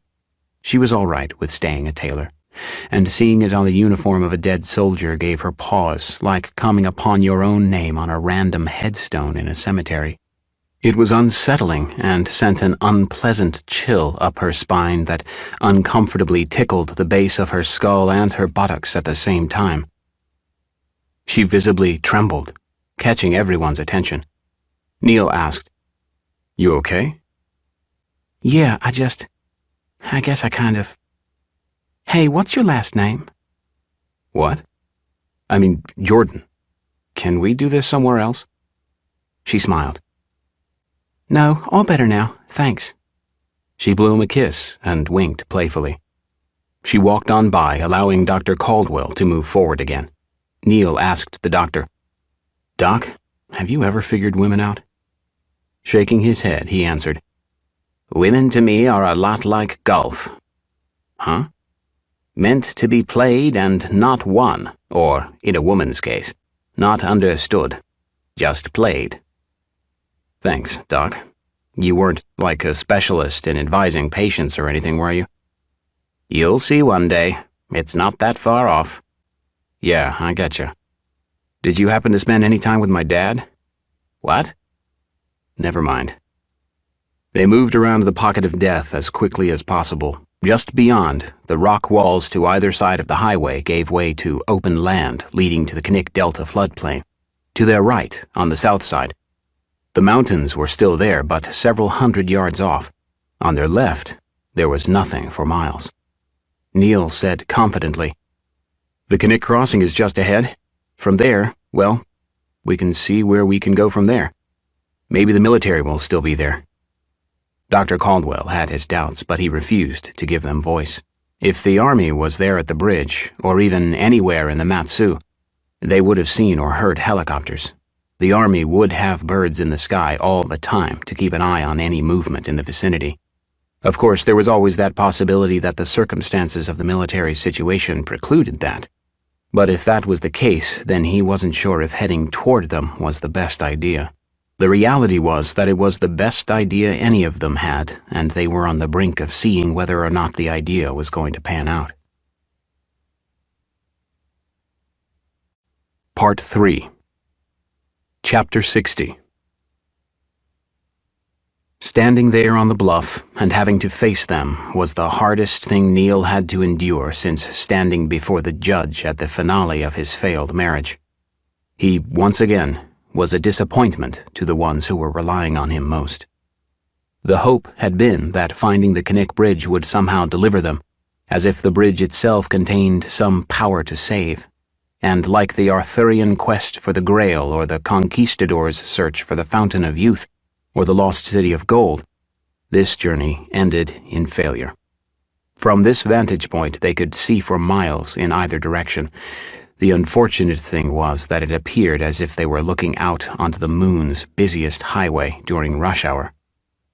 There was, quite literally, nothing happening anywhere as far as the eye or a pair of binoculars could see. It would have been peaceful and inviting if they weren't aware of the cause of such superficial tranquility. Dr. Caldwell suggested, "Maybe we should stay up here for the night. Isolated, plenty of wood. I think we'd be safe." Jules protested. "But it's windy and cold." Emma agreed. She knew they had a tent in one of the backpacks, but they couldn't all fit in it, and besides, it could barely be expected to provide much cover with its nylon walls. "Jules may be right. It's already cool up here and it's still early. Too big of a fire is just going to draw more of them to us. Maybe we should find somewhere else." Jerry said, "That's going to be tough before night falls. We can build a barrier and use the tent to contain the light and the heat. I think we should make do. Neil?" Neil had barely heard any of the discussion. He was still distracted with their failed attempt at finding the end of the rainbow. He had placed all his faith and all of his focus on the bridge. He took the easy way out and sided with Jerry and Doc Caldwell. "We're here. Let's make the most of it. We'll work in teams. Some gather wood, some dig a fire pit, and some find the tent. Let's make the most of the daylight we've got left." "Don't take this the wrong way," Claire said, "but why is it up to you? Why is it always you deciding what, where, and who?" Neil shared a look that evinced no ego and no guile, completely disarming Claire. He said without the slightest emotion, "It doesn't always have to be me. Anyone can have this job, gladly, I might add. Up to now, nobody seemed to be interested." He paused and looked at everyone else this time. It wasn't a machismo challenge to the others, as his expression clearly communicated. It was a mantle that he hadn't sought nor would he miss. To prove it to himself and the others, he asked, "Claire, what do you think we should do?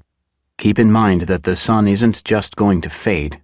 It's going to go out almost as fast as flipping a switch. So we've got to get somewhere quickly or risk wandering around blindly in the dark. You saw how dark it gets without streetlights. Where should we go? You lead, and I'll follow for a change." "I wasn't saying that. I guess maybe I'd just like to have a little say in this is all. I mean, it's all of our lives that are at risk here." Dr. Caldwell said to all of them, "Sometimes committee decisions are good, and sometimes we just need someone willing to step up and take charge. So far, that someone has been Neil, and I, for one, am thankful that he has, because I don't think I would have been the best at getting us out of the jams that we've had." Gerald, typically quiet and merely a spectator, interjected. "When Evelyn, Dave, and the rest of us first set out, there were dozens of us. We started out at the public safety building on Tudor, at the trooper station. Someone heard on the radio that it was safe there. We all came there individually, or in twos and threes. At first it was quiet. We all thought that maybe whatever was happening elsewhere in the city might not reach us. We had a bunch of cops there and thought that maybe they'd keep us all out of harm's way. In hindsight, that was pretty ignorant of us, but who could blame us for thinking that the police could keep us safe? That was their job, after all, and who was better prepared to do it than them? When the mobs of those twisted souls started to arrive, we knew that the handful of police officers, even with their guns and their training, would never be able to hold those numbers off. They came at us from the direction of the hospitals just up the road. So we left. Remember, there were bunches of us and people from all walks of life. We went north up Boniface. It was everything we could do just to get away. I don't think any of those policemen were so lucky. They stood their ground and held them off so that we had a few seconds start. We didn't know where we were going. We were just going. And those things, they just stayed after us. They just kept running and running. They never get tired. Of course, you all know this by now, but on that first day, we didn't know what to think. We ran up the road and came to the grocery store. Some of the folks thought that we should go in there and lock the doors and hide. Others wanted to keep running. Others just wanted to be safe and didn't care how or where that would happen. Nobody was willing to make a decision, so we stood there in the middle of the road with only minutes, maybe only seconds, separating us from those things. We stood there and took a vote. Can you imagine that? Someone threw out the options and people stood there raising their hands like they were voting for class president or what snacks they should have in the afternoon after recess. A bunch of us didn't wait around to see the election results. We just decided to keep moving north. We hoped to maybe run into folks with cars or trucks who'd be willing to help. I wouldn't be at all surprised if those other folks were still debating what to do when they were overtaken. When we got to the northern end of the city, but not quite up to the highway, we didn't know for sure which way to go. There was a ruckus out on the highway, so we decided to head into town. But it felt like we were a boat without a rudder, just drifting on the waves. We went from a democracy to anarchy in just so many minutes. It took Daniel to finally take the reins and steer us toward a safe haven. Actually, it was a series of what we thought were safe havens until we finally ended up on that damned bus where you found us. If it wasn't for him being willing to make what he thought were sound decisions, I don't think any of us would have made it.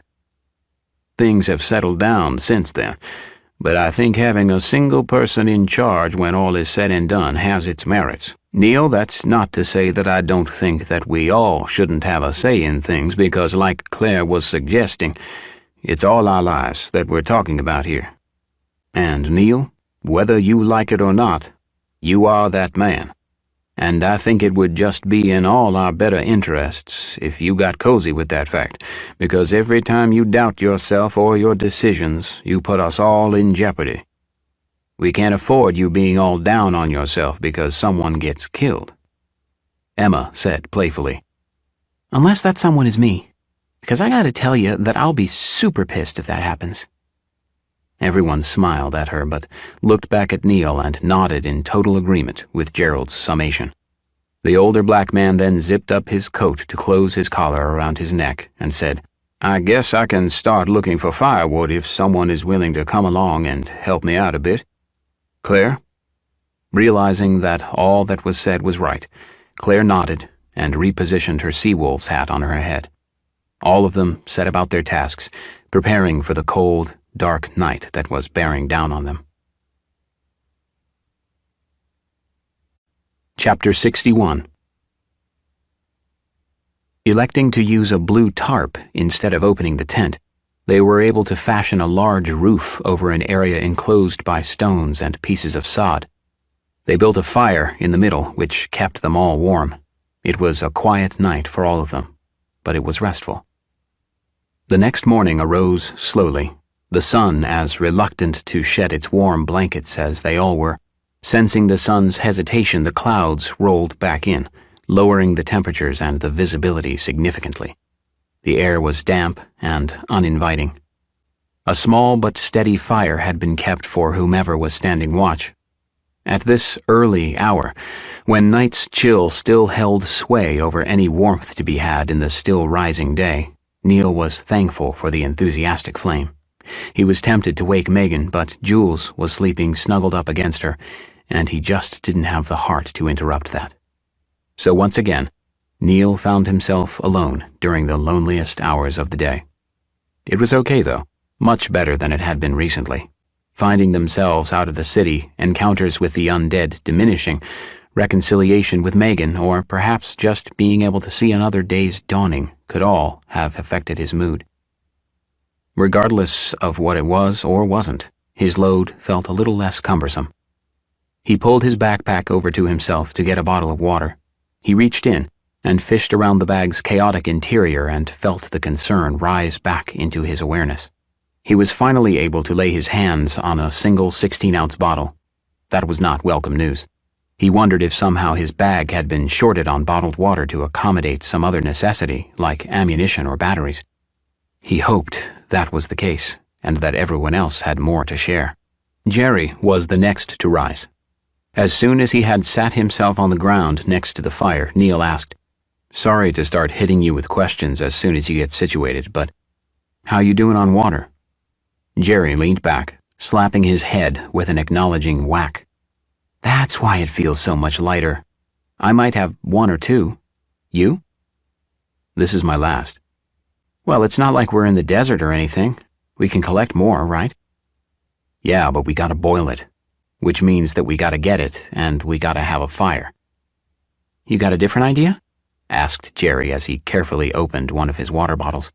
He sipped conservatively and then dutifully replaced the cap. Neil didn't have any ideas worth mentioning, only concerns about what to do. The only idea that seemed to be forming was a possibility that he was having a hard time considering. He said finally, "The way I see it, we've got 3 possibilities. We go north toward the Matsu Valley and the interior, we stay here, or we go back to Anchorage where we know we can find supplies."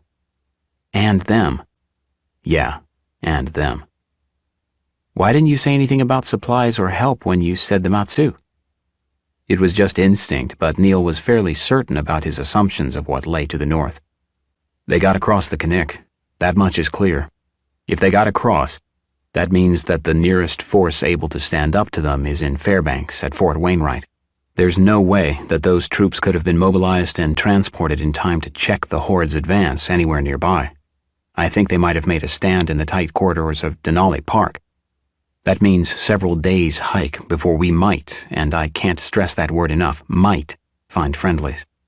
And unless they figured out a different method of dealing with them, I'm afraid that we might be talking about the crossing at Nenana. Jerry was nodding through all of this. I can't say that I disagree with any of that. So why not just keep heading north and scrounge for supplies in Palmer or Wasilla? The military may not have been able to stop them, but I'm sure that their efforts at least slowed the spread somewhat.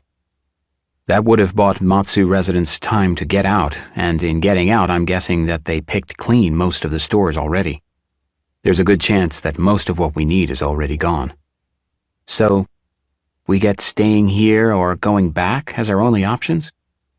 Warming his hands near the small fire as much for effect as anything else, Neil asked, the doubt creeping into his words as they crawled out into the cool air. I don't know about you, but that fire only did so much last night to keep me warm. How long you think we'll be able to stay out when it starts to get really cold and snow hits? Seems like freezing to death isn't any better of an option than facing the same at the hands of... Neil caught Jerry's expression and corrected himself. Well, maybe in degree it's better, but not in outcome. Either way, we end up dead. Besides, we can probably get water, but what about food? I'm not a hunter. You? No, but what you're suggesting is nuts. No one is going to buy into it. I'm glad you put it that way, because that is exactly what it is, a suggestion. Claire was right last night. It doesn't always have to be my call. Neil, we trust you. It's that simple. You may say otherwise, but we can all tell that you're not just looking out for your own ass. You've kept us all safe, and probably more importantly, you've kept us going. We'd probably have waited in that house in South Anchorage or there on Elmendorf until we got boxed in and overrun with nowhere and no time to go. You saw the writing on the wall and made sure we had better options. Neil shook his head and suggested, I think that may just have been luck. I'm no brilliant strategist. Without the slightest hesitation, Jerry disagreed. No, that's not how I see it at all. Both moves were calculated, and they were the right decisions, so it sounds like you're thinking we should head back to Anchorage then. Claire was just emerging from under the tarp and heard the last bit of the last sentence. Through a yawn, she asked, I must still be waking up because it sounded like someone thought it a good idea to go back to Anchorage. That couldn't be right, could it? Remembering her challenge the night before, Neil thought it wise to let Jerry do the talking, which he did. He laid it all out for her, just as Neil had done for him, and let her think about it. Once again, adhering to the mindset of the devil you know is sometimes better than the devil you don't, she agreed that the logic was sound, if terrifying and unpalatable. How you guys going to sell this to everyone else? She asked. It didn't take much selling as it turned out. In fact, spying the living bridge through the binoculars discouraged any thoughts about proceeding north. No one was interested in tempting fate needlessly. Emma commented as she peered through the binoculars.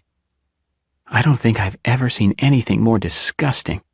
They look like insects or something, slithering all over one another. I guess we should be thankful they're all tangled and can't get up. She lowered the glasses and asked no one in particular. Back to Anchorage, huh? Dr. Caldwell thought for a second and then said, There is another alternative that hasn't been mentioned. Neil said thankfully, We're all ears, Doc. What about Eagle River? There was a, relatively speaking, fairly vibrant retail presence there. Maybe there's still something to be had by checking it out. Emma asked, Didn't you live there? Yes, and our house is fairly removed. Neil started to speak, but only got out, "Doc, she's probably—" I know. There's not a whole lot of hope, but I think we might be able to get into Eagle River and find a safe place to hide indefinitely. If there aren't a lot of those things around, then we might be able to find a place to stay for the winter, possibly." Neil said, "I think it's worth a look. What do you guys think?" No one said anything for a few seconds, and then Megan chimed in with, "Let's do it. Maybe Eagle River was able to stay off of those things' radar. Maybe it's still safe." And so, Eagle River it was. Chapter 62. The journey south was uneventful and anticlimactic. Plodding back over the same steps, including passing through the now familiar horrors of the failed roadblock attempt, felt wrong to all of them. This despite the fact that their past lives had been based largely upon tracing and retracing the same routines day in and day out. Whether their feelings were justified or not were immaterial. The mood of the group was what it was, pure and simple. Realizing that whatever perceived threats were minimal, Dr. Caldwell and Neil were more daring, wandering deeper into the road in search of anything useful. They found a couple of the soldiers' M4s under some bodies, but both guns were empty of ammunition and so covered with gore that neither men thought it worth the effort to carry them. Short of that, there was nothing of value to be uncovered within the short distance either man was willing to wade into the bog of bodies. Wandering still further south, they chose to pause at Mirror Lake. Despite the day having no inspiration beyond a pale, gray, featureless sky, the lake was still beautiful. The water had a slightly curious ripple, asking questions of the breeze that teased its mood. Dr. Caldwell said from somewhere far away, "We used to bring the kids down here for Saturday picnics. We had a small canoe that we'd take out. The kids and me, that is, while Valerie got lunches together. Actually, the lunches would already be packed and ready, but this was her chance to get a few peaceful moments to herself, and it gave me the opportunity to be a dad for a few minutes. She was an awfully smart lady." Emma asked, "What were their names? Your kids, I mean." "Jacob and Laura. Jacob's in his last year of college and Laura's in her first." "The proud papa, huh?" "Yeah, they're good kids." He trailed off with both his voice and his eyes. Emma sensed his worry and tried to reassure him. "I'm sure they're okay. I mean, they're thousands of miles away, right? There's no way this thing could have spread down there already. Someone had to have figured this out by now. Figured out how to stop it, don't you think?" The doctor had drifted away. His feet took him to the edge of the water, where he stopped and saw a canoe from the past with a father and his 2 children gliding effortlessly under the warm summer sun.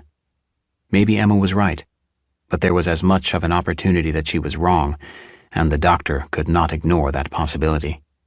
The not knowing was as distressing as anything else, and getting this close to his home and his wife only made all of the emotions that much more powerful. He needed to know.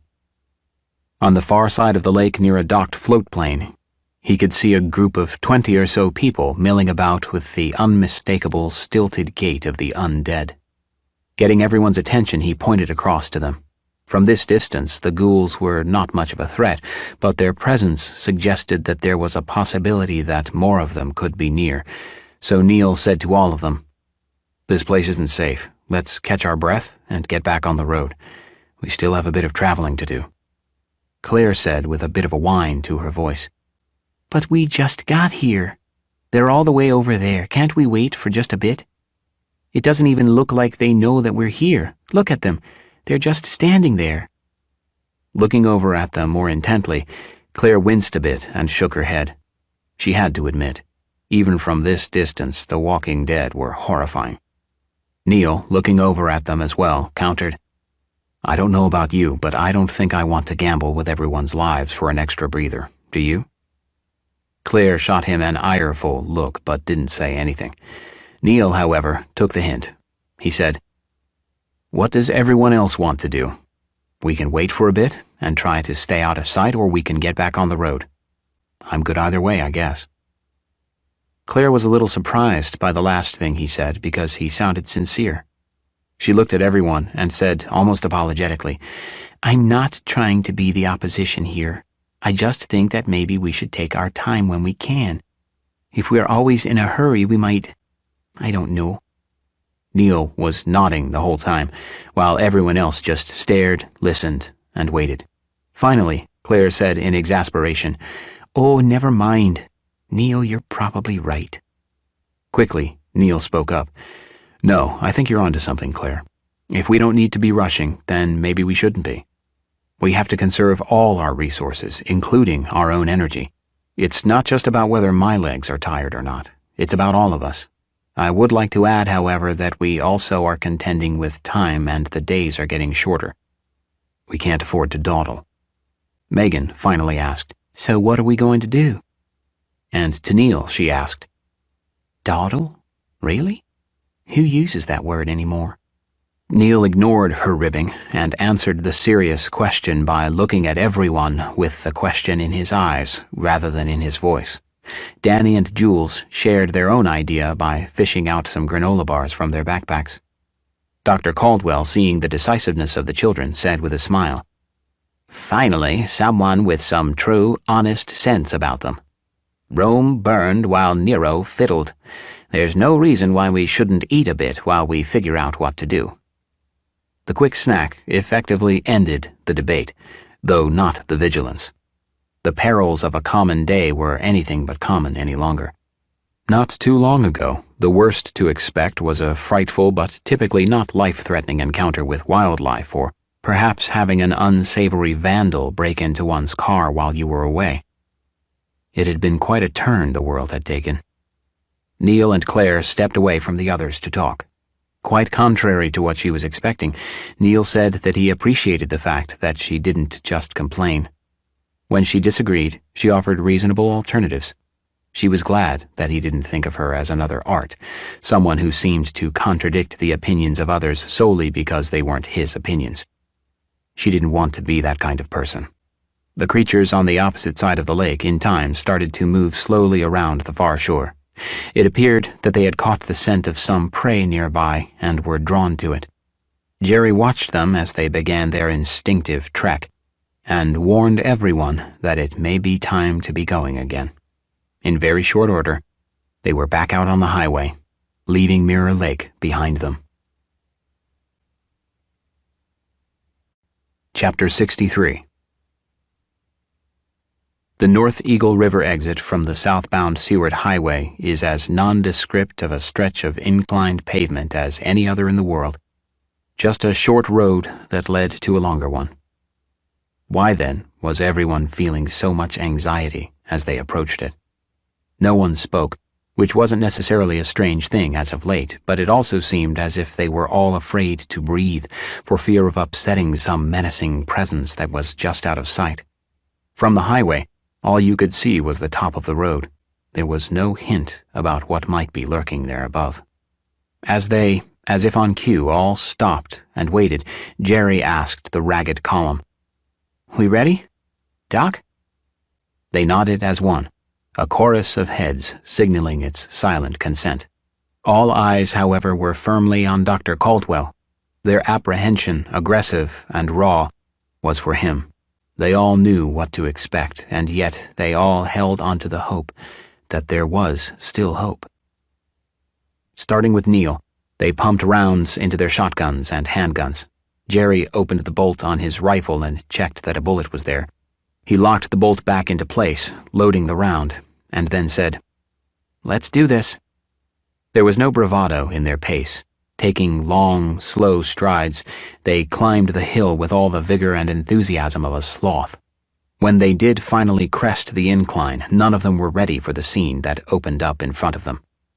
The Fred Meyer grocery store that once sat at the end of the road was now a twisted mess of steel girders and crumbling concrete, more resembling a modern art sculpture than a former retail outlet.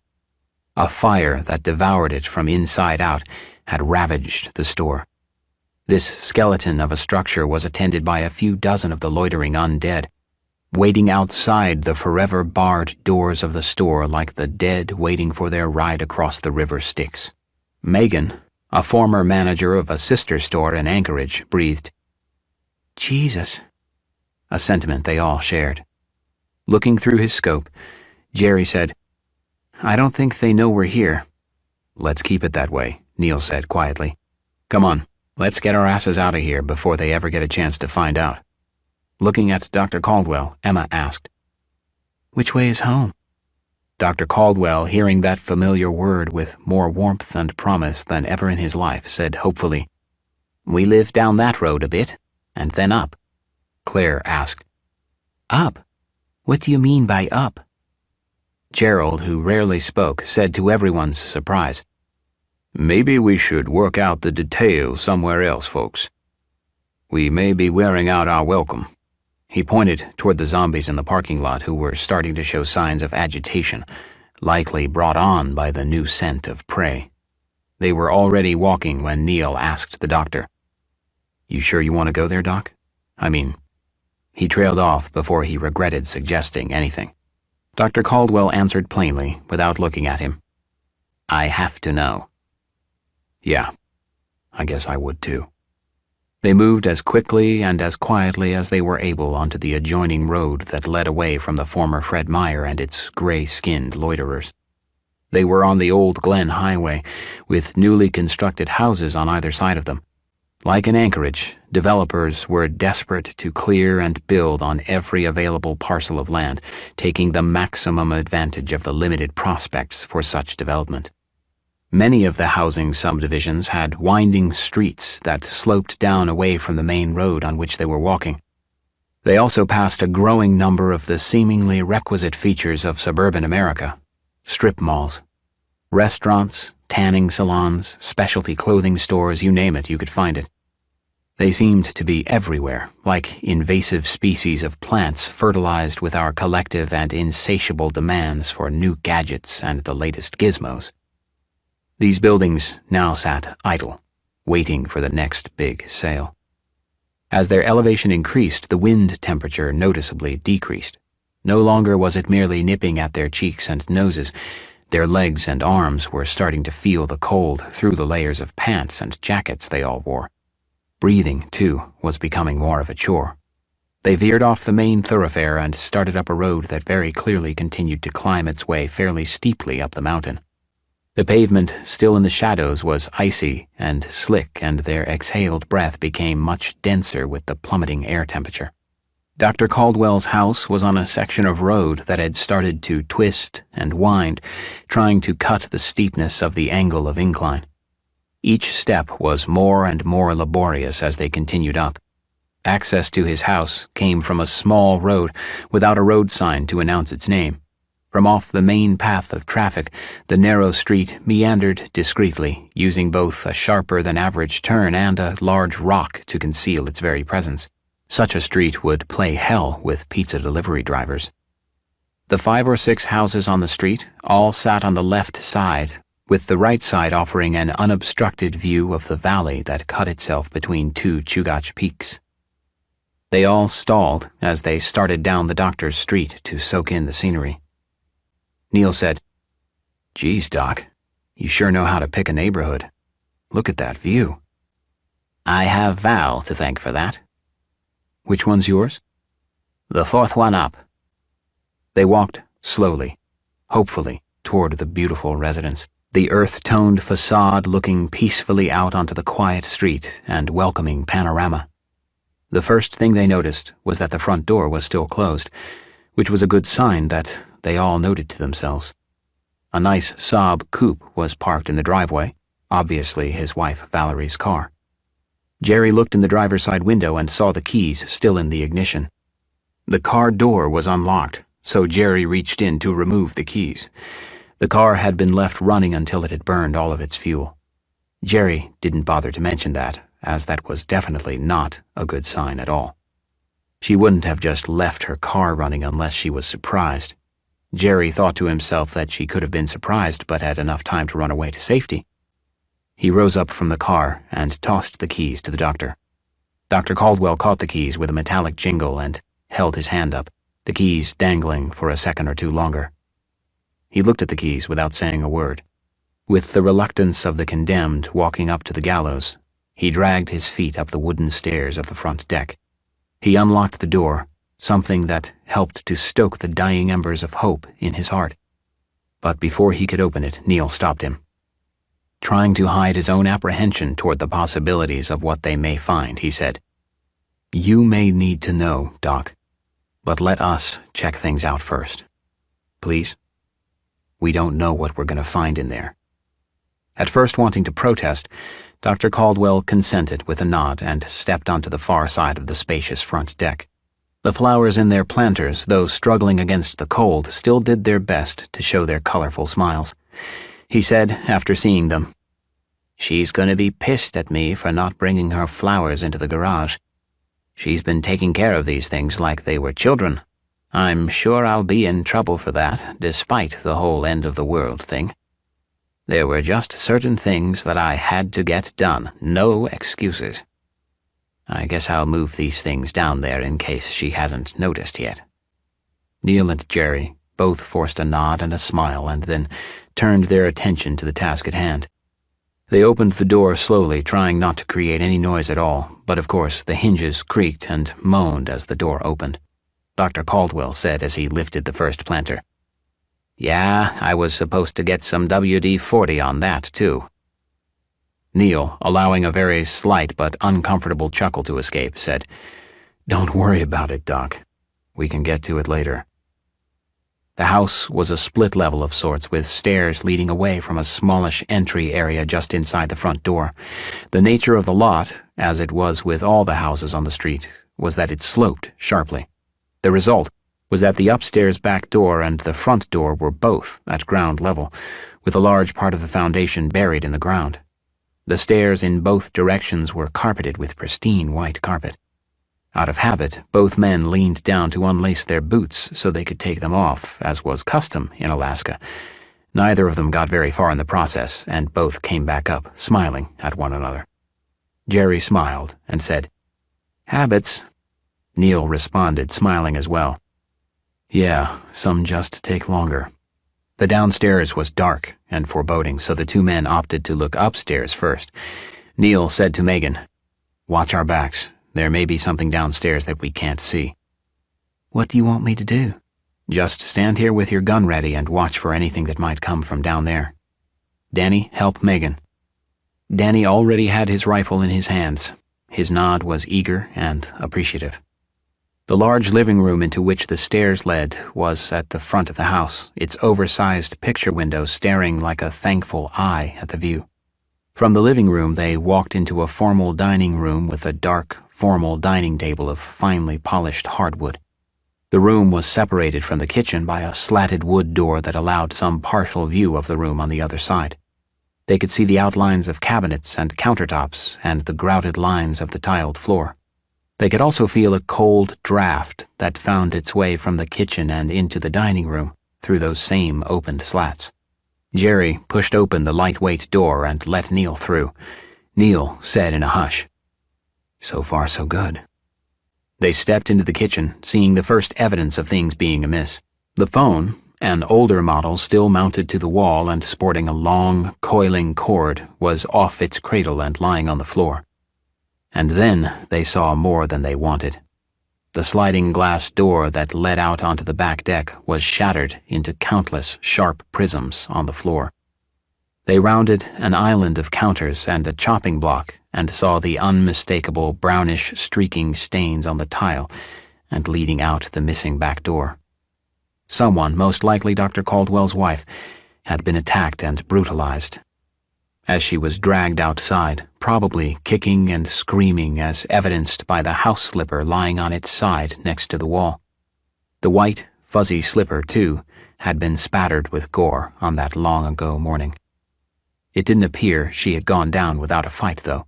There was a large kitchen knife just outside the broken door, and on the floor inside were two gray, very male-looking fingers, or parts of fingers anyway.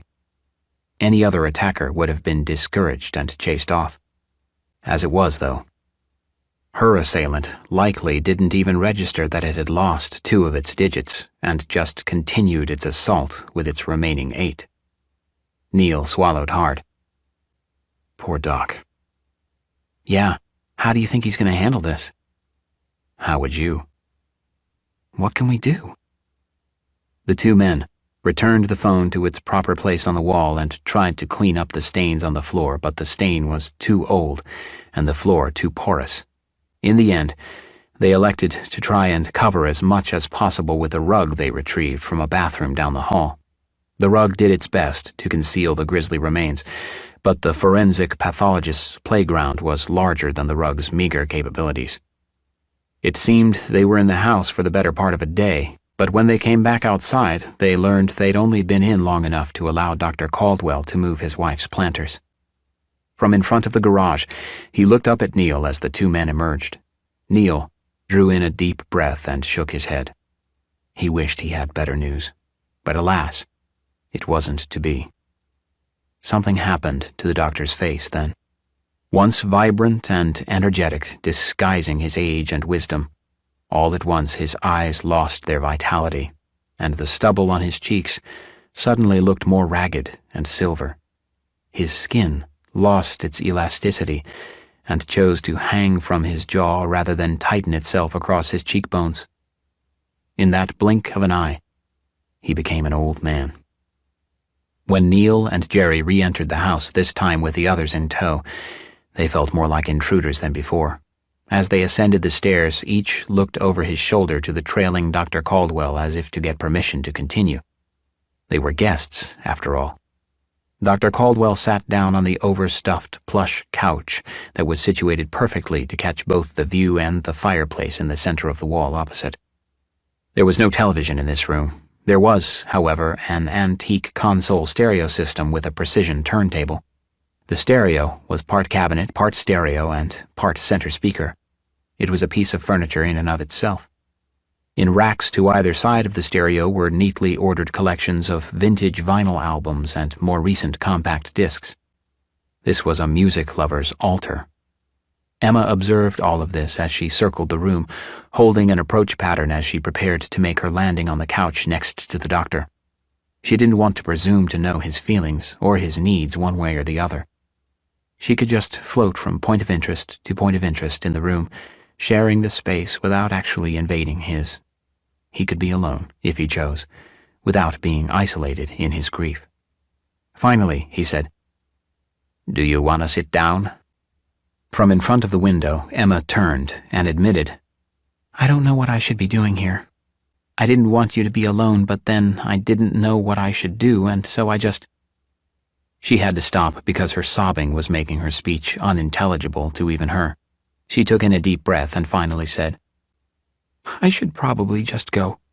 I'm really screwing this up." She started to leave the room, but Dr. Caldwell calmly patted the seat on the couch next to him. "Why don't you have a seat, Emma? You're probably exhausted." Once she'd seated herself, Emma apparently lost all control of her emotions and erupted into a series of laughing sobs and gibberish. Dr. Caldwell guided her cheek to his shoulder and then placed his hand on her hair. He looked around the room and really saw all that was there for the first time in an age. There was the artwork that Valerie and he had picked together. The beautiful forest hues of the oil paintings matched perfectly to the view out the window. He remembered the day they got each of the paintings and spending the better part of an afternoon while the kids napped, choosing just the right locations for each on the wall and then hanging and rehanging each as Valerie considered variations and combinations. She wanted to open the room and make it seem like you were surrounded with windows, a goal she had admirably accomplished. To add to the green, there were several large plants in the room. He noticed that the ficus trees to either side of the window, the larger-than-life lily plant on the top of the stereo, and the several hanging plants in the corners of the room and on the higher portions of the stone wall framing the fireplace were all dead and wilted as he observed the room. But when they were alive, the room was damn near a jungle, making the living room a truly living room. Like a moth to a flame, though, there was no denying his eyes being drawn to the photographs and keepsakes on the mantel above the fireplace. He didn't need to get up to see them or remember them. They were a lifetime of memories of much happier times. He finally let his emotions take him. His tears were silent, but they were real. He could feel them working their way out of his stomach, up through his chest, and finally into his eyes. He always assumed that it would be reversed, that Val would be the one sitting on the couch needing consoling. He wished it were that way, in fact. In teams, the others checked the rest of the house, finding nothing alarming. In a laundry room downstairs, they found some more food and some beer, but no water. There was also a locked cabinet that very much resembled a gun safe in a back bedroom converted into an office. In the master bedroom, they found a suitcase on the bed. It was still open and only half full. Most of the drawers were either pulled out or actually on the floor. On top of the folded clothes in the suitcase was a framed portrait of 4 happy, smiling people. One of the faces was that of their good friend, Dr. Caldwell. There was no arguing with the physical and very visible proof that the last few weeks had considerably aged him. Neil opened the back of the frame to remove the picture. Megan shot him a questioning look. He said, "The picture is important. The frame is impractical." "That's his family." "And this is our and his survival. The picture frame has glass that will only get broken and cut his hands or get into the plastic packaging of the food he's carrying. Then he'll be eating glass. I get that we need to be sensitive about this, and I'm trying to be, but we have to approach everything pragmatically. We can't have extra weight or our limited backpack space being taken by non-essentials." From the doorway, Dr. Caldwell's voice startled them both. "Neil's right." He extended his hand and took the frame, finishing the job of removing the picture. He added, "I think I'd like to put some of my own clothes on. Can I have a few minutes to change? Megan, I bet you and Emma and Claire could all fit into some of Val's clothes if you'd like some fresh duds." "I wouldn't want to." "Please. Val would have liked to know that she was helping in some way. That was always important to her." "If you insist." "We do."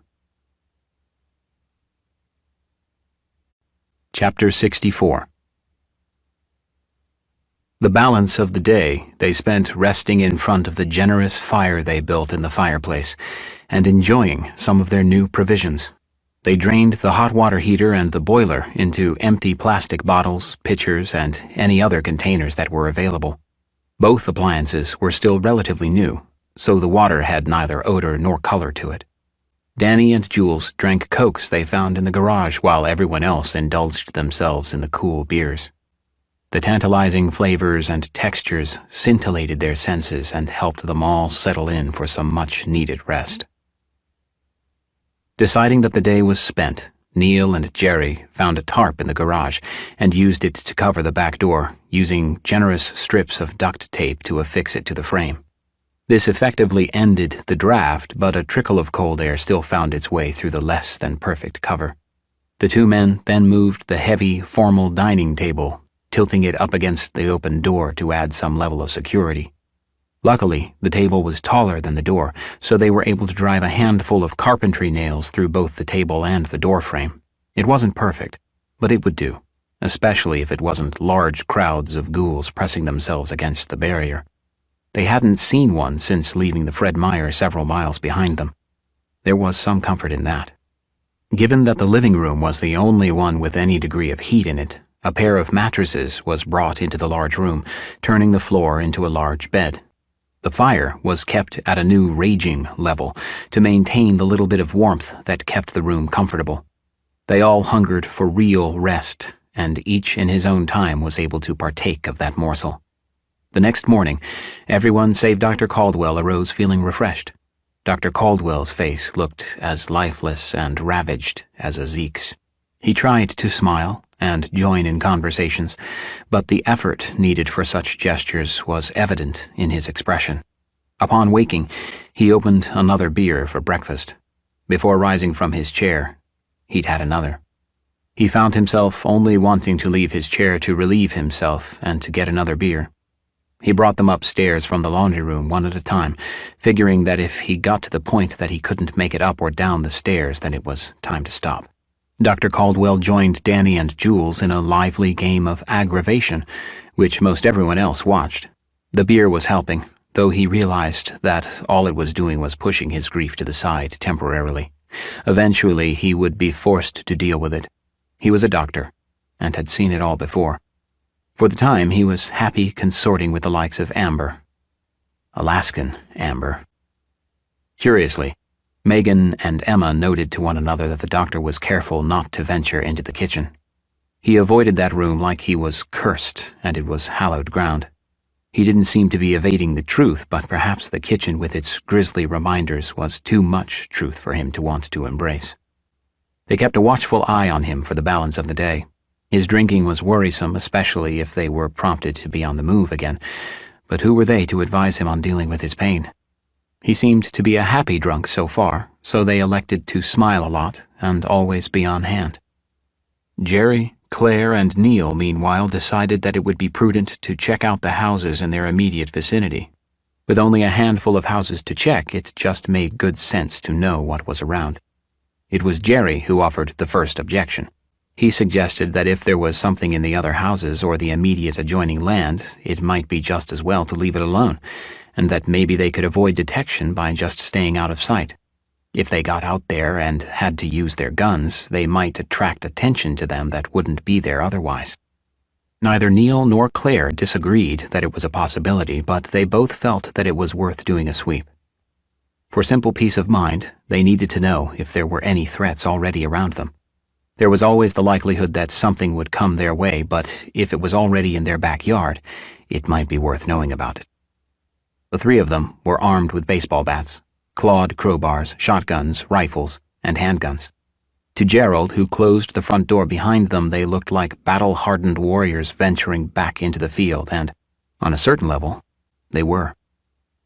The Caldwell's house was the second-to-last house, so they chose to go to the last house and then work their way back. The mailbox at the end of their driveway announced that the Higgins family resided there. The front door on this house was open, as were 3 of the 4 car doors. As they walked by the car, they saw that the window on the closed door was so caked with blood that they couldn't see through the glass. Going around to the other side of the car, Jerry looked in but recoiled almost immediately. He'd once seen the picked clean carcass of a moose on the side of the road near Hatcher's Pass. He saw more or less the same thing, sitting on a child booster seat where bits of red vinyl cloth, white faux down stuffing, and small shards of bone all commingled into a single horrible vision. Neil looked at him and asked, "Does it need to be dealt with?" "Man, there isn't enough in there to have turned. They ate him down to the seat." "How do you know it was a him?" "Spider-Man boots." "Anything else?" "No. Looks like maybe the kid was strapped in and waiting on the rest of the fam. Doesn't look like anyone else made it out. At least this direction." Claire swallowed audibly and said with no humor whatsoever, "I really don't know how you guys do it." Just as quickly, Jerry answered, "Not much of a choice, really. Doesn't mean that it doesn't make me want to retch when I see something like that." The path leading to the small concrete porch sitting in front of the front door was strewn with clothes. They appeared to be a young girl's sized and styled clothes. They saw purple butterflies, rhinestone hearts, and Hello Kitty. On the porch sat on its side a purple suitcase, its hearts less than cheery. Some have posited that events so utterly imbued with emotion or trauma can leave an inanimate object with the memory of that happening embedded in the fabric of that object.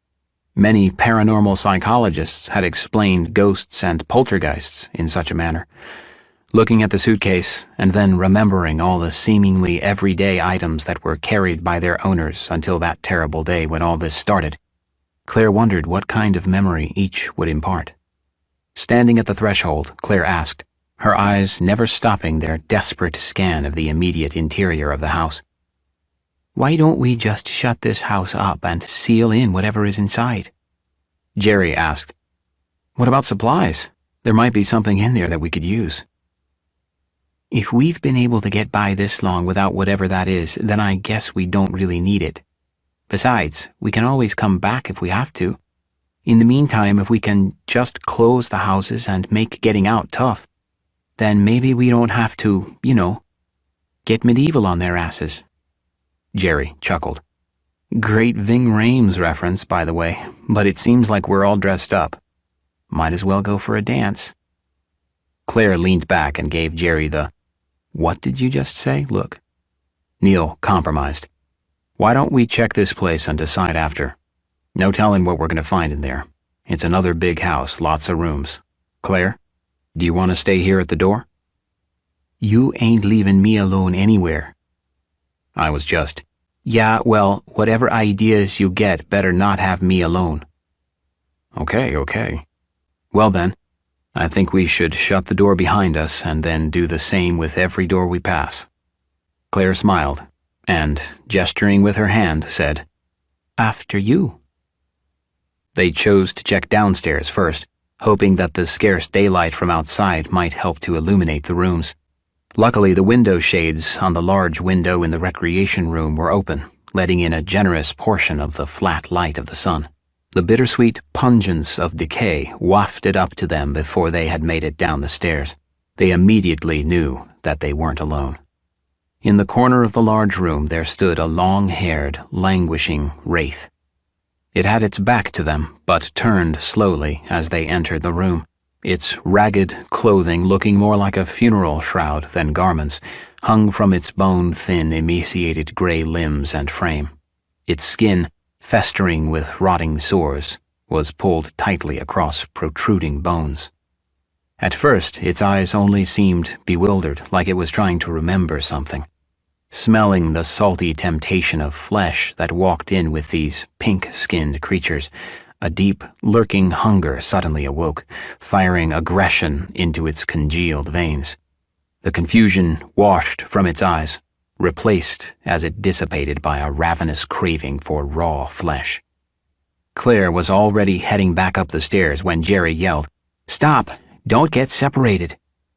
She wasn't waiting, though, her legs acting of their own accord. Neil was already stepping forward with his bat. Putting the likes of Babe Ruth and Mickey Mantle to shame, Neil swung the bat with force and purpose. The metallic knell was still echoing as the beast hit the floor. A deep gash opened on its temple. The wound slowly filled with a dark fluid resembling black jelly. With a gurgling growl spilling from its mouth, it tried to rise back to its feet, but Neil was already bringing his second swing down onto the back of its head. The only sound in the room afterward was Neil's breathing. From the top of the stairs, Claire called down, "I think I'm ready to go back now." "We gotta finish first. Please come back down here. If we separate, we're easier to pick off," Jerry answered. She came back down the stairs slowly, her eyes as wide as saucers as she tread. When she was back on the basement floor, she snapped to Jerry, "Zealot!" The next door in the basement was in the same room, but over toward the back of the house. It was likely a bathroom, and its door was locked from the inside. Listening to the door, Neil confirmed what he and Jerry both thought. There was something moving around on the other side, and, judging by the sounds it was making, it didn't sound human. Well, not anymore. "Another one," Jerry said. "That's 2 for 2. Neil nodded. "Yeah, not a good start at all. What if all these houses have the same?" Claire added, "Or worse." "What should we do?" Jerry asked. Neil said, "Let's finish up here and then head back. I think we may have bitten off more than we can chew." The rest of the house was largely empty. There were some blood stains on the carpet upstairs and a broken window in a back bedroom through which it looked like someone had either jumped or been pushed. Aside from that, there wasn't much else of interest.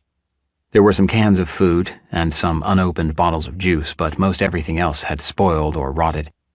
They journeyed back to their own refuge to take stock of the situation with the rest of the group. When all was said and done, they didn't really feel any safer. They were warm, however, and that was enough to have them take a day or two to reconsider their options. That they were going to be on the go again in just a handful of days was very clear to all of them, though. Was there anywhere left where they could go to be safe?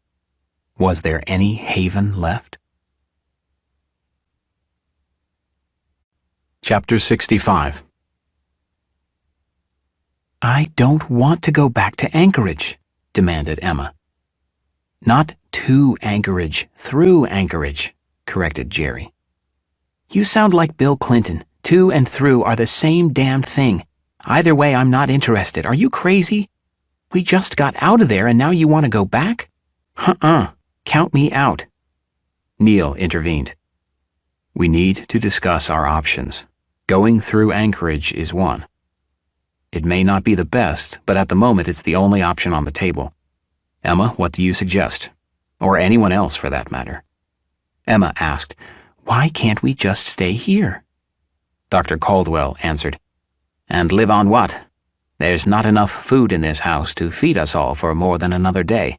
And if we dare forage for anything from the Pendergrasses or from all the neighboring houses, how much could we possibly get? Not enough to keep us going for long. The more time that passes, the harder it's going to be for us to get away. It's going to get really cold, really fast, and moving in that is not going to be fun for any of us. We've got to use the time while we have it. Emma looked at Dr. Caldwell, who was still disheveled and appeared possibly hungover, and smiled as she said, Glad to have you back. You doing okay? As compared to what? Okay. Do you really think it's a good idea to leave? This is your house. This is home for you. Don't you think we can make it here? Dr. Caldwell didn't hesitate before saying, We'd probably starve or freeze to death here. Emma asked, But south? Why south? Claire surprised everyone when she decided to weigh in. Because we've already seen what the north has to offer, and going south can't be any worse. Besides, Denali Park might already be snowed in. It's cold here. There's no telling what's up north. Emma retorted, You sound like Jerry and Neil. They've brainwashed you, sister. You need to hang with me and Megan more. We'll help you resist their voodoo charms. They all smiled at Emma's comments as well as her flamboyant body language as she said it. Dr. Caldwell even went so far as to wrap an arm around her shoulder and hug her to his side. Emma remarked, South, huh? Neil asked, What do you think? Do you want to try heading north and risk running headlong into winter? No, but damn. Every time we get somewhere that starts to feel comfortable, we just gotta pack up and move out again. I'd just like to find a little place to put my feet up for an extended time. This house just seems like it could be that place. She knew that she was continuing to fight a battle that had already been conceded and decided, but she couldn't help herself. She had an uncle who used to call people who blindly consented to any new perceived government intrusion into personal liberties sheeple. He used the word very liberally despite his being a very conservative person. She was pretty certain he burned a candle every year on the anniversary of William F. Buckley's death. She hoped that their group wasn't becoming a herd of sheeple, being led by the whims of Neil. She didn't think that was the case, but whenever there was no dissenting opinion, it kind of felt like that. Maybe her final gasp of protest was in deference to her uncle and his ideals. Neil said hopefully, Maybe we could skirt the far eastern side of the city. We wouldn't even necessarily have to follow the highway and Muldoon Road. We could move along the undeveloped spaces between the mountains and the city. That place is full of moose and moose-hunting bears. Seems like we're just trading one problem for another with that option, answered Megan. Isn't there a better alternative? Dr. Caldwell hadn't really been paying close attention to the discussion, but something just hit him with Megan's remark. His smile at everyone brought the debate to a halt. He said, still wearing the same smile, There is an alternative. The Crow Pass Trail. It heads all the way down to Girdwood. Actually, it's supposed to be walked from Girdwood to Eagle River, but I think we will be permitted to take it the opposite direction this time. We could totally avoid Anchorage, and it shouldn't take us more than a couple of days, 3 tops. Claire asked, How tough of a hike is it? Dr. Caldwell smiled with a little teasing menace. You afraid you're not up to the challenge? Claire smiled right back and said, "No, I'm in. How about the kids?" "Val and I always wanted to take Jacob and Laura on the trail, but we never got around to it. There's some serious hiking and maybe some climbing." He looked at Jules and Danny and asked them, "We could be climbing up pretty high and walking lots. You guys up for that?" Danny knew the only answer he could give was yes, so he did so with an enthusiastic nod. The hike did interest him, and the climbing excited him. Climbing trees was so much fun, and the heights, though sometimes seemingly significant, were not in the least bit intimidating. He couldn't think of anything that would possibly make him not want to take this adventure.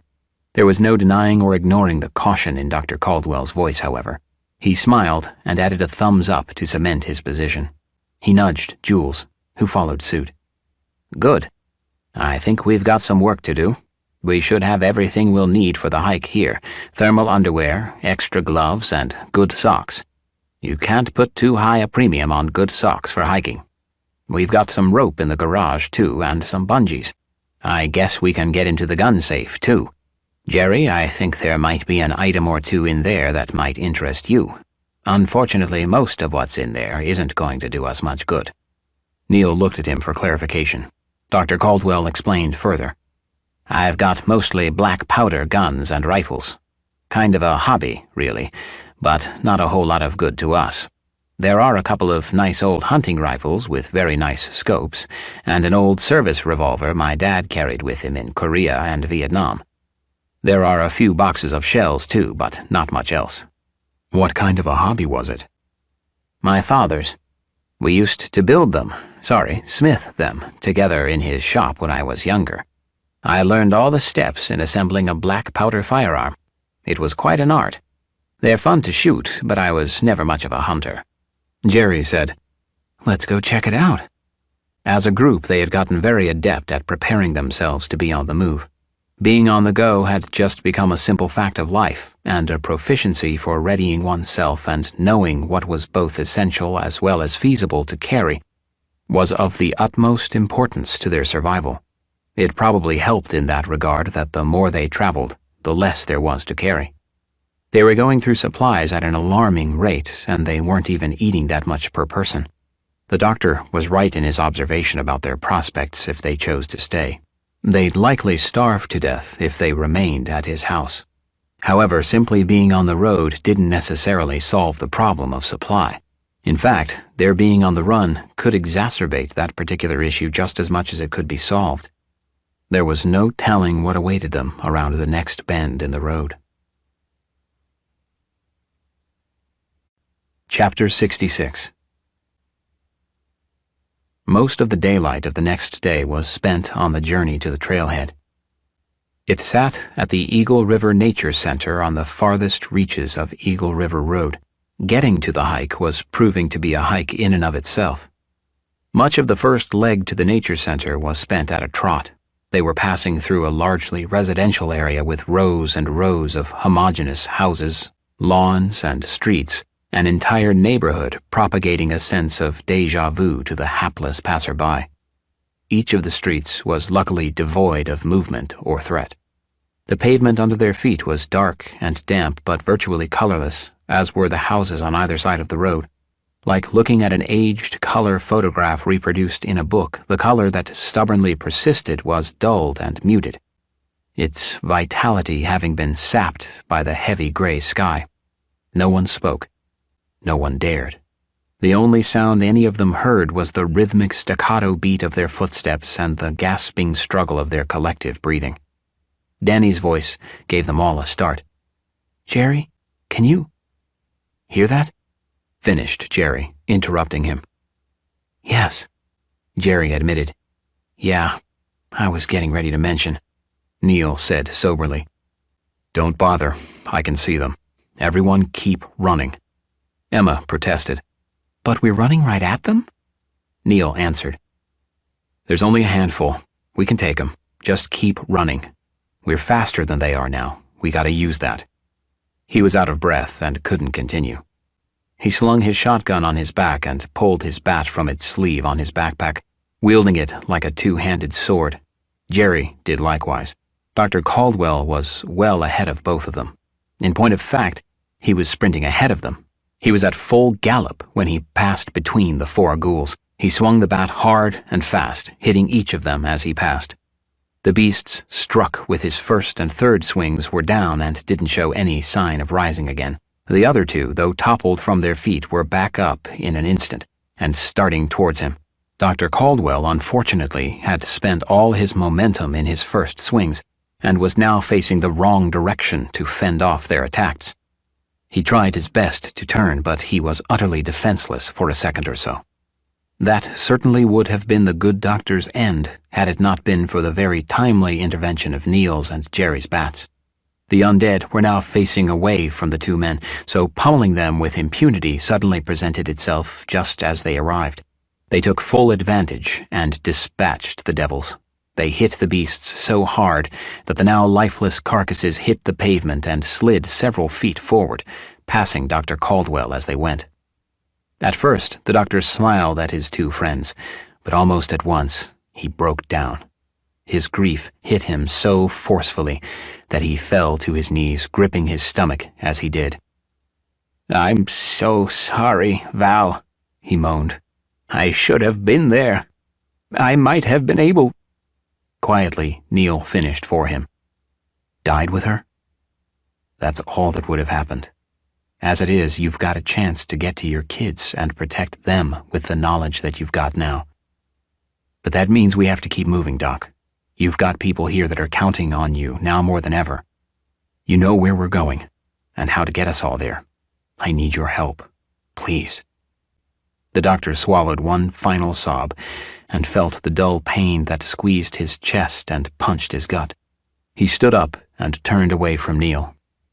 At the moment, he was near to hating the man, and he knew in some rational part of his brain that was on momentary hiatus that Neil didn't deserve such enmity and that it wasn't real anyway. He paced a few moments, trying to corral the pain and control his breathing. Jerry cautioned them both as the others started to gather around. "I can still hear them, and it's getting stronger. I don't think we should have this conversation here." Emma asked, "What conversation?" Dr. Caldwell looked over with his swollen red eyes. "Just boy talk. You know, hunting, football, chicks." Jerry had to press. "I really don't think we have time for this." Claire said, "It's starting to make me feel ill."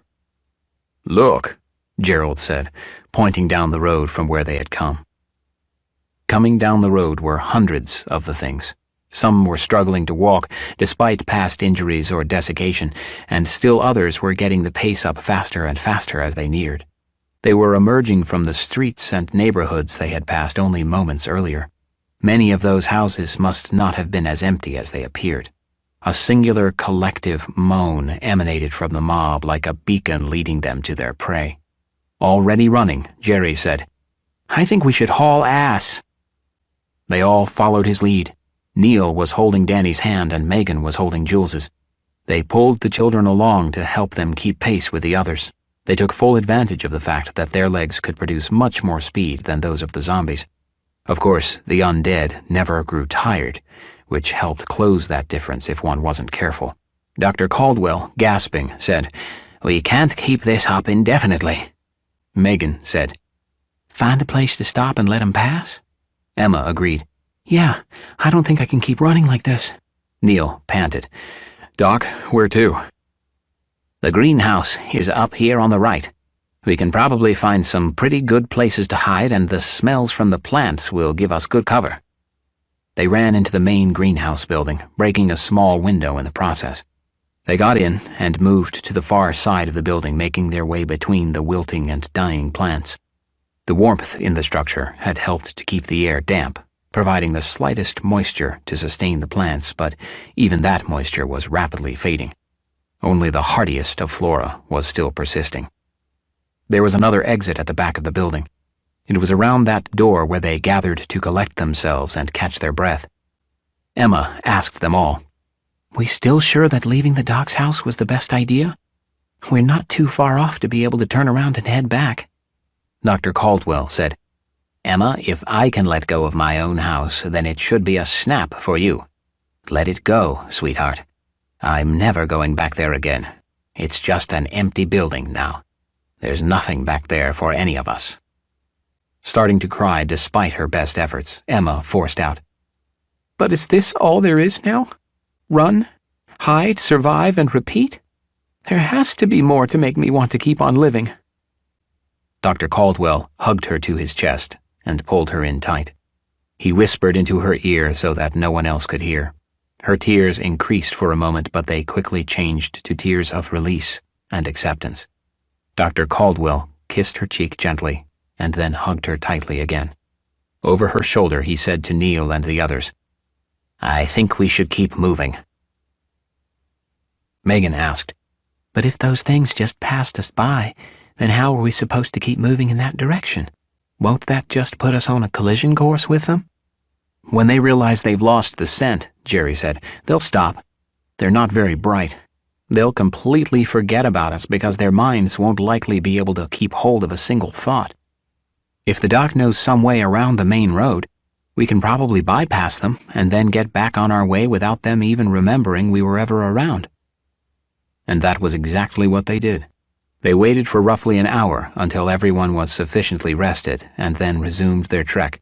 They found side streets to skirt the main road until they felt comfortable enough to get back onto Eagle River Road, arriving at the Eagle River Nature Center by the late afternoon. There were cars in the parking lot, as if this was just a normal day. The front doors of the main building were off their hinges and collapsed inward. The windows, too, had been shattered from every frame facing out into the parking lot. Dr. Caldwell said as they passed the ruined building, "I think there might be better options up the trail a bit.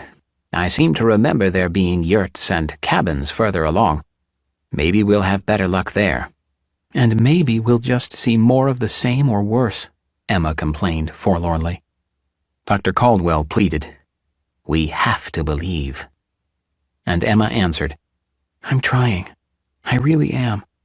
But when we just keep seeing the same thing over and over again, well, it's getting tough is all I have to say.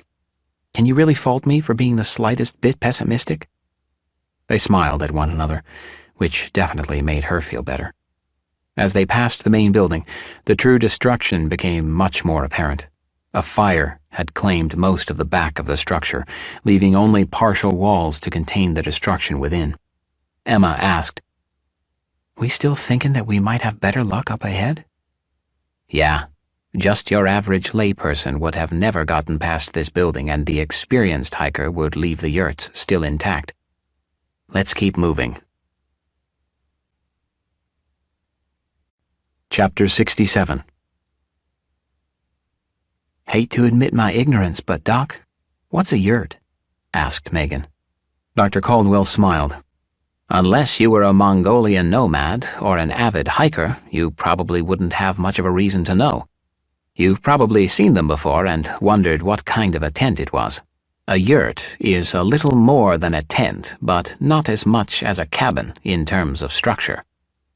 "So, like a party tent from an outdoor reception or something?" "Not exactly. It usually sits on a wood or concrete platform and has a wood or sometimes fiberglass frame that is covered over with canvas or some other more waterproof material." A few steps later, and they were looking at a yurt, which was fairly aptly represented by the doctor to Megan. She wasn't the only one who didn't know, but she was the only one curious enough to actually ask. The interior was surprisingly clean, warm, and inviting. A couple of glass windows allowed in some light. They were all very excited to see the wood-burning stove and a small pile of wood next to it.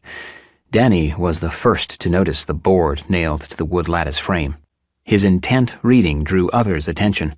Neil walked over, asking as he did, "What did you find there?" "Names, dates, and—" "What?" He pointed and said, "I think it's from others who came here before us. Look." Neil read, "September, Lauren Miller, Rose Custer, Jay Williamson, Ty Heron, heading south on the Crow Pass, hoping to find others. Late September, 2 weeks after event, Dr. Connor Wolverton, Maxine Parker, Tuck Pleasant, Chris Simpson, Doug Waring. Supplies gone. Fire at Fred's. No more food. Everyone else is dead. We all hope Whittier is still safe. There's more. Lots more. And it looks like they're all heading to Whittier. Jerry said with a slap to his forehead, "Of course! The tunnel!" The realization not hitting him as fast as it did Jerry, Dr. Caldwell asked, "The tunnel?" "Yeah, they can close the tunnel. If they got it closed before it was too late, then they could still be good there." Emma, always the skeptic, asked, "What are the chances, really?" "Think about it. There are really only very limited options for access to the town other than through that tunnel. If they were able to shut it and then wait, there's a good chance that Whittier could be the one place left that is still holding on. I think it's worth the look, and we've already decided that we're heading in that direction anyway." Emma said, "Which I haven't necessarily agreed with from the beginning." Neil said, "Read some of these notes. They all say the same thing. There's not enough food left in Eagle River. We're running out of options, and it sounds like Whittier is our best one right now." Quietly and directly to her, Neil pleaded, "Please, we need some goal, some purpose, a focus that will help to drive us, or we're just running for the sake of running, and that's infinitely harder to do. Whittier can be that purpose." "Have you ever been there?" Emma asked. "If Whittier is at the end of our rainbow, then things are worse than I originally thought." Neil smiled back at her and thus ended the debate. For the rest of the afternoon they rested and ate and prepared their packs once again for the coming challenge. The cold temperatures were held at bay by the yurt's sturdy walls and the radiating warmth of the stove. They ate heartily and even managed to find the few laughs that were still hanging around. It was a good evening and a restful night. In the morning, Neil went to the board with his knife and carved their names, his best guess at a date in October, and the following: "Don't forsake hope. There are others. Don't stop believing. We can make it. Heading to Whittier. Good luck to you and us." Chapter 68. The hike on the next day started out very pleasantly. Neil was starting to wonder if perhaps Dr. Caldwell's admonitions were merely for show. Most of the trees had put on their austere winter coats, shedding their more delicate summer apparel. So thick was the carpet of leaves under their feet that on more than one occasion they were in danger of veering off the path and losing their way. The path's grade grew somewhat, and then some more, and then some more. They were all but climbing, and then they were on fairly level ground again. At this elevation, though, there was snow in patches here and there. Snow. New snow. Fresh, white, and looked like it just fell that morning snow. The air was cool but not completely unpleasant. They knew to expect the air to chill a bit, but none of their lungs were prepared for the change. They all felt as if they'd just jumped into water that was a little colder than they expected. Speaking of water, the Eagle River was making its way next to them, its current healthy, but not fast. As they walked and watched the water cutting its course, each in his or her own way imagined the chill that lurked below the water's surface. As close as they were to the glacier that fed this river, the temperature in its flow couldn't have been much above freezing. With each step, they were huffing and puffing a small white cloud all around them. Down to the two kids, they all seemed to be handling the rigors thus far, no one needing extra encouragement or motivation to keep pace with the others, their moods surprisingly positive. They were able to follow handily placed trail markers to verify their route and their pace. Their progress could be charted, gains could be catalogued, and goals could be achieved. It was amazing how merely being able to claim that one had just walked a mile or a half a mile, or whatever, could boost morale. Having a sense of accomplishment about what one was doing, especially if it included saving oneself, was a tonic for the soul, so to speak. He couldn't ask for things to be going any better. Neil was feeling like maybe they'd turned a corner. He matched his pace to Dr. Caldwell's and pulled alongside the man. "Hey, Doc, what about the river?" "What do you mean, what about the river?" Do we ever have to cross it? I'm sure if we do, there will be a footbridge or something else for us to use. I can't imagine the trail would involve fording a river. Good. You're probably right. They marched along at a fairly healthy pace until a little after midday.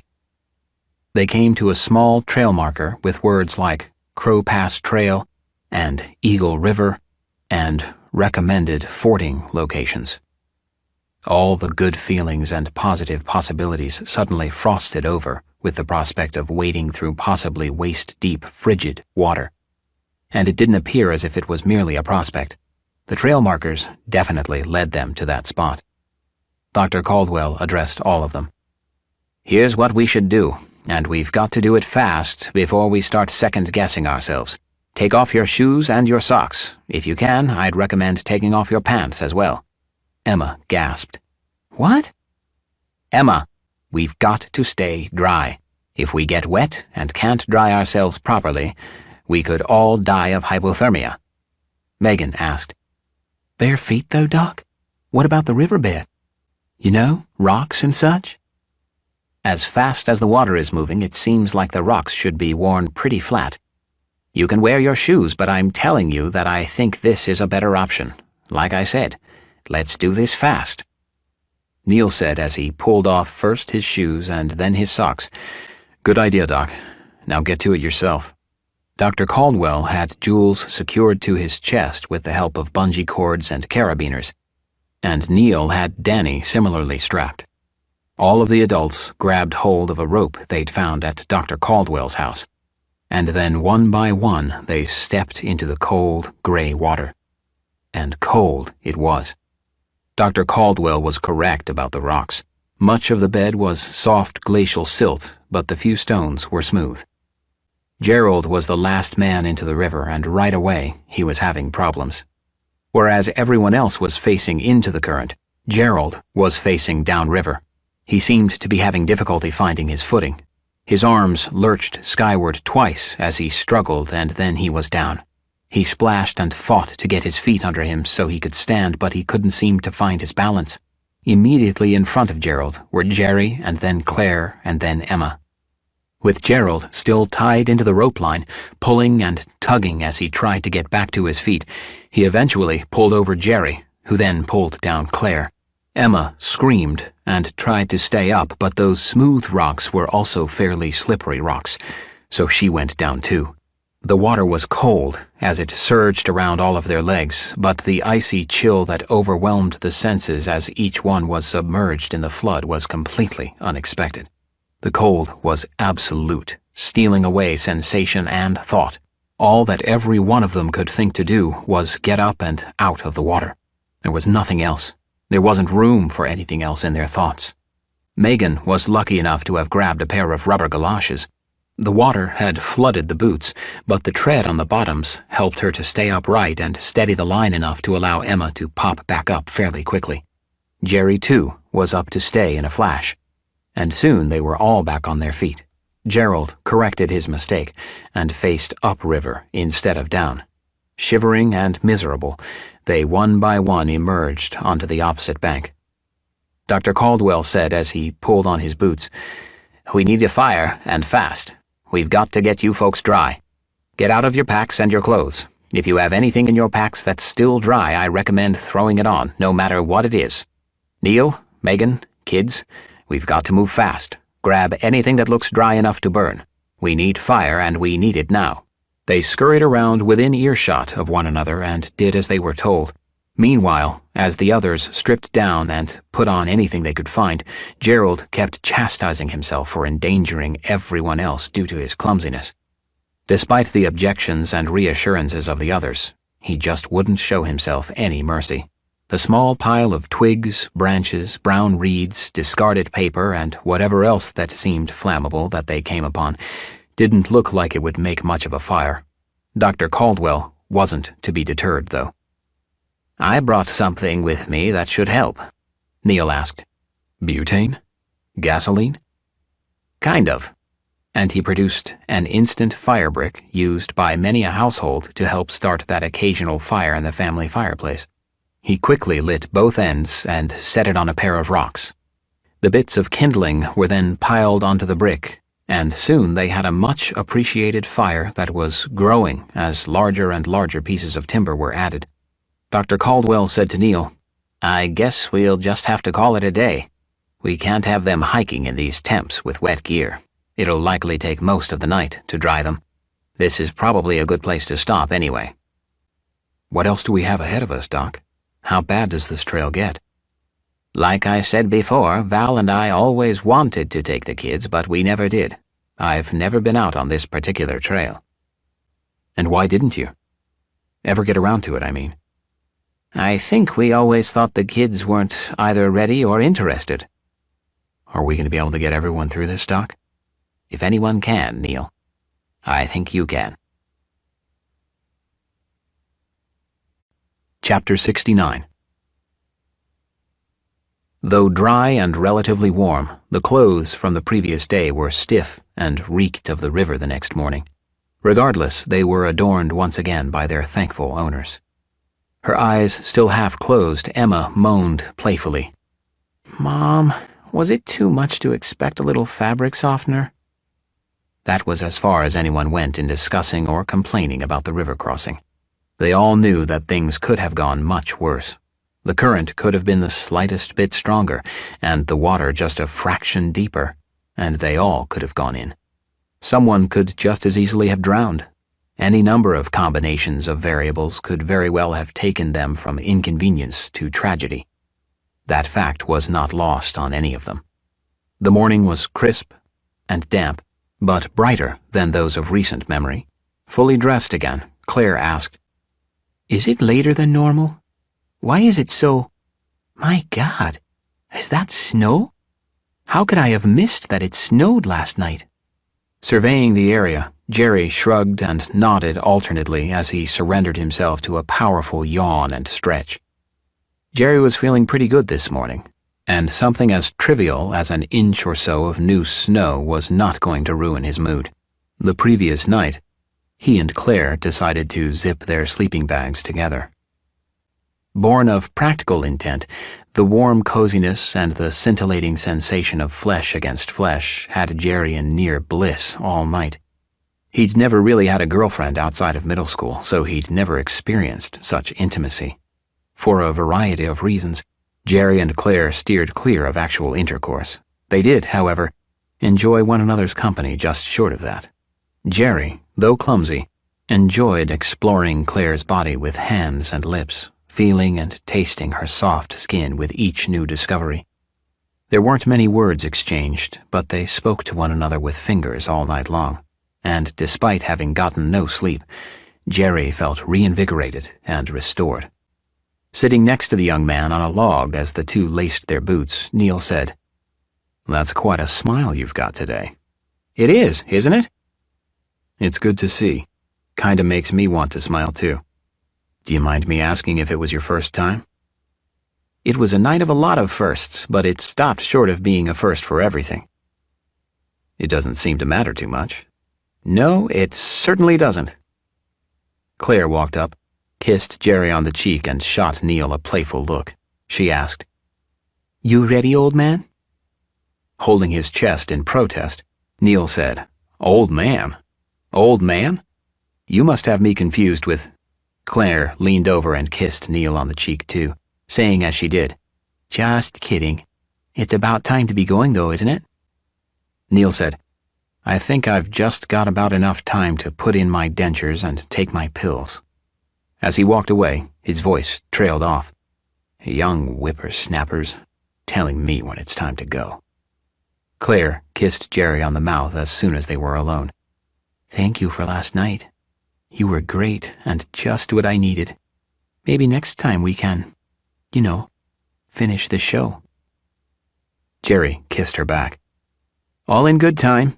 Last night was the best night of my life, and I couldn't think of anyone better to spend it with than you. Was it okay?"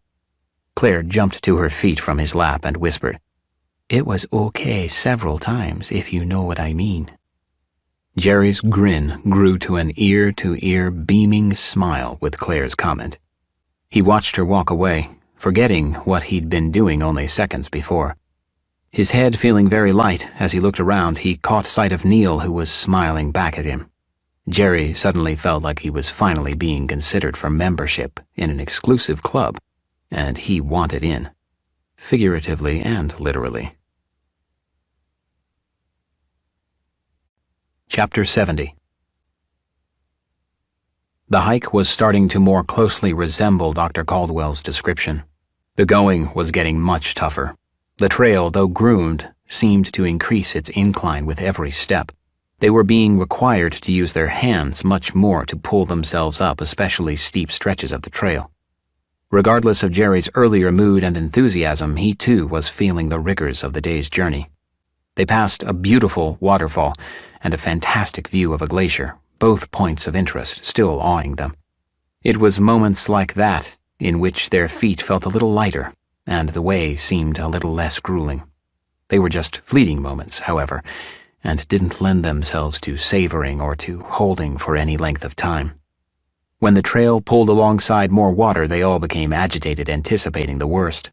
The thought of crossing another river did not interest any of them in the slightest. This was starting to seem like a bad idea. They still weren't that far into the trail, a few miles at most. They could turn around and head back to the... And that was where everyone's thought ended. At different moments, most of them fought back the urge to argue for a different plan. In the end, though, there weren't many options to consider. The group was increasingly apprehensive, and were extremely anxious by the time they spied the sturdy wooden footbridge. The sense of relief they all felt was overwhelming and immediate. At that precise moment, nothing else much mattered. No one spoke. There really was no need.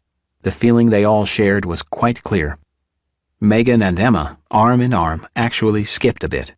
Dr. Caldwell thought he might have even heard Neil humming tunes to himself. Trying desperately to witness this rare moment of levity, the sun, though still obscured by the gray blanket hanging heavily overhead, tried its best to participate as well.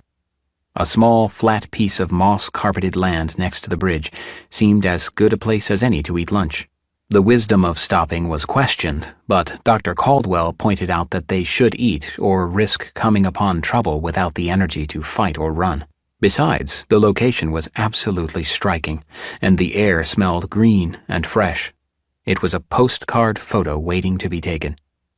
They ate dry cereal, cold canned chili, and the last of the juice. It was a delicious, if eclectic, feast. The rest did them good, and was well timed because the road before them did its level best to challenge them. The dirt beneath their feet became mud, slippery, sticky, bad-smelling mud. They found the angles at which they had to walk had sharpened as well. On more than one occasion, one of them would lose his or her footing and slide back down the hill, sometimes catching another of their number as they went. They pushed and pulled one another to help the forward momentum continue, but the demands of the trail were slowing them. And then the weather also decided to play more of a part in the happenings of the day. A distant fog was suddenly not so distant, and with it came a damp bite in the air. In little time, the dampness evolved into a hanging mist that formed little beads on all of their parkas. The beads formed themselves into pools which then ran down the coat surfaces, dripping onto pants and shoes and those around them. The breeze gained strength, and the mist became a steady drizzle. The inclined trail, its mud running with water, became harder and harder to traverse. Thankfully, it wasn't raining very hard, or the trail would be mostly impassable. With that thought in his mind, Neil caught up to Dr. Caldwell. "How concerned should we be about the weather?" "Very. In fact, I'm surprised there isn't more snow up here. I'd say we're pretty lucky right now if this is as bad as it gets. Even if it gets worse, I think we've gotten through most of the harder sections of the pass. I'm guessing that we might have just a bit longer before we're heading back down." "I thought you said that you'd never been on this trail before." "I haven't, but we've been going up since we crossed the river. We're hiking a trail, not climbing a mountain. It just stands to reason. Besides, I'm starting to see a gap between where we are and the next peak over. I think we're coming to the end." Despite the doctor's seemingly informed prediction, they did continue to climb. They were using their hands as much or more than their feet. At least, that's how it felt. Neil was reminded of his friends' stories about his outward-bound experiences in rural Colorado and Wyoming. He hoped that he would find more than just a sense of accomplishment at the end of his journey, though. Having to use them to steady themselves against muddy rock outcrops and wet tree branches, everyone's hands were cold and wet. Their gloves helped somewhat, but only until they too were soaked and cold. Their leg and back muscles, deprived of calories, began to protest with each demanding step. They forced their feet forward all throughout the day, electing not to take any more breaks, not that there were reasonable places in which to take them anyway. They eventually came to a crest of sorts. The odd rock configurations gave the impression that someone or something had created this rock pile in a different time and then got distracted, forgetting about the pile and leaving it there for them. The large slabs of gray rock protruded out in any number of angles. There was a particularly large rock that sat over a nice flat area. The rock overhead kept much of the space underneath dry and shielded from the elements. They all thought the exact same thing that hundreds, likely thousands, of those who had preceded them had thought. This was an excellent spot to pitch camp. And so they did. It had been a long, arduous day, but they'd made it. Tomorrow would be literally all downhill. Chapter 71. The morning was dark and cold, and there was snow again. More this time. It hung in the trees and covered the ground. The trail and all of its perils was likewise concealed. Neil hurried from the relative warmth of the tent over to the fire Gerald tended. "Morning." "Morning. You planning to catch some more Z's before we head out?" asked Neil. "No, I think I'm up to stay." Gerald wasn't much of a talker, and this morning proved to be no different. He looked off toward the east, hoping to catch the slightest hint of the rising sun. Hoping some friendly interaction might help to stave off the chill, Neil asked, "Gerald, what did you do before all this?" At first, there wasn't a reply. Thinking that perhaps Gerald had dozed and didn't hear his question, Neil was about to ask again when Gerald said, "I've been lots of things in my days. Student, teacher, soldier, husband, father, widower. Lately, I've been taking classes at the university." "What kind of classes?" "Dance." "Dance?" Gerald looked over at Neil with a playful protest and continued. "Yeah, dance. What's wrong with dance?" "I don't know. Nothing, I guess. It's just that... Well, what's the attraction?" "What do you think the pretty girl ratio is in a dance class as opposed to, let's say, a political science class? It's a chance for me to get out, get some exercise, and remember what it was to be a man." "What kind of dance?" Gerald smiled. "All kinds." "Like what, ballet?" "No, things like ballroom, tango, and the like. We've been doing a lot of the cultural dances of Western European countries. We even learned some interesting gypsy dances." "Please don't take this as an insult. All I have to say is, wow. That's pretty cool. So are you retired?" "Yeah, I worked for the post office and the retirement is pretty good." "I've heard." Jerry woke next, like clockwork. He huddled around the fire but didn't say anything, trying to warm himself as he pulled on the shirt he was carrying. Neil winked at Gerald and then turned to Jerry. "You know, Jerry, if you kept your stuff on at night like the rest of us, you would probably stay warmer and then not have to dress by firelight in the morning." Shivering, Jerry was unable to give a response other than lifting his middle finger as he rubbed his hands together for warmth. Instead, he observed, "Looks like it's going to be a clear day. Probably colder, though, too." "Yeah.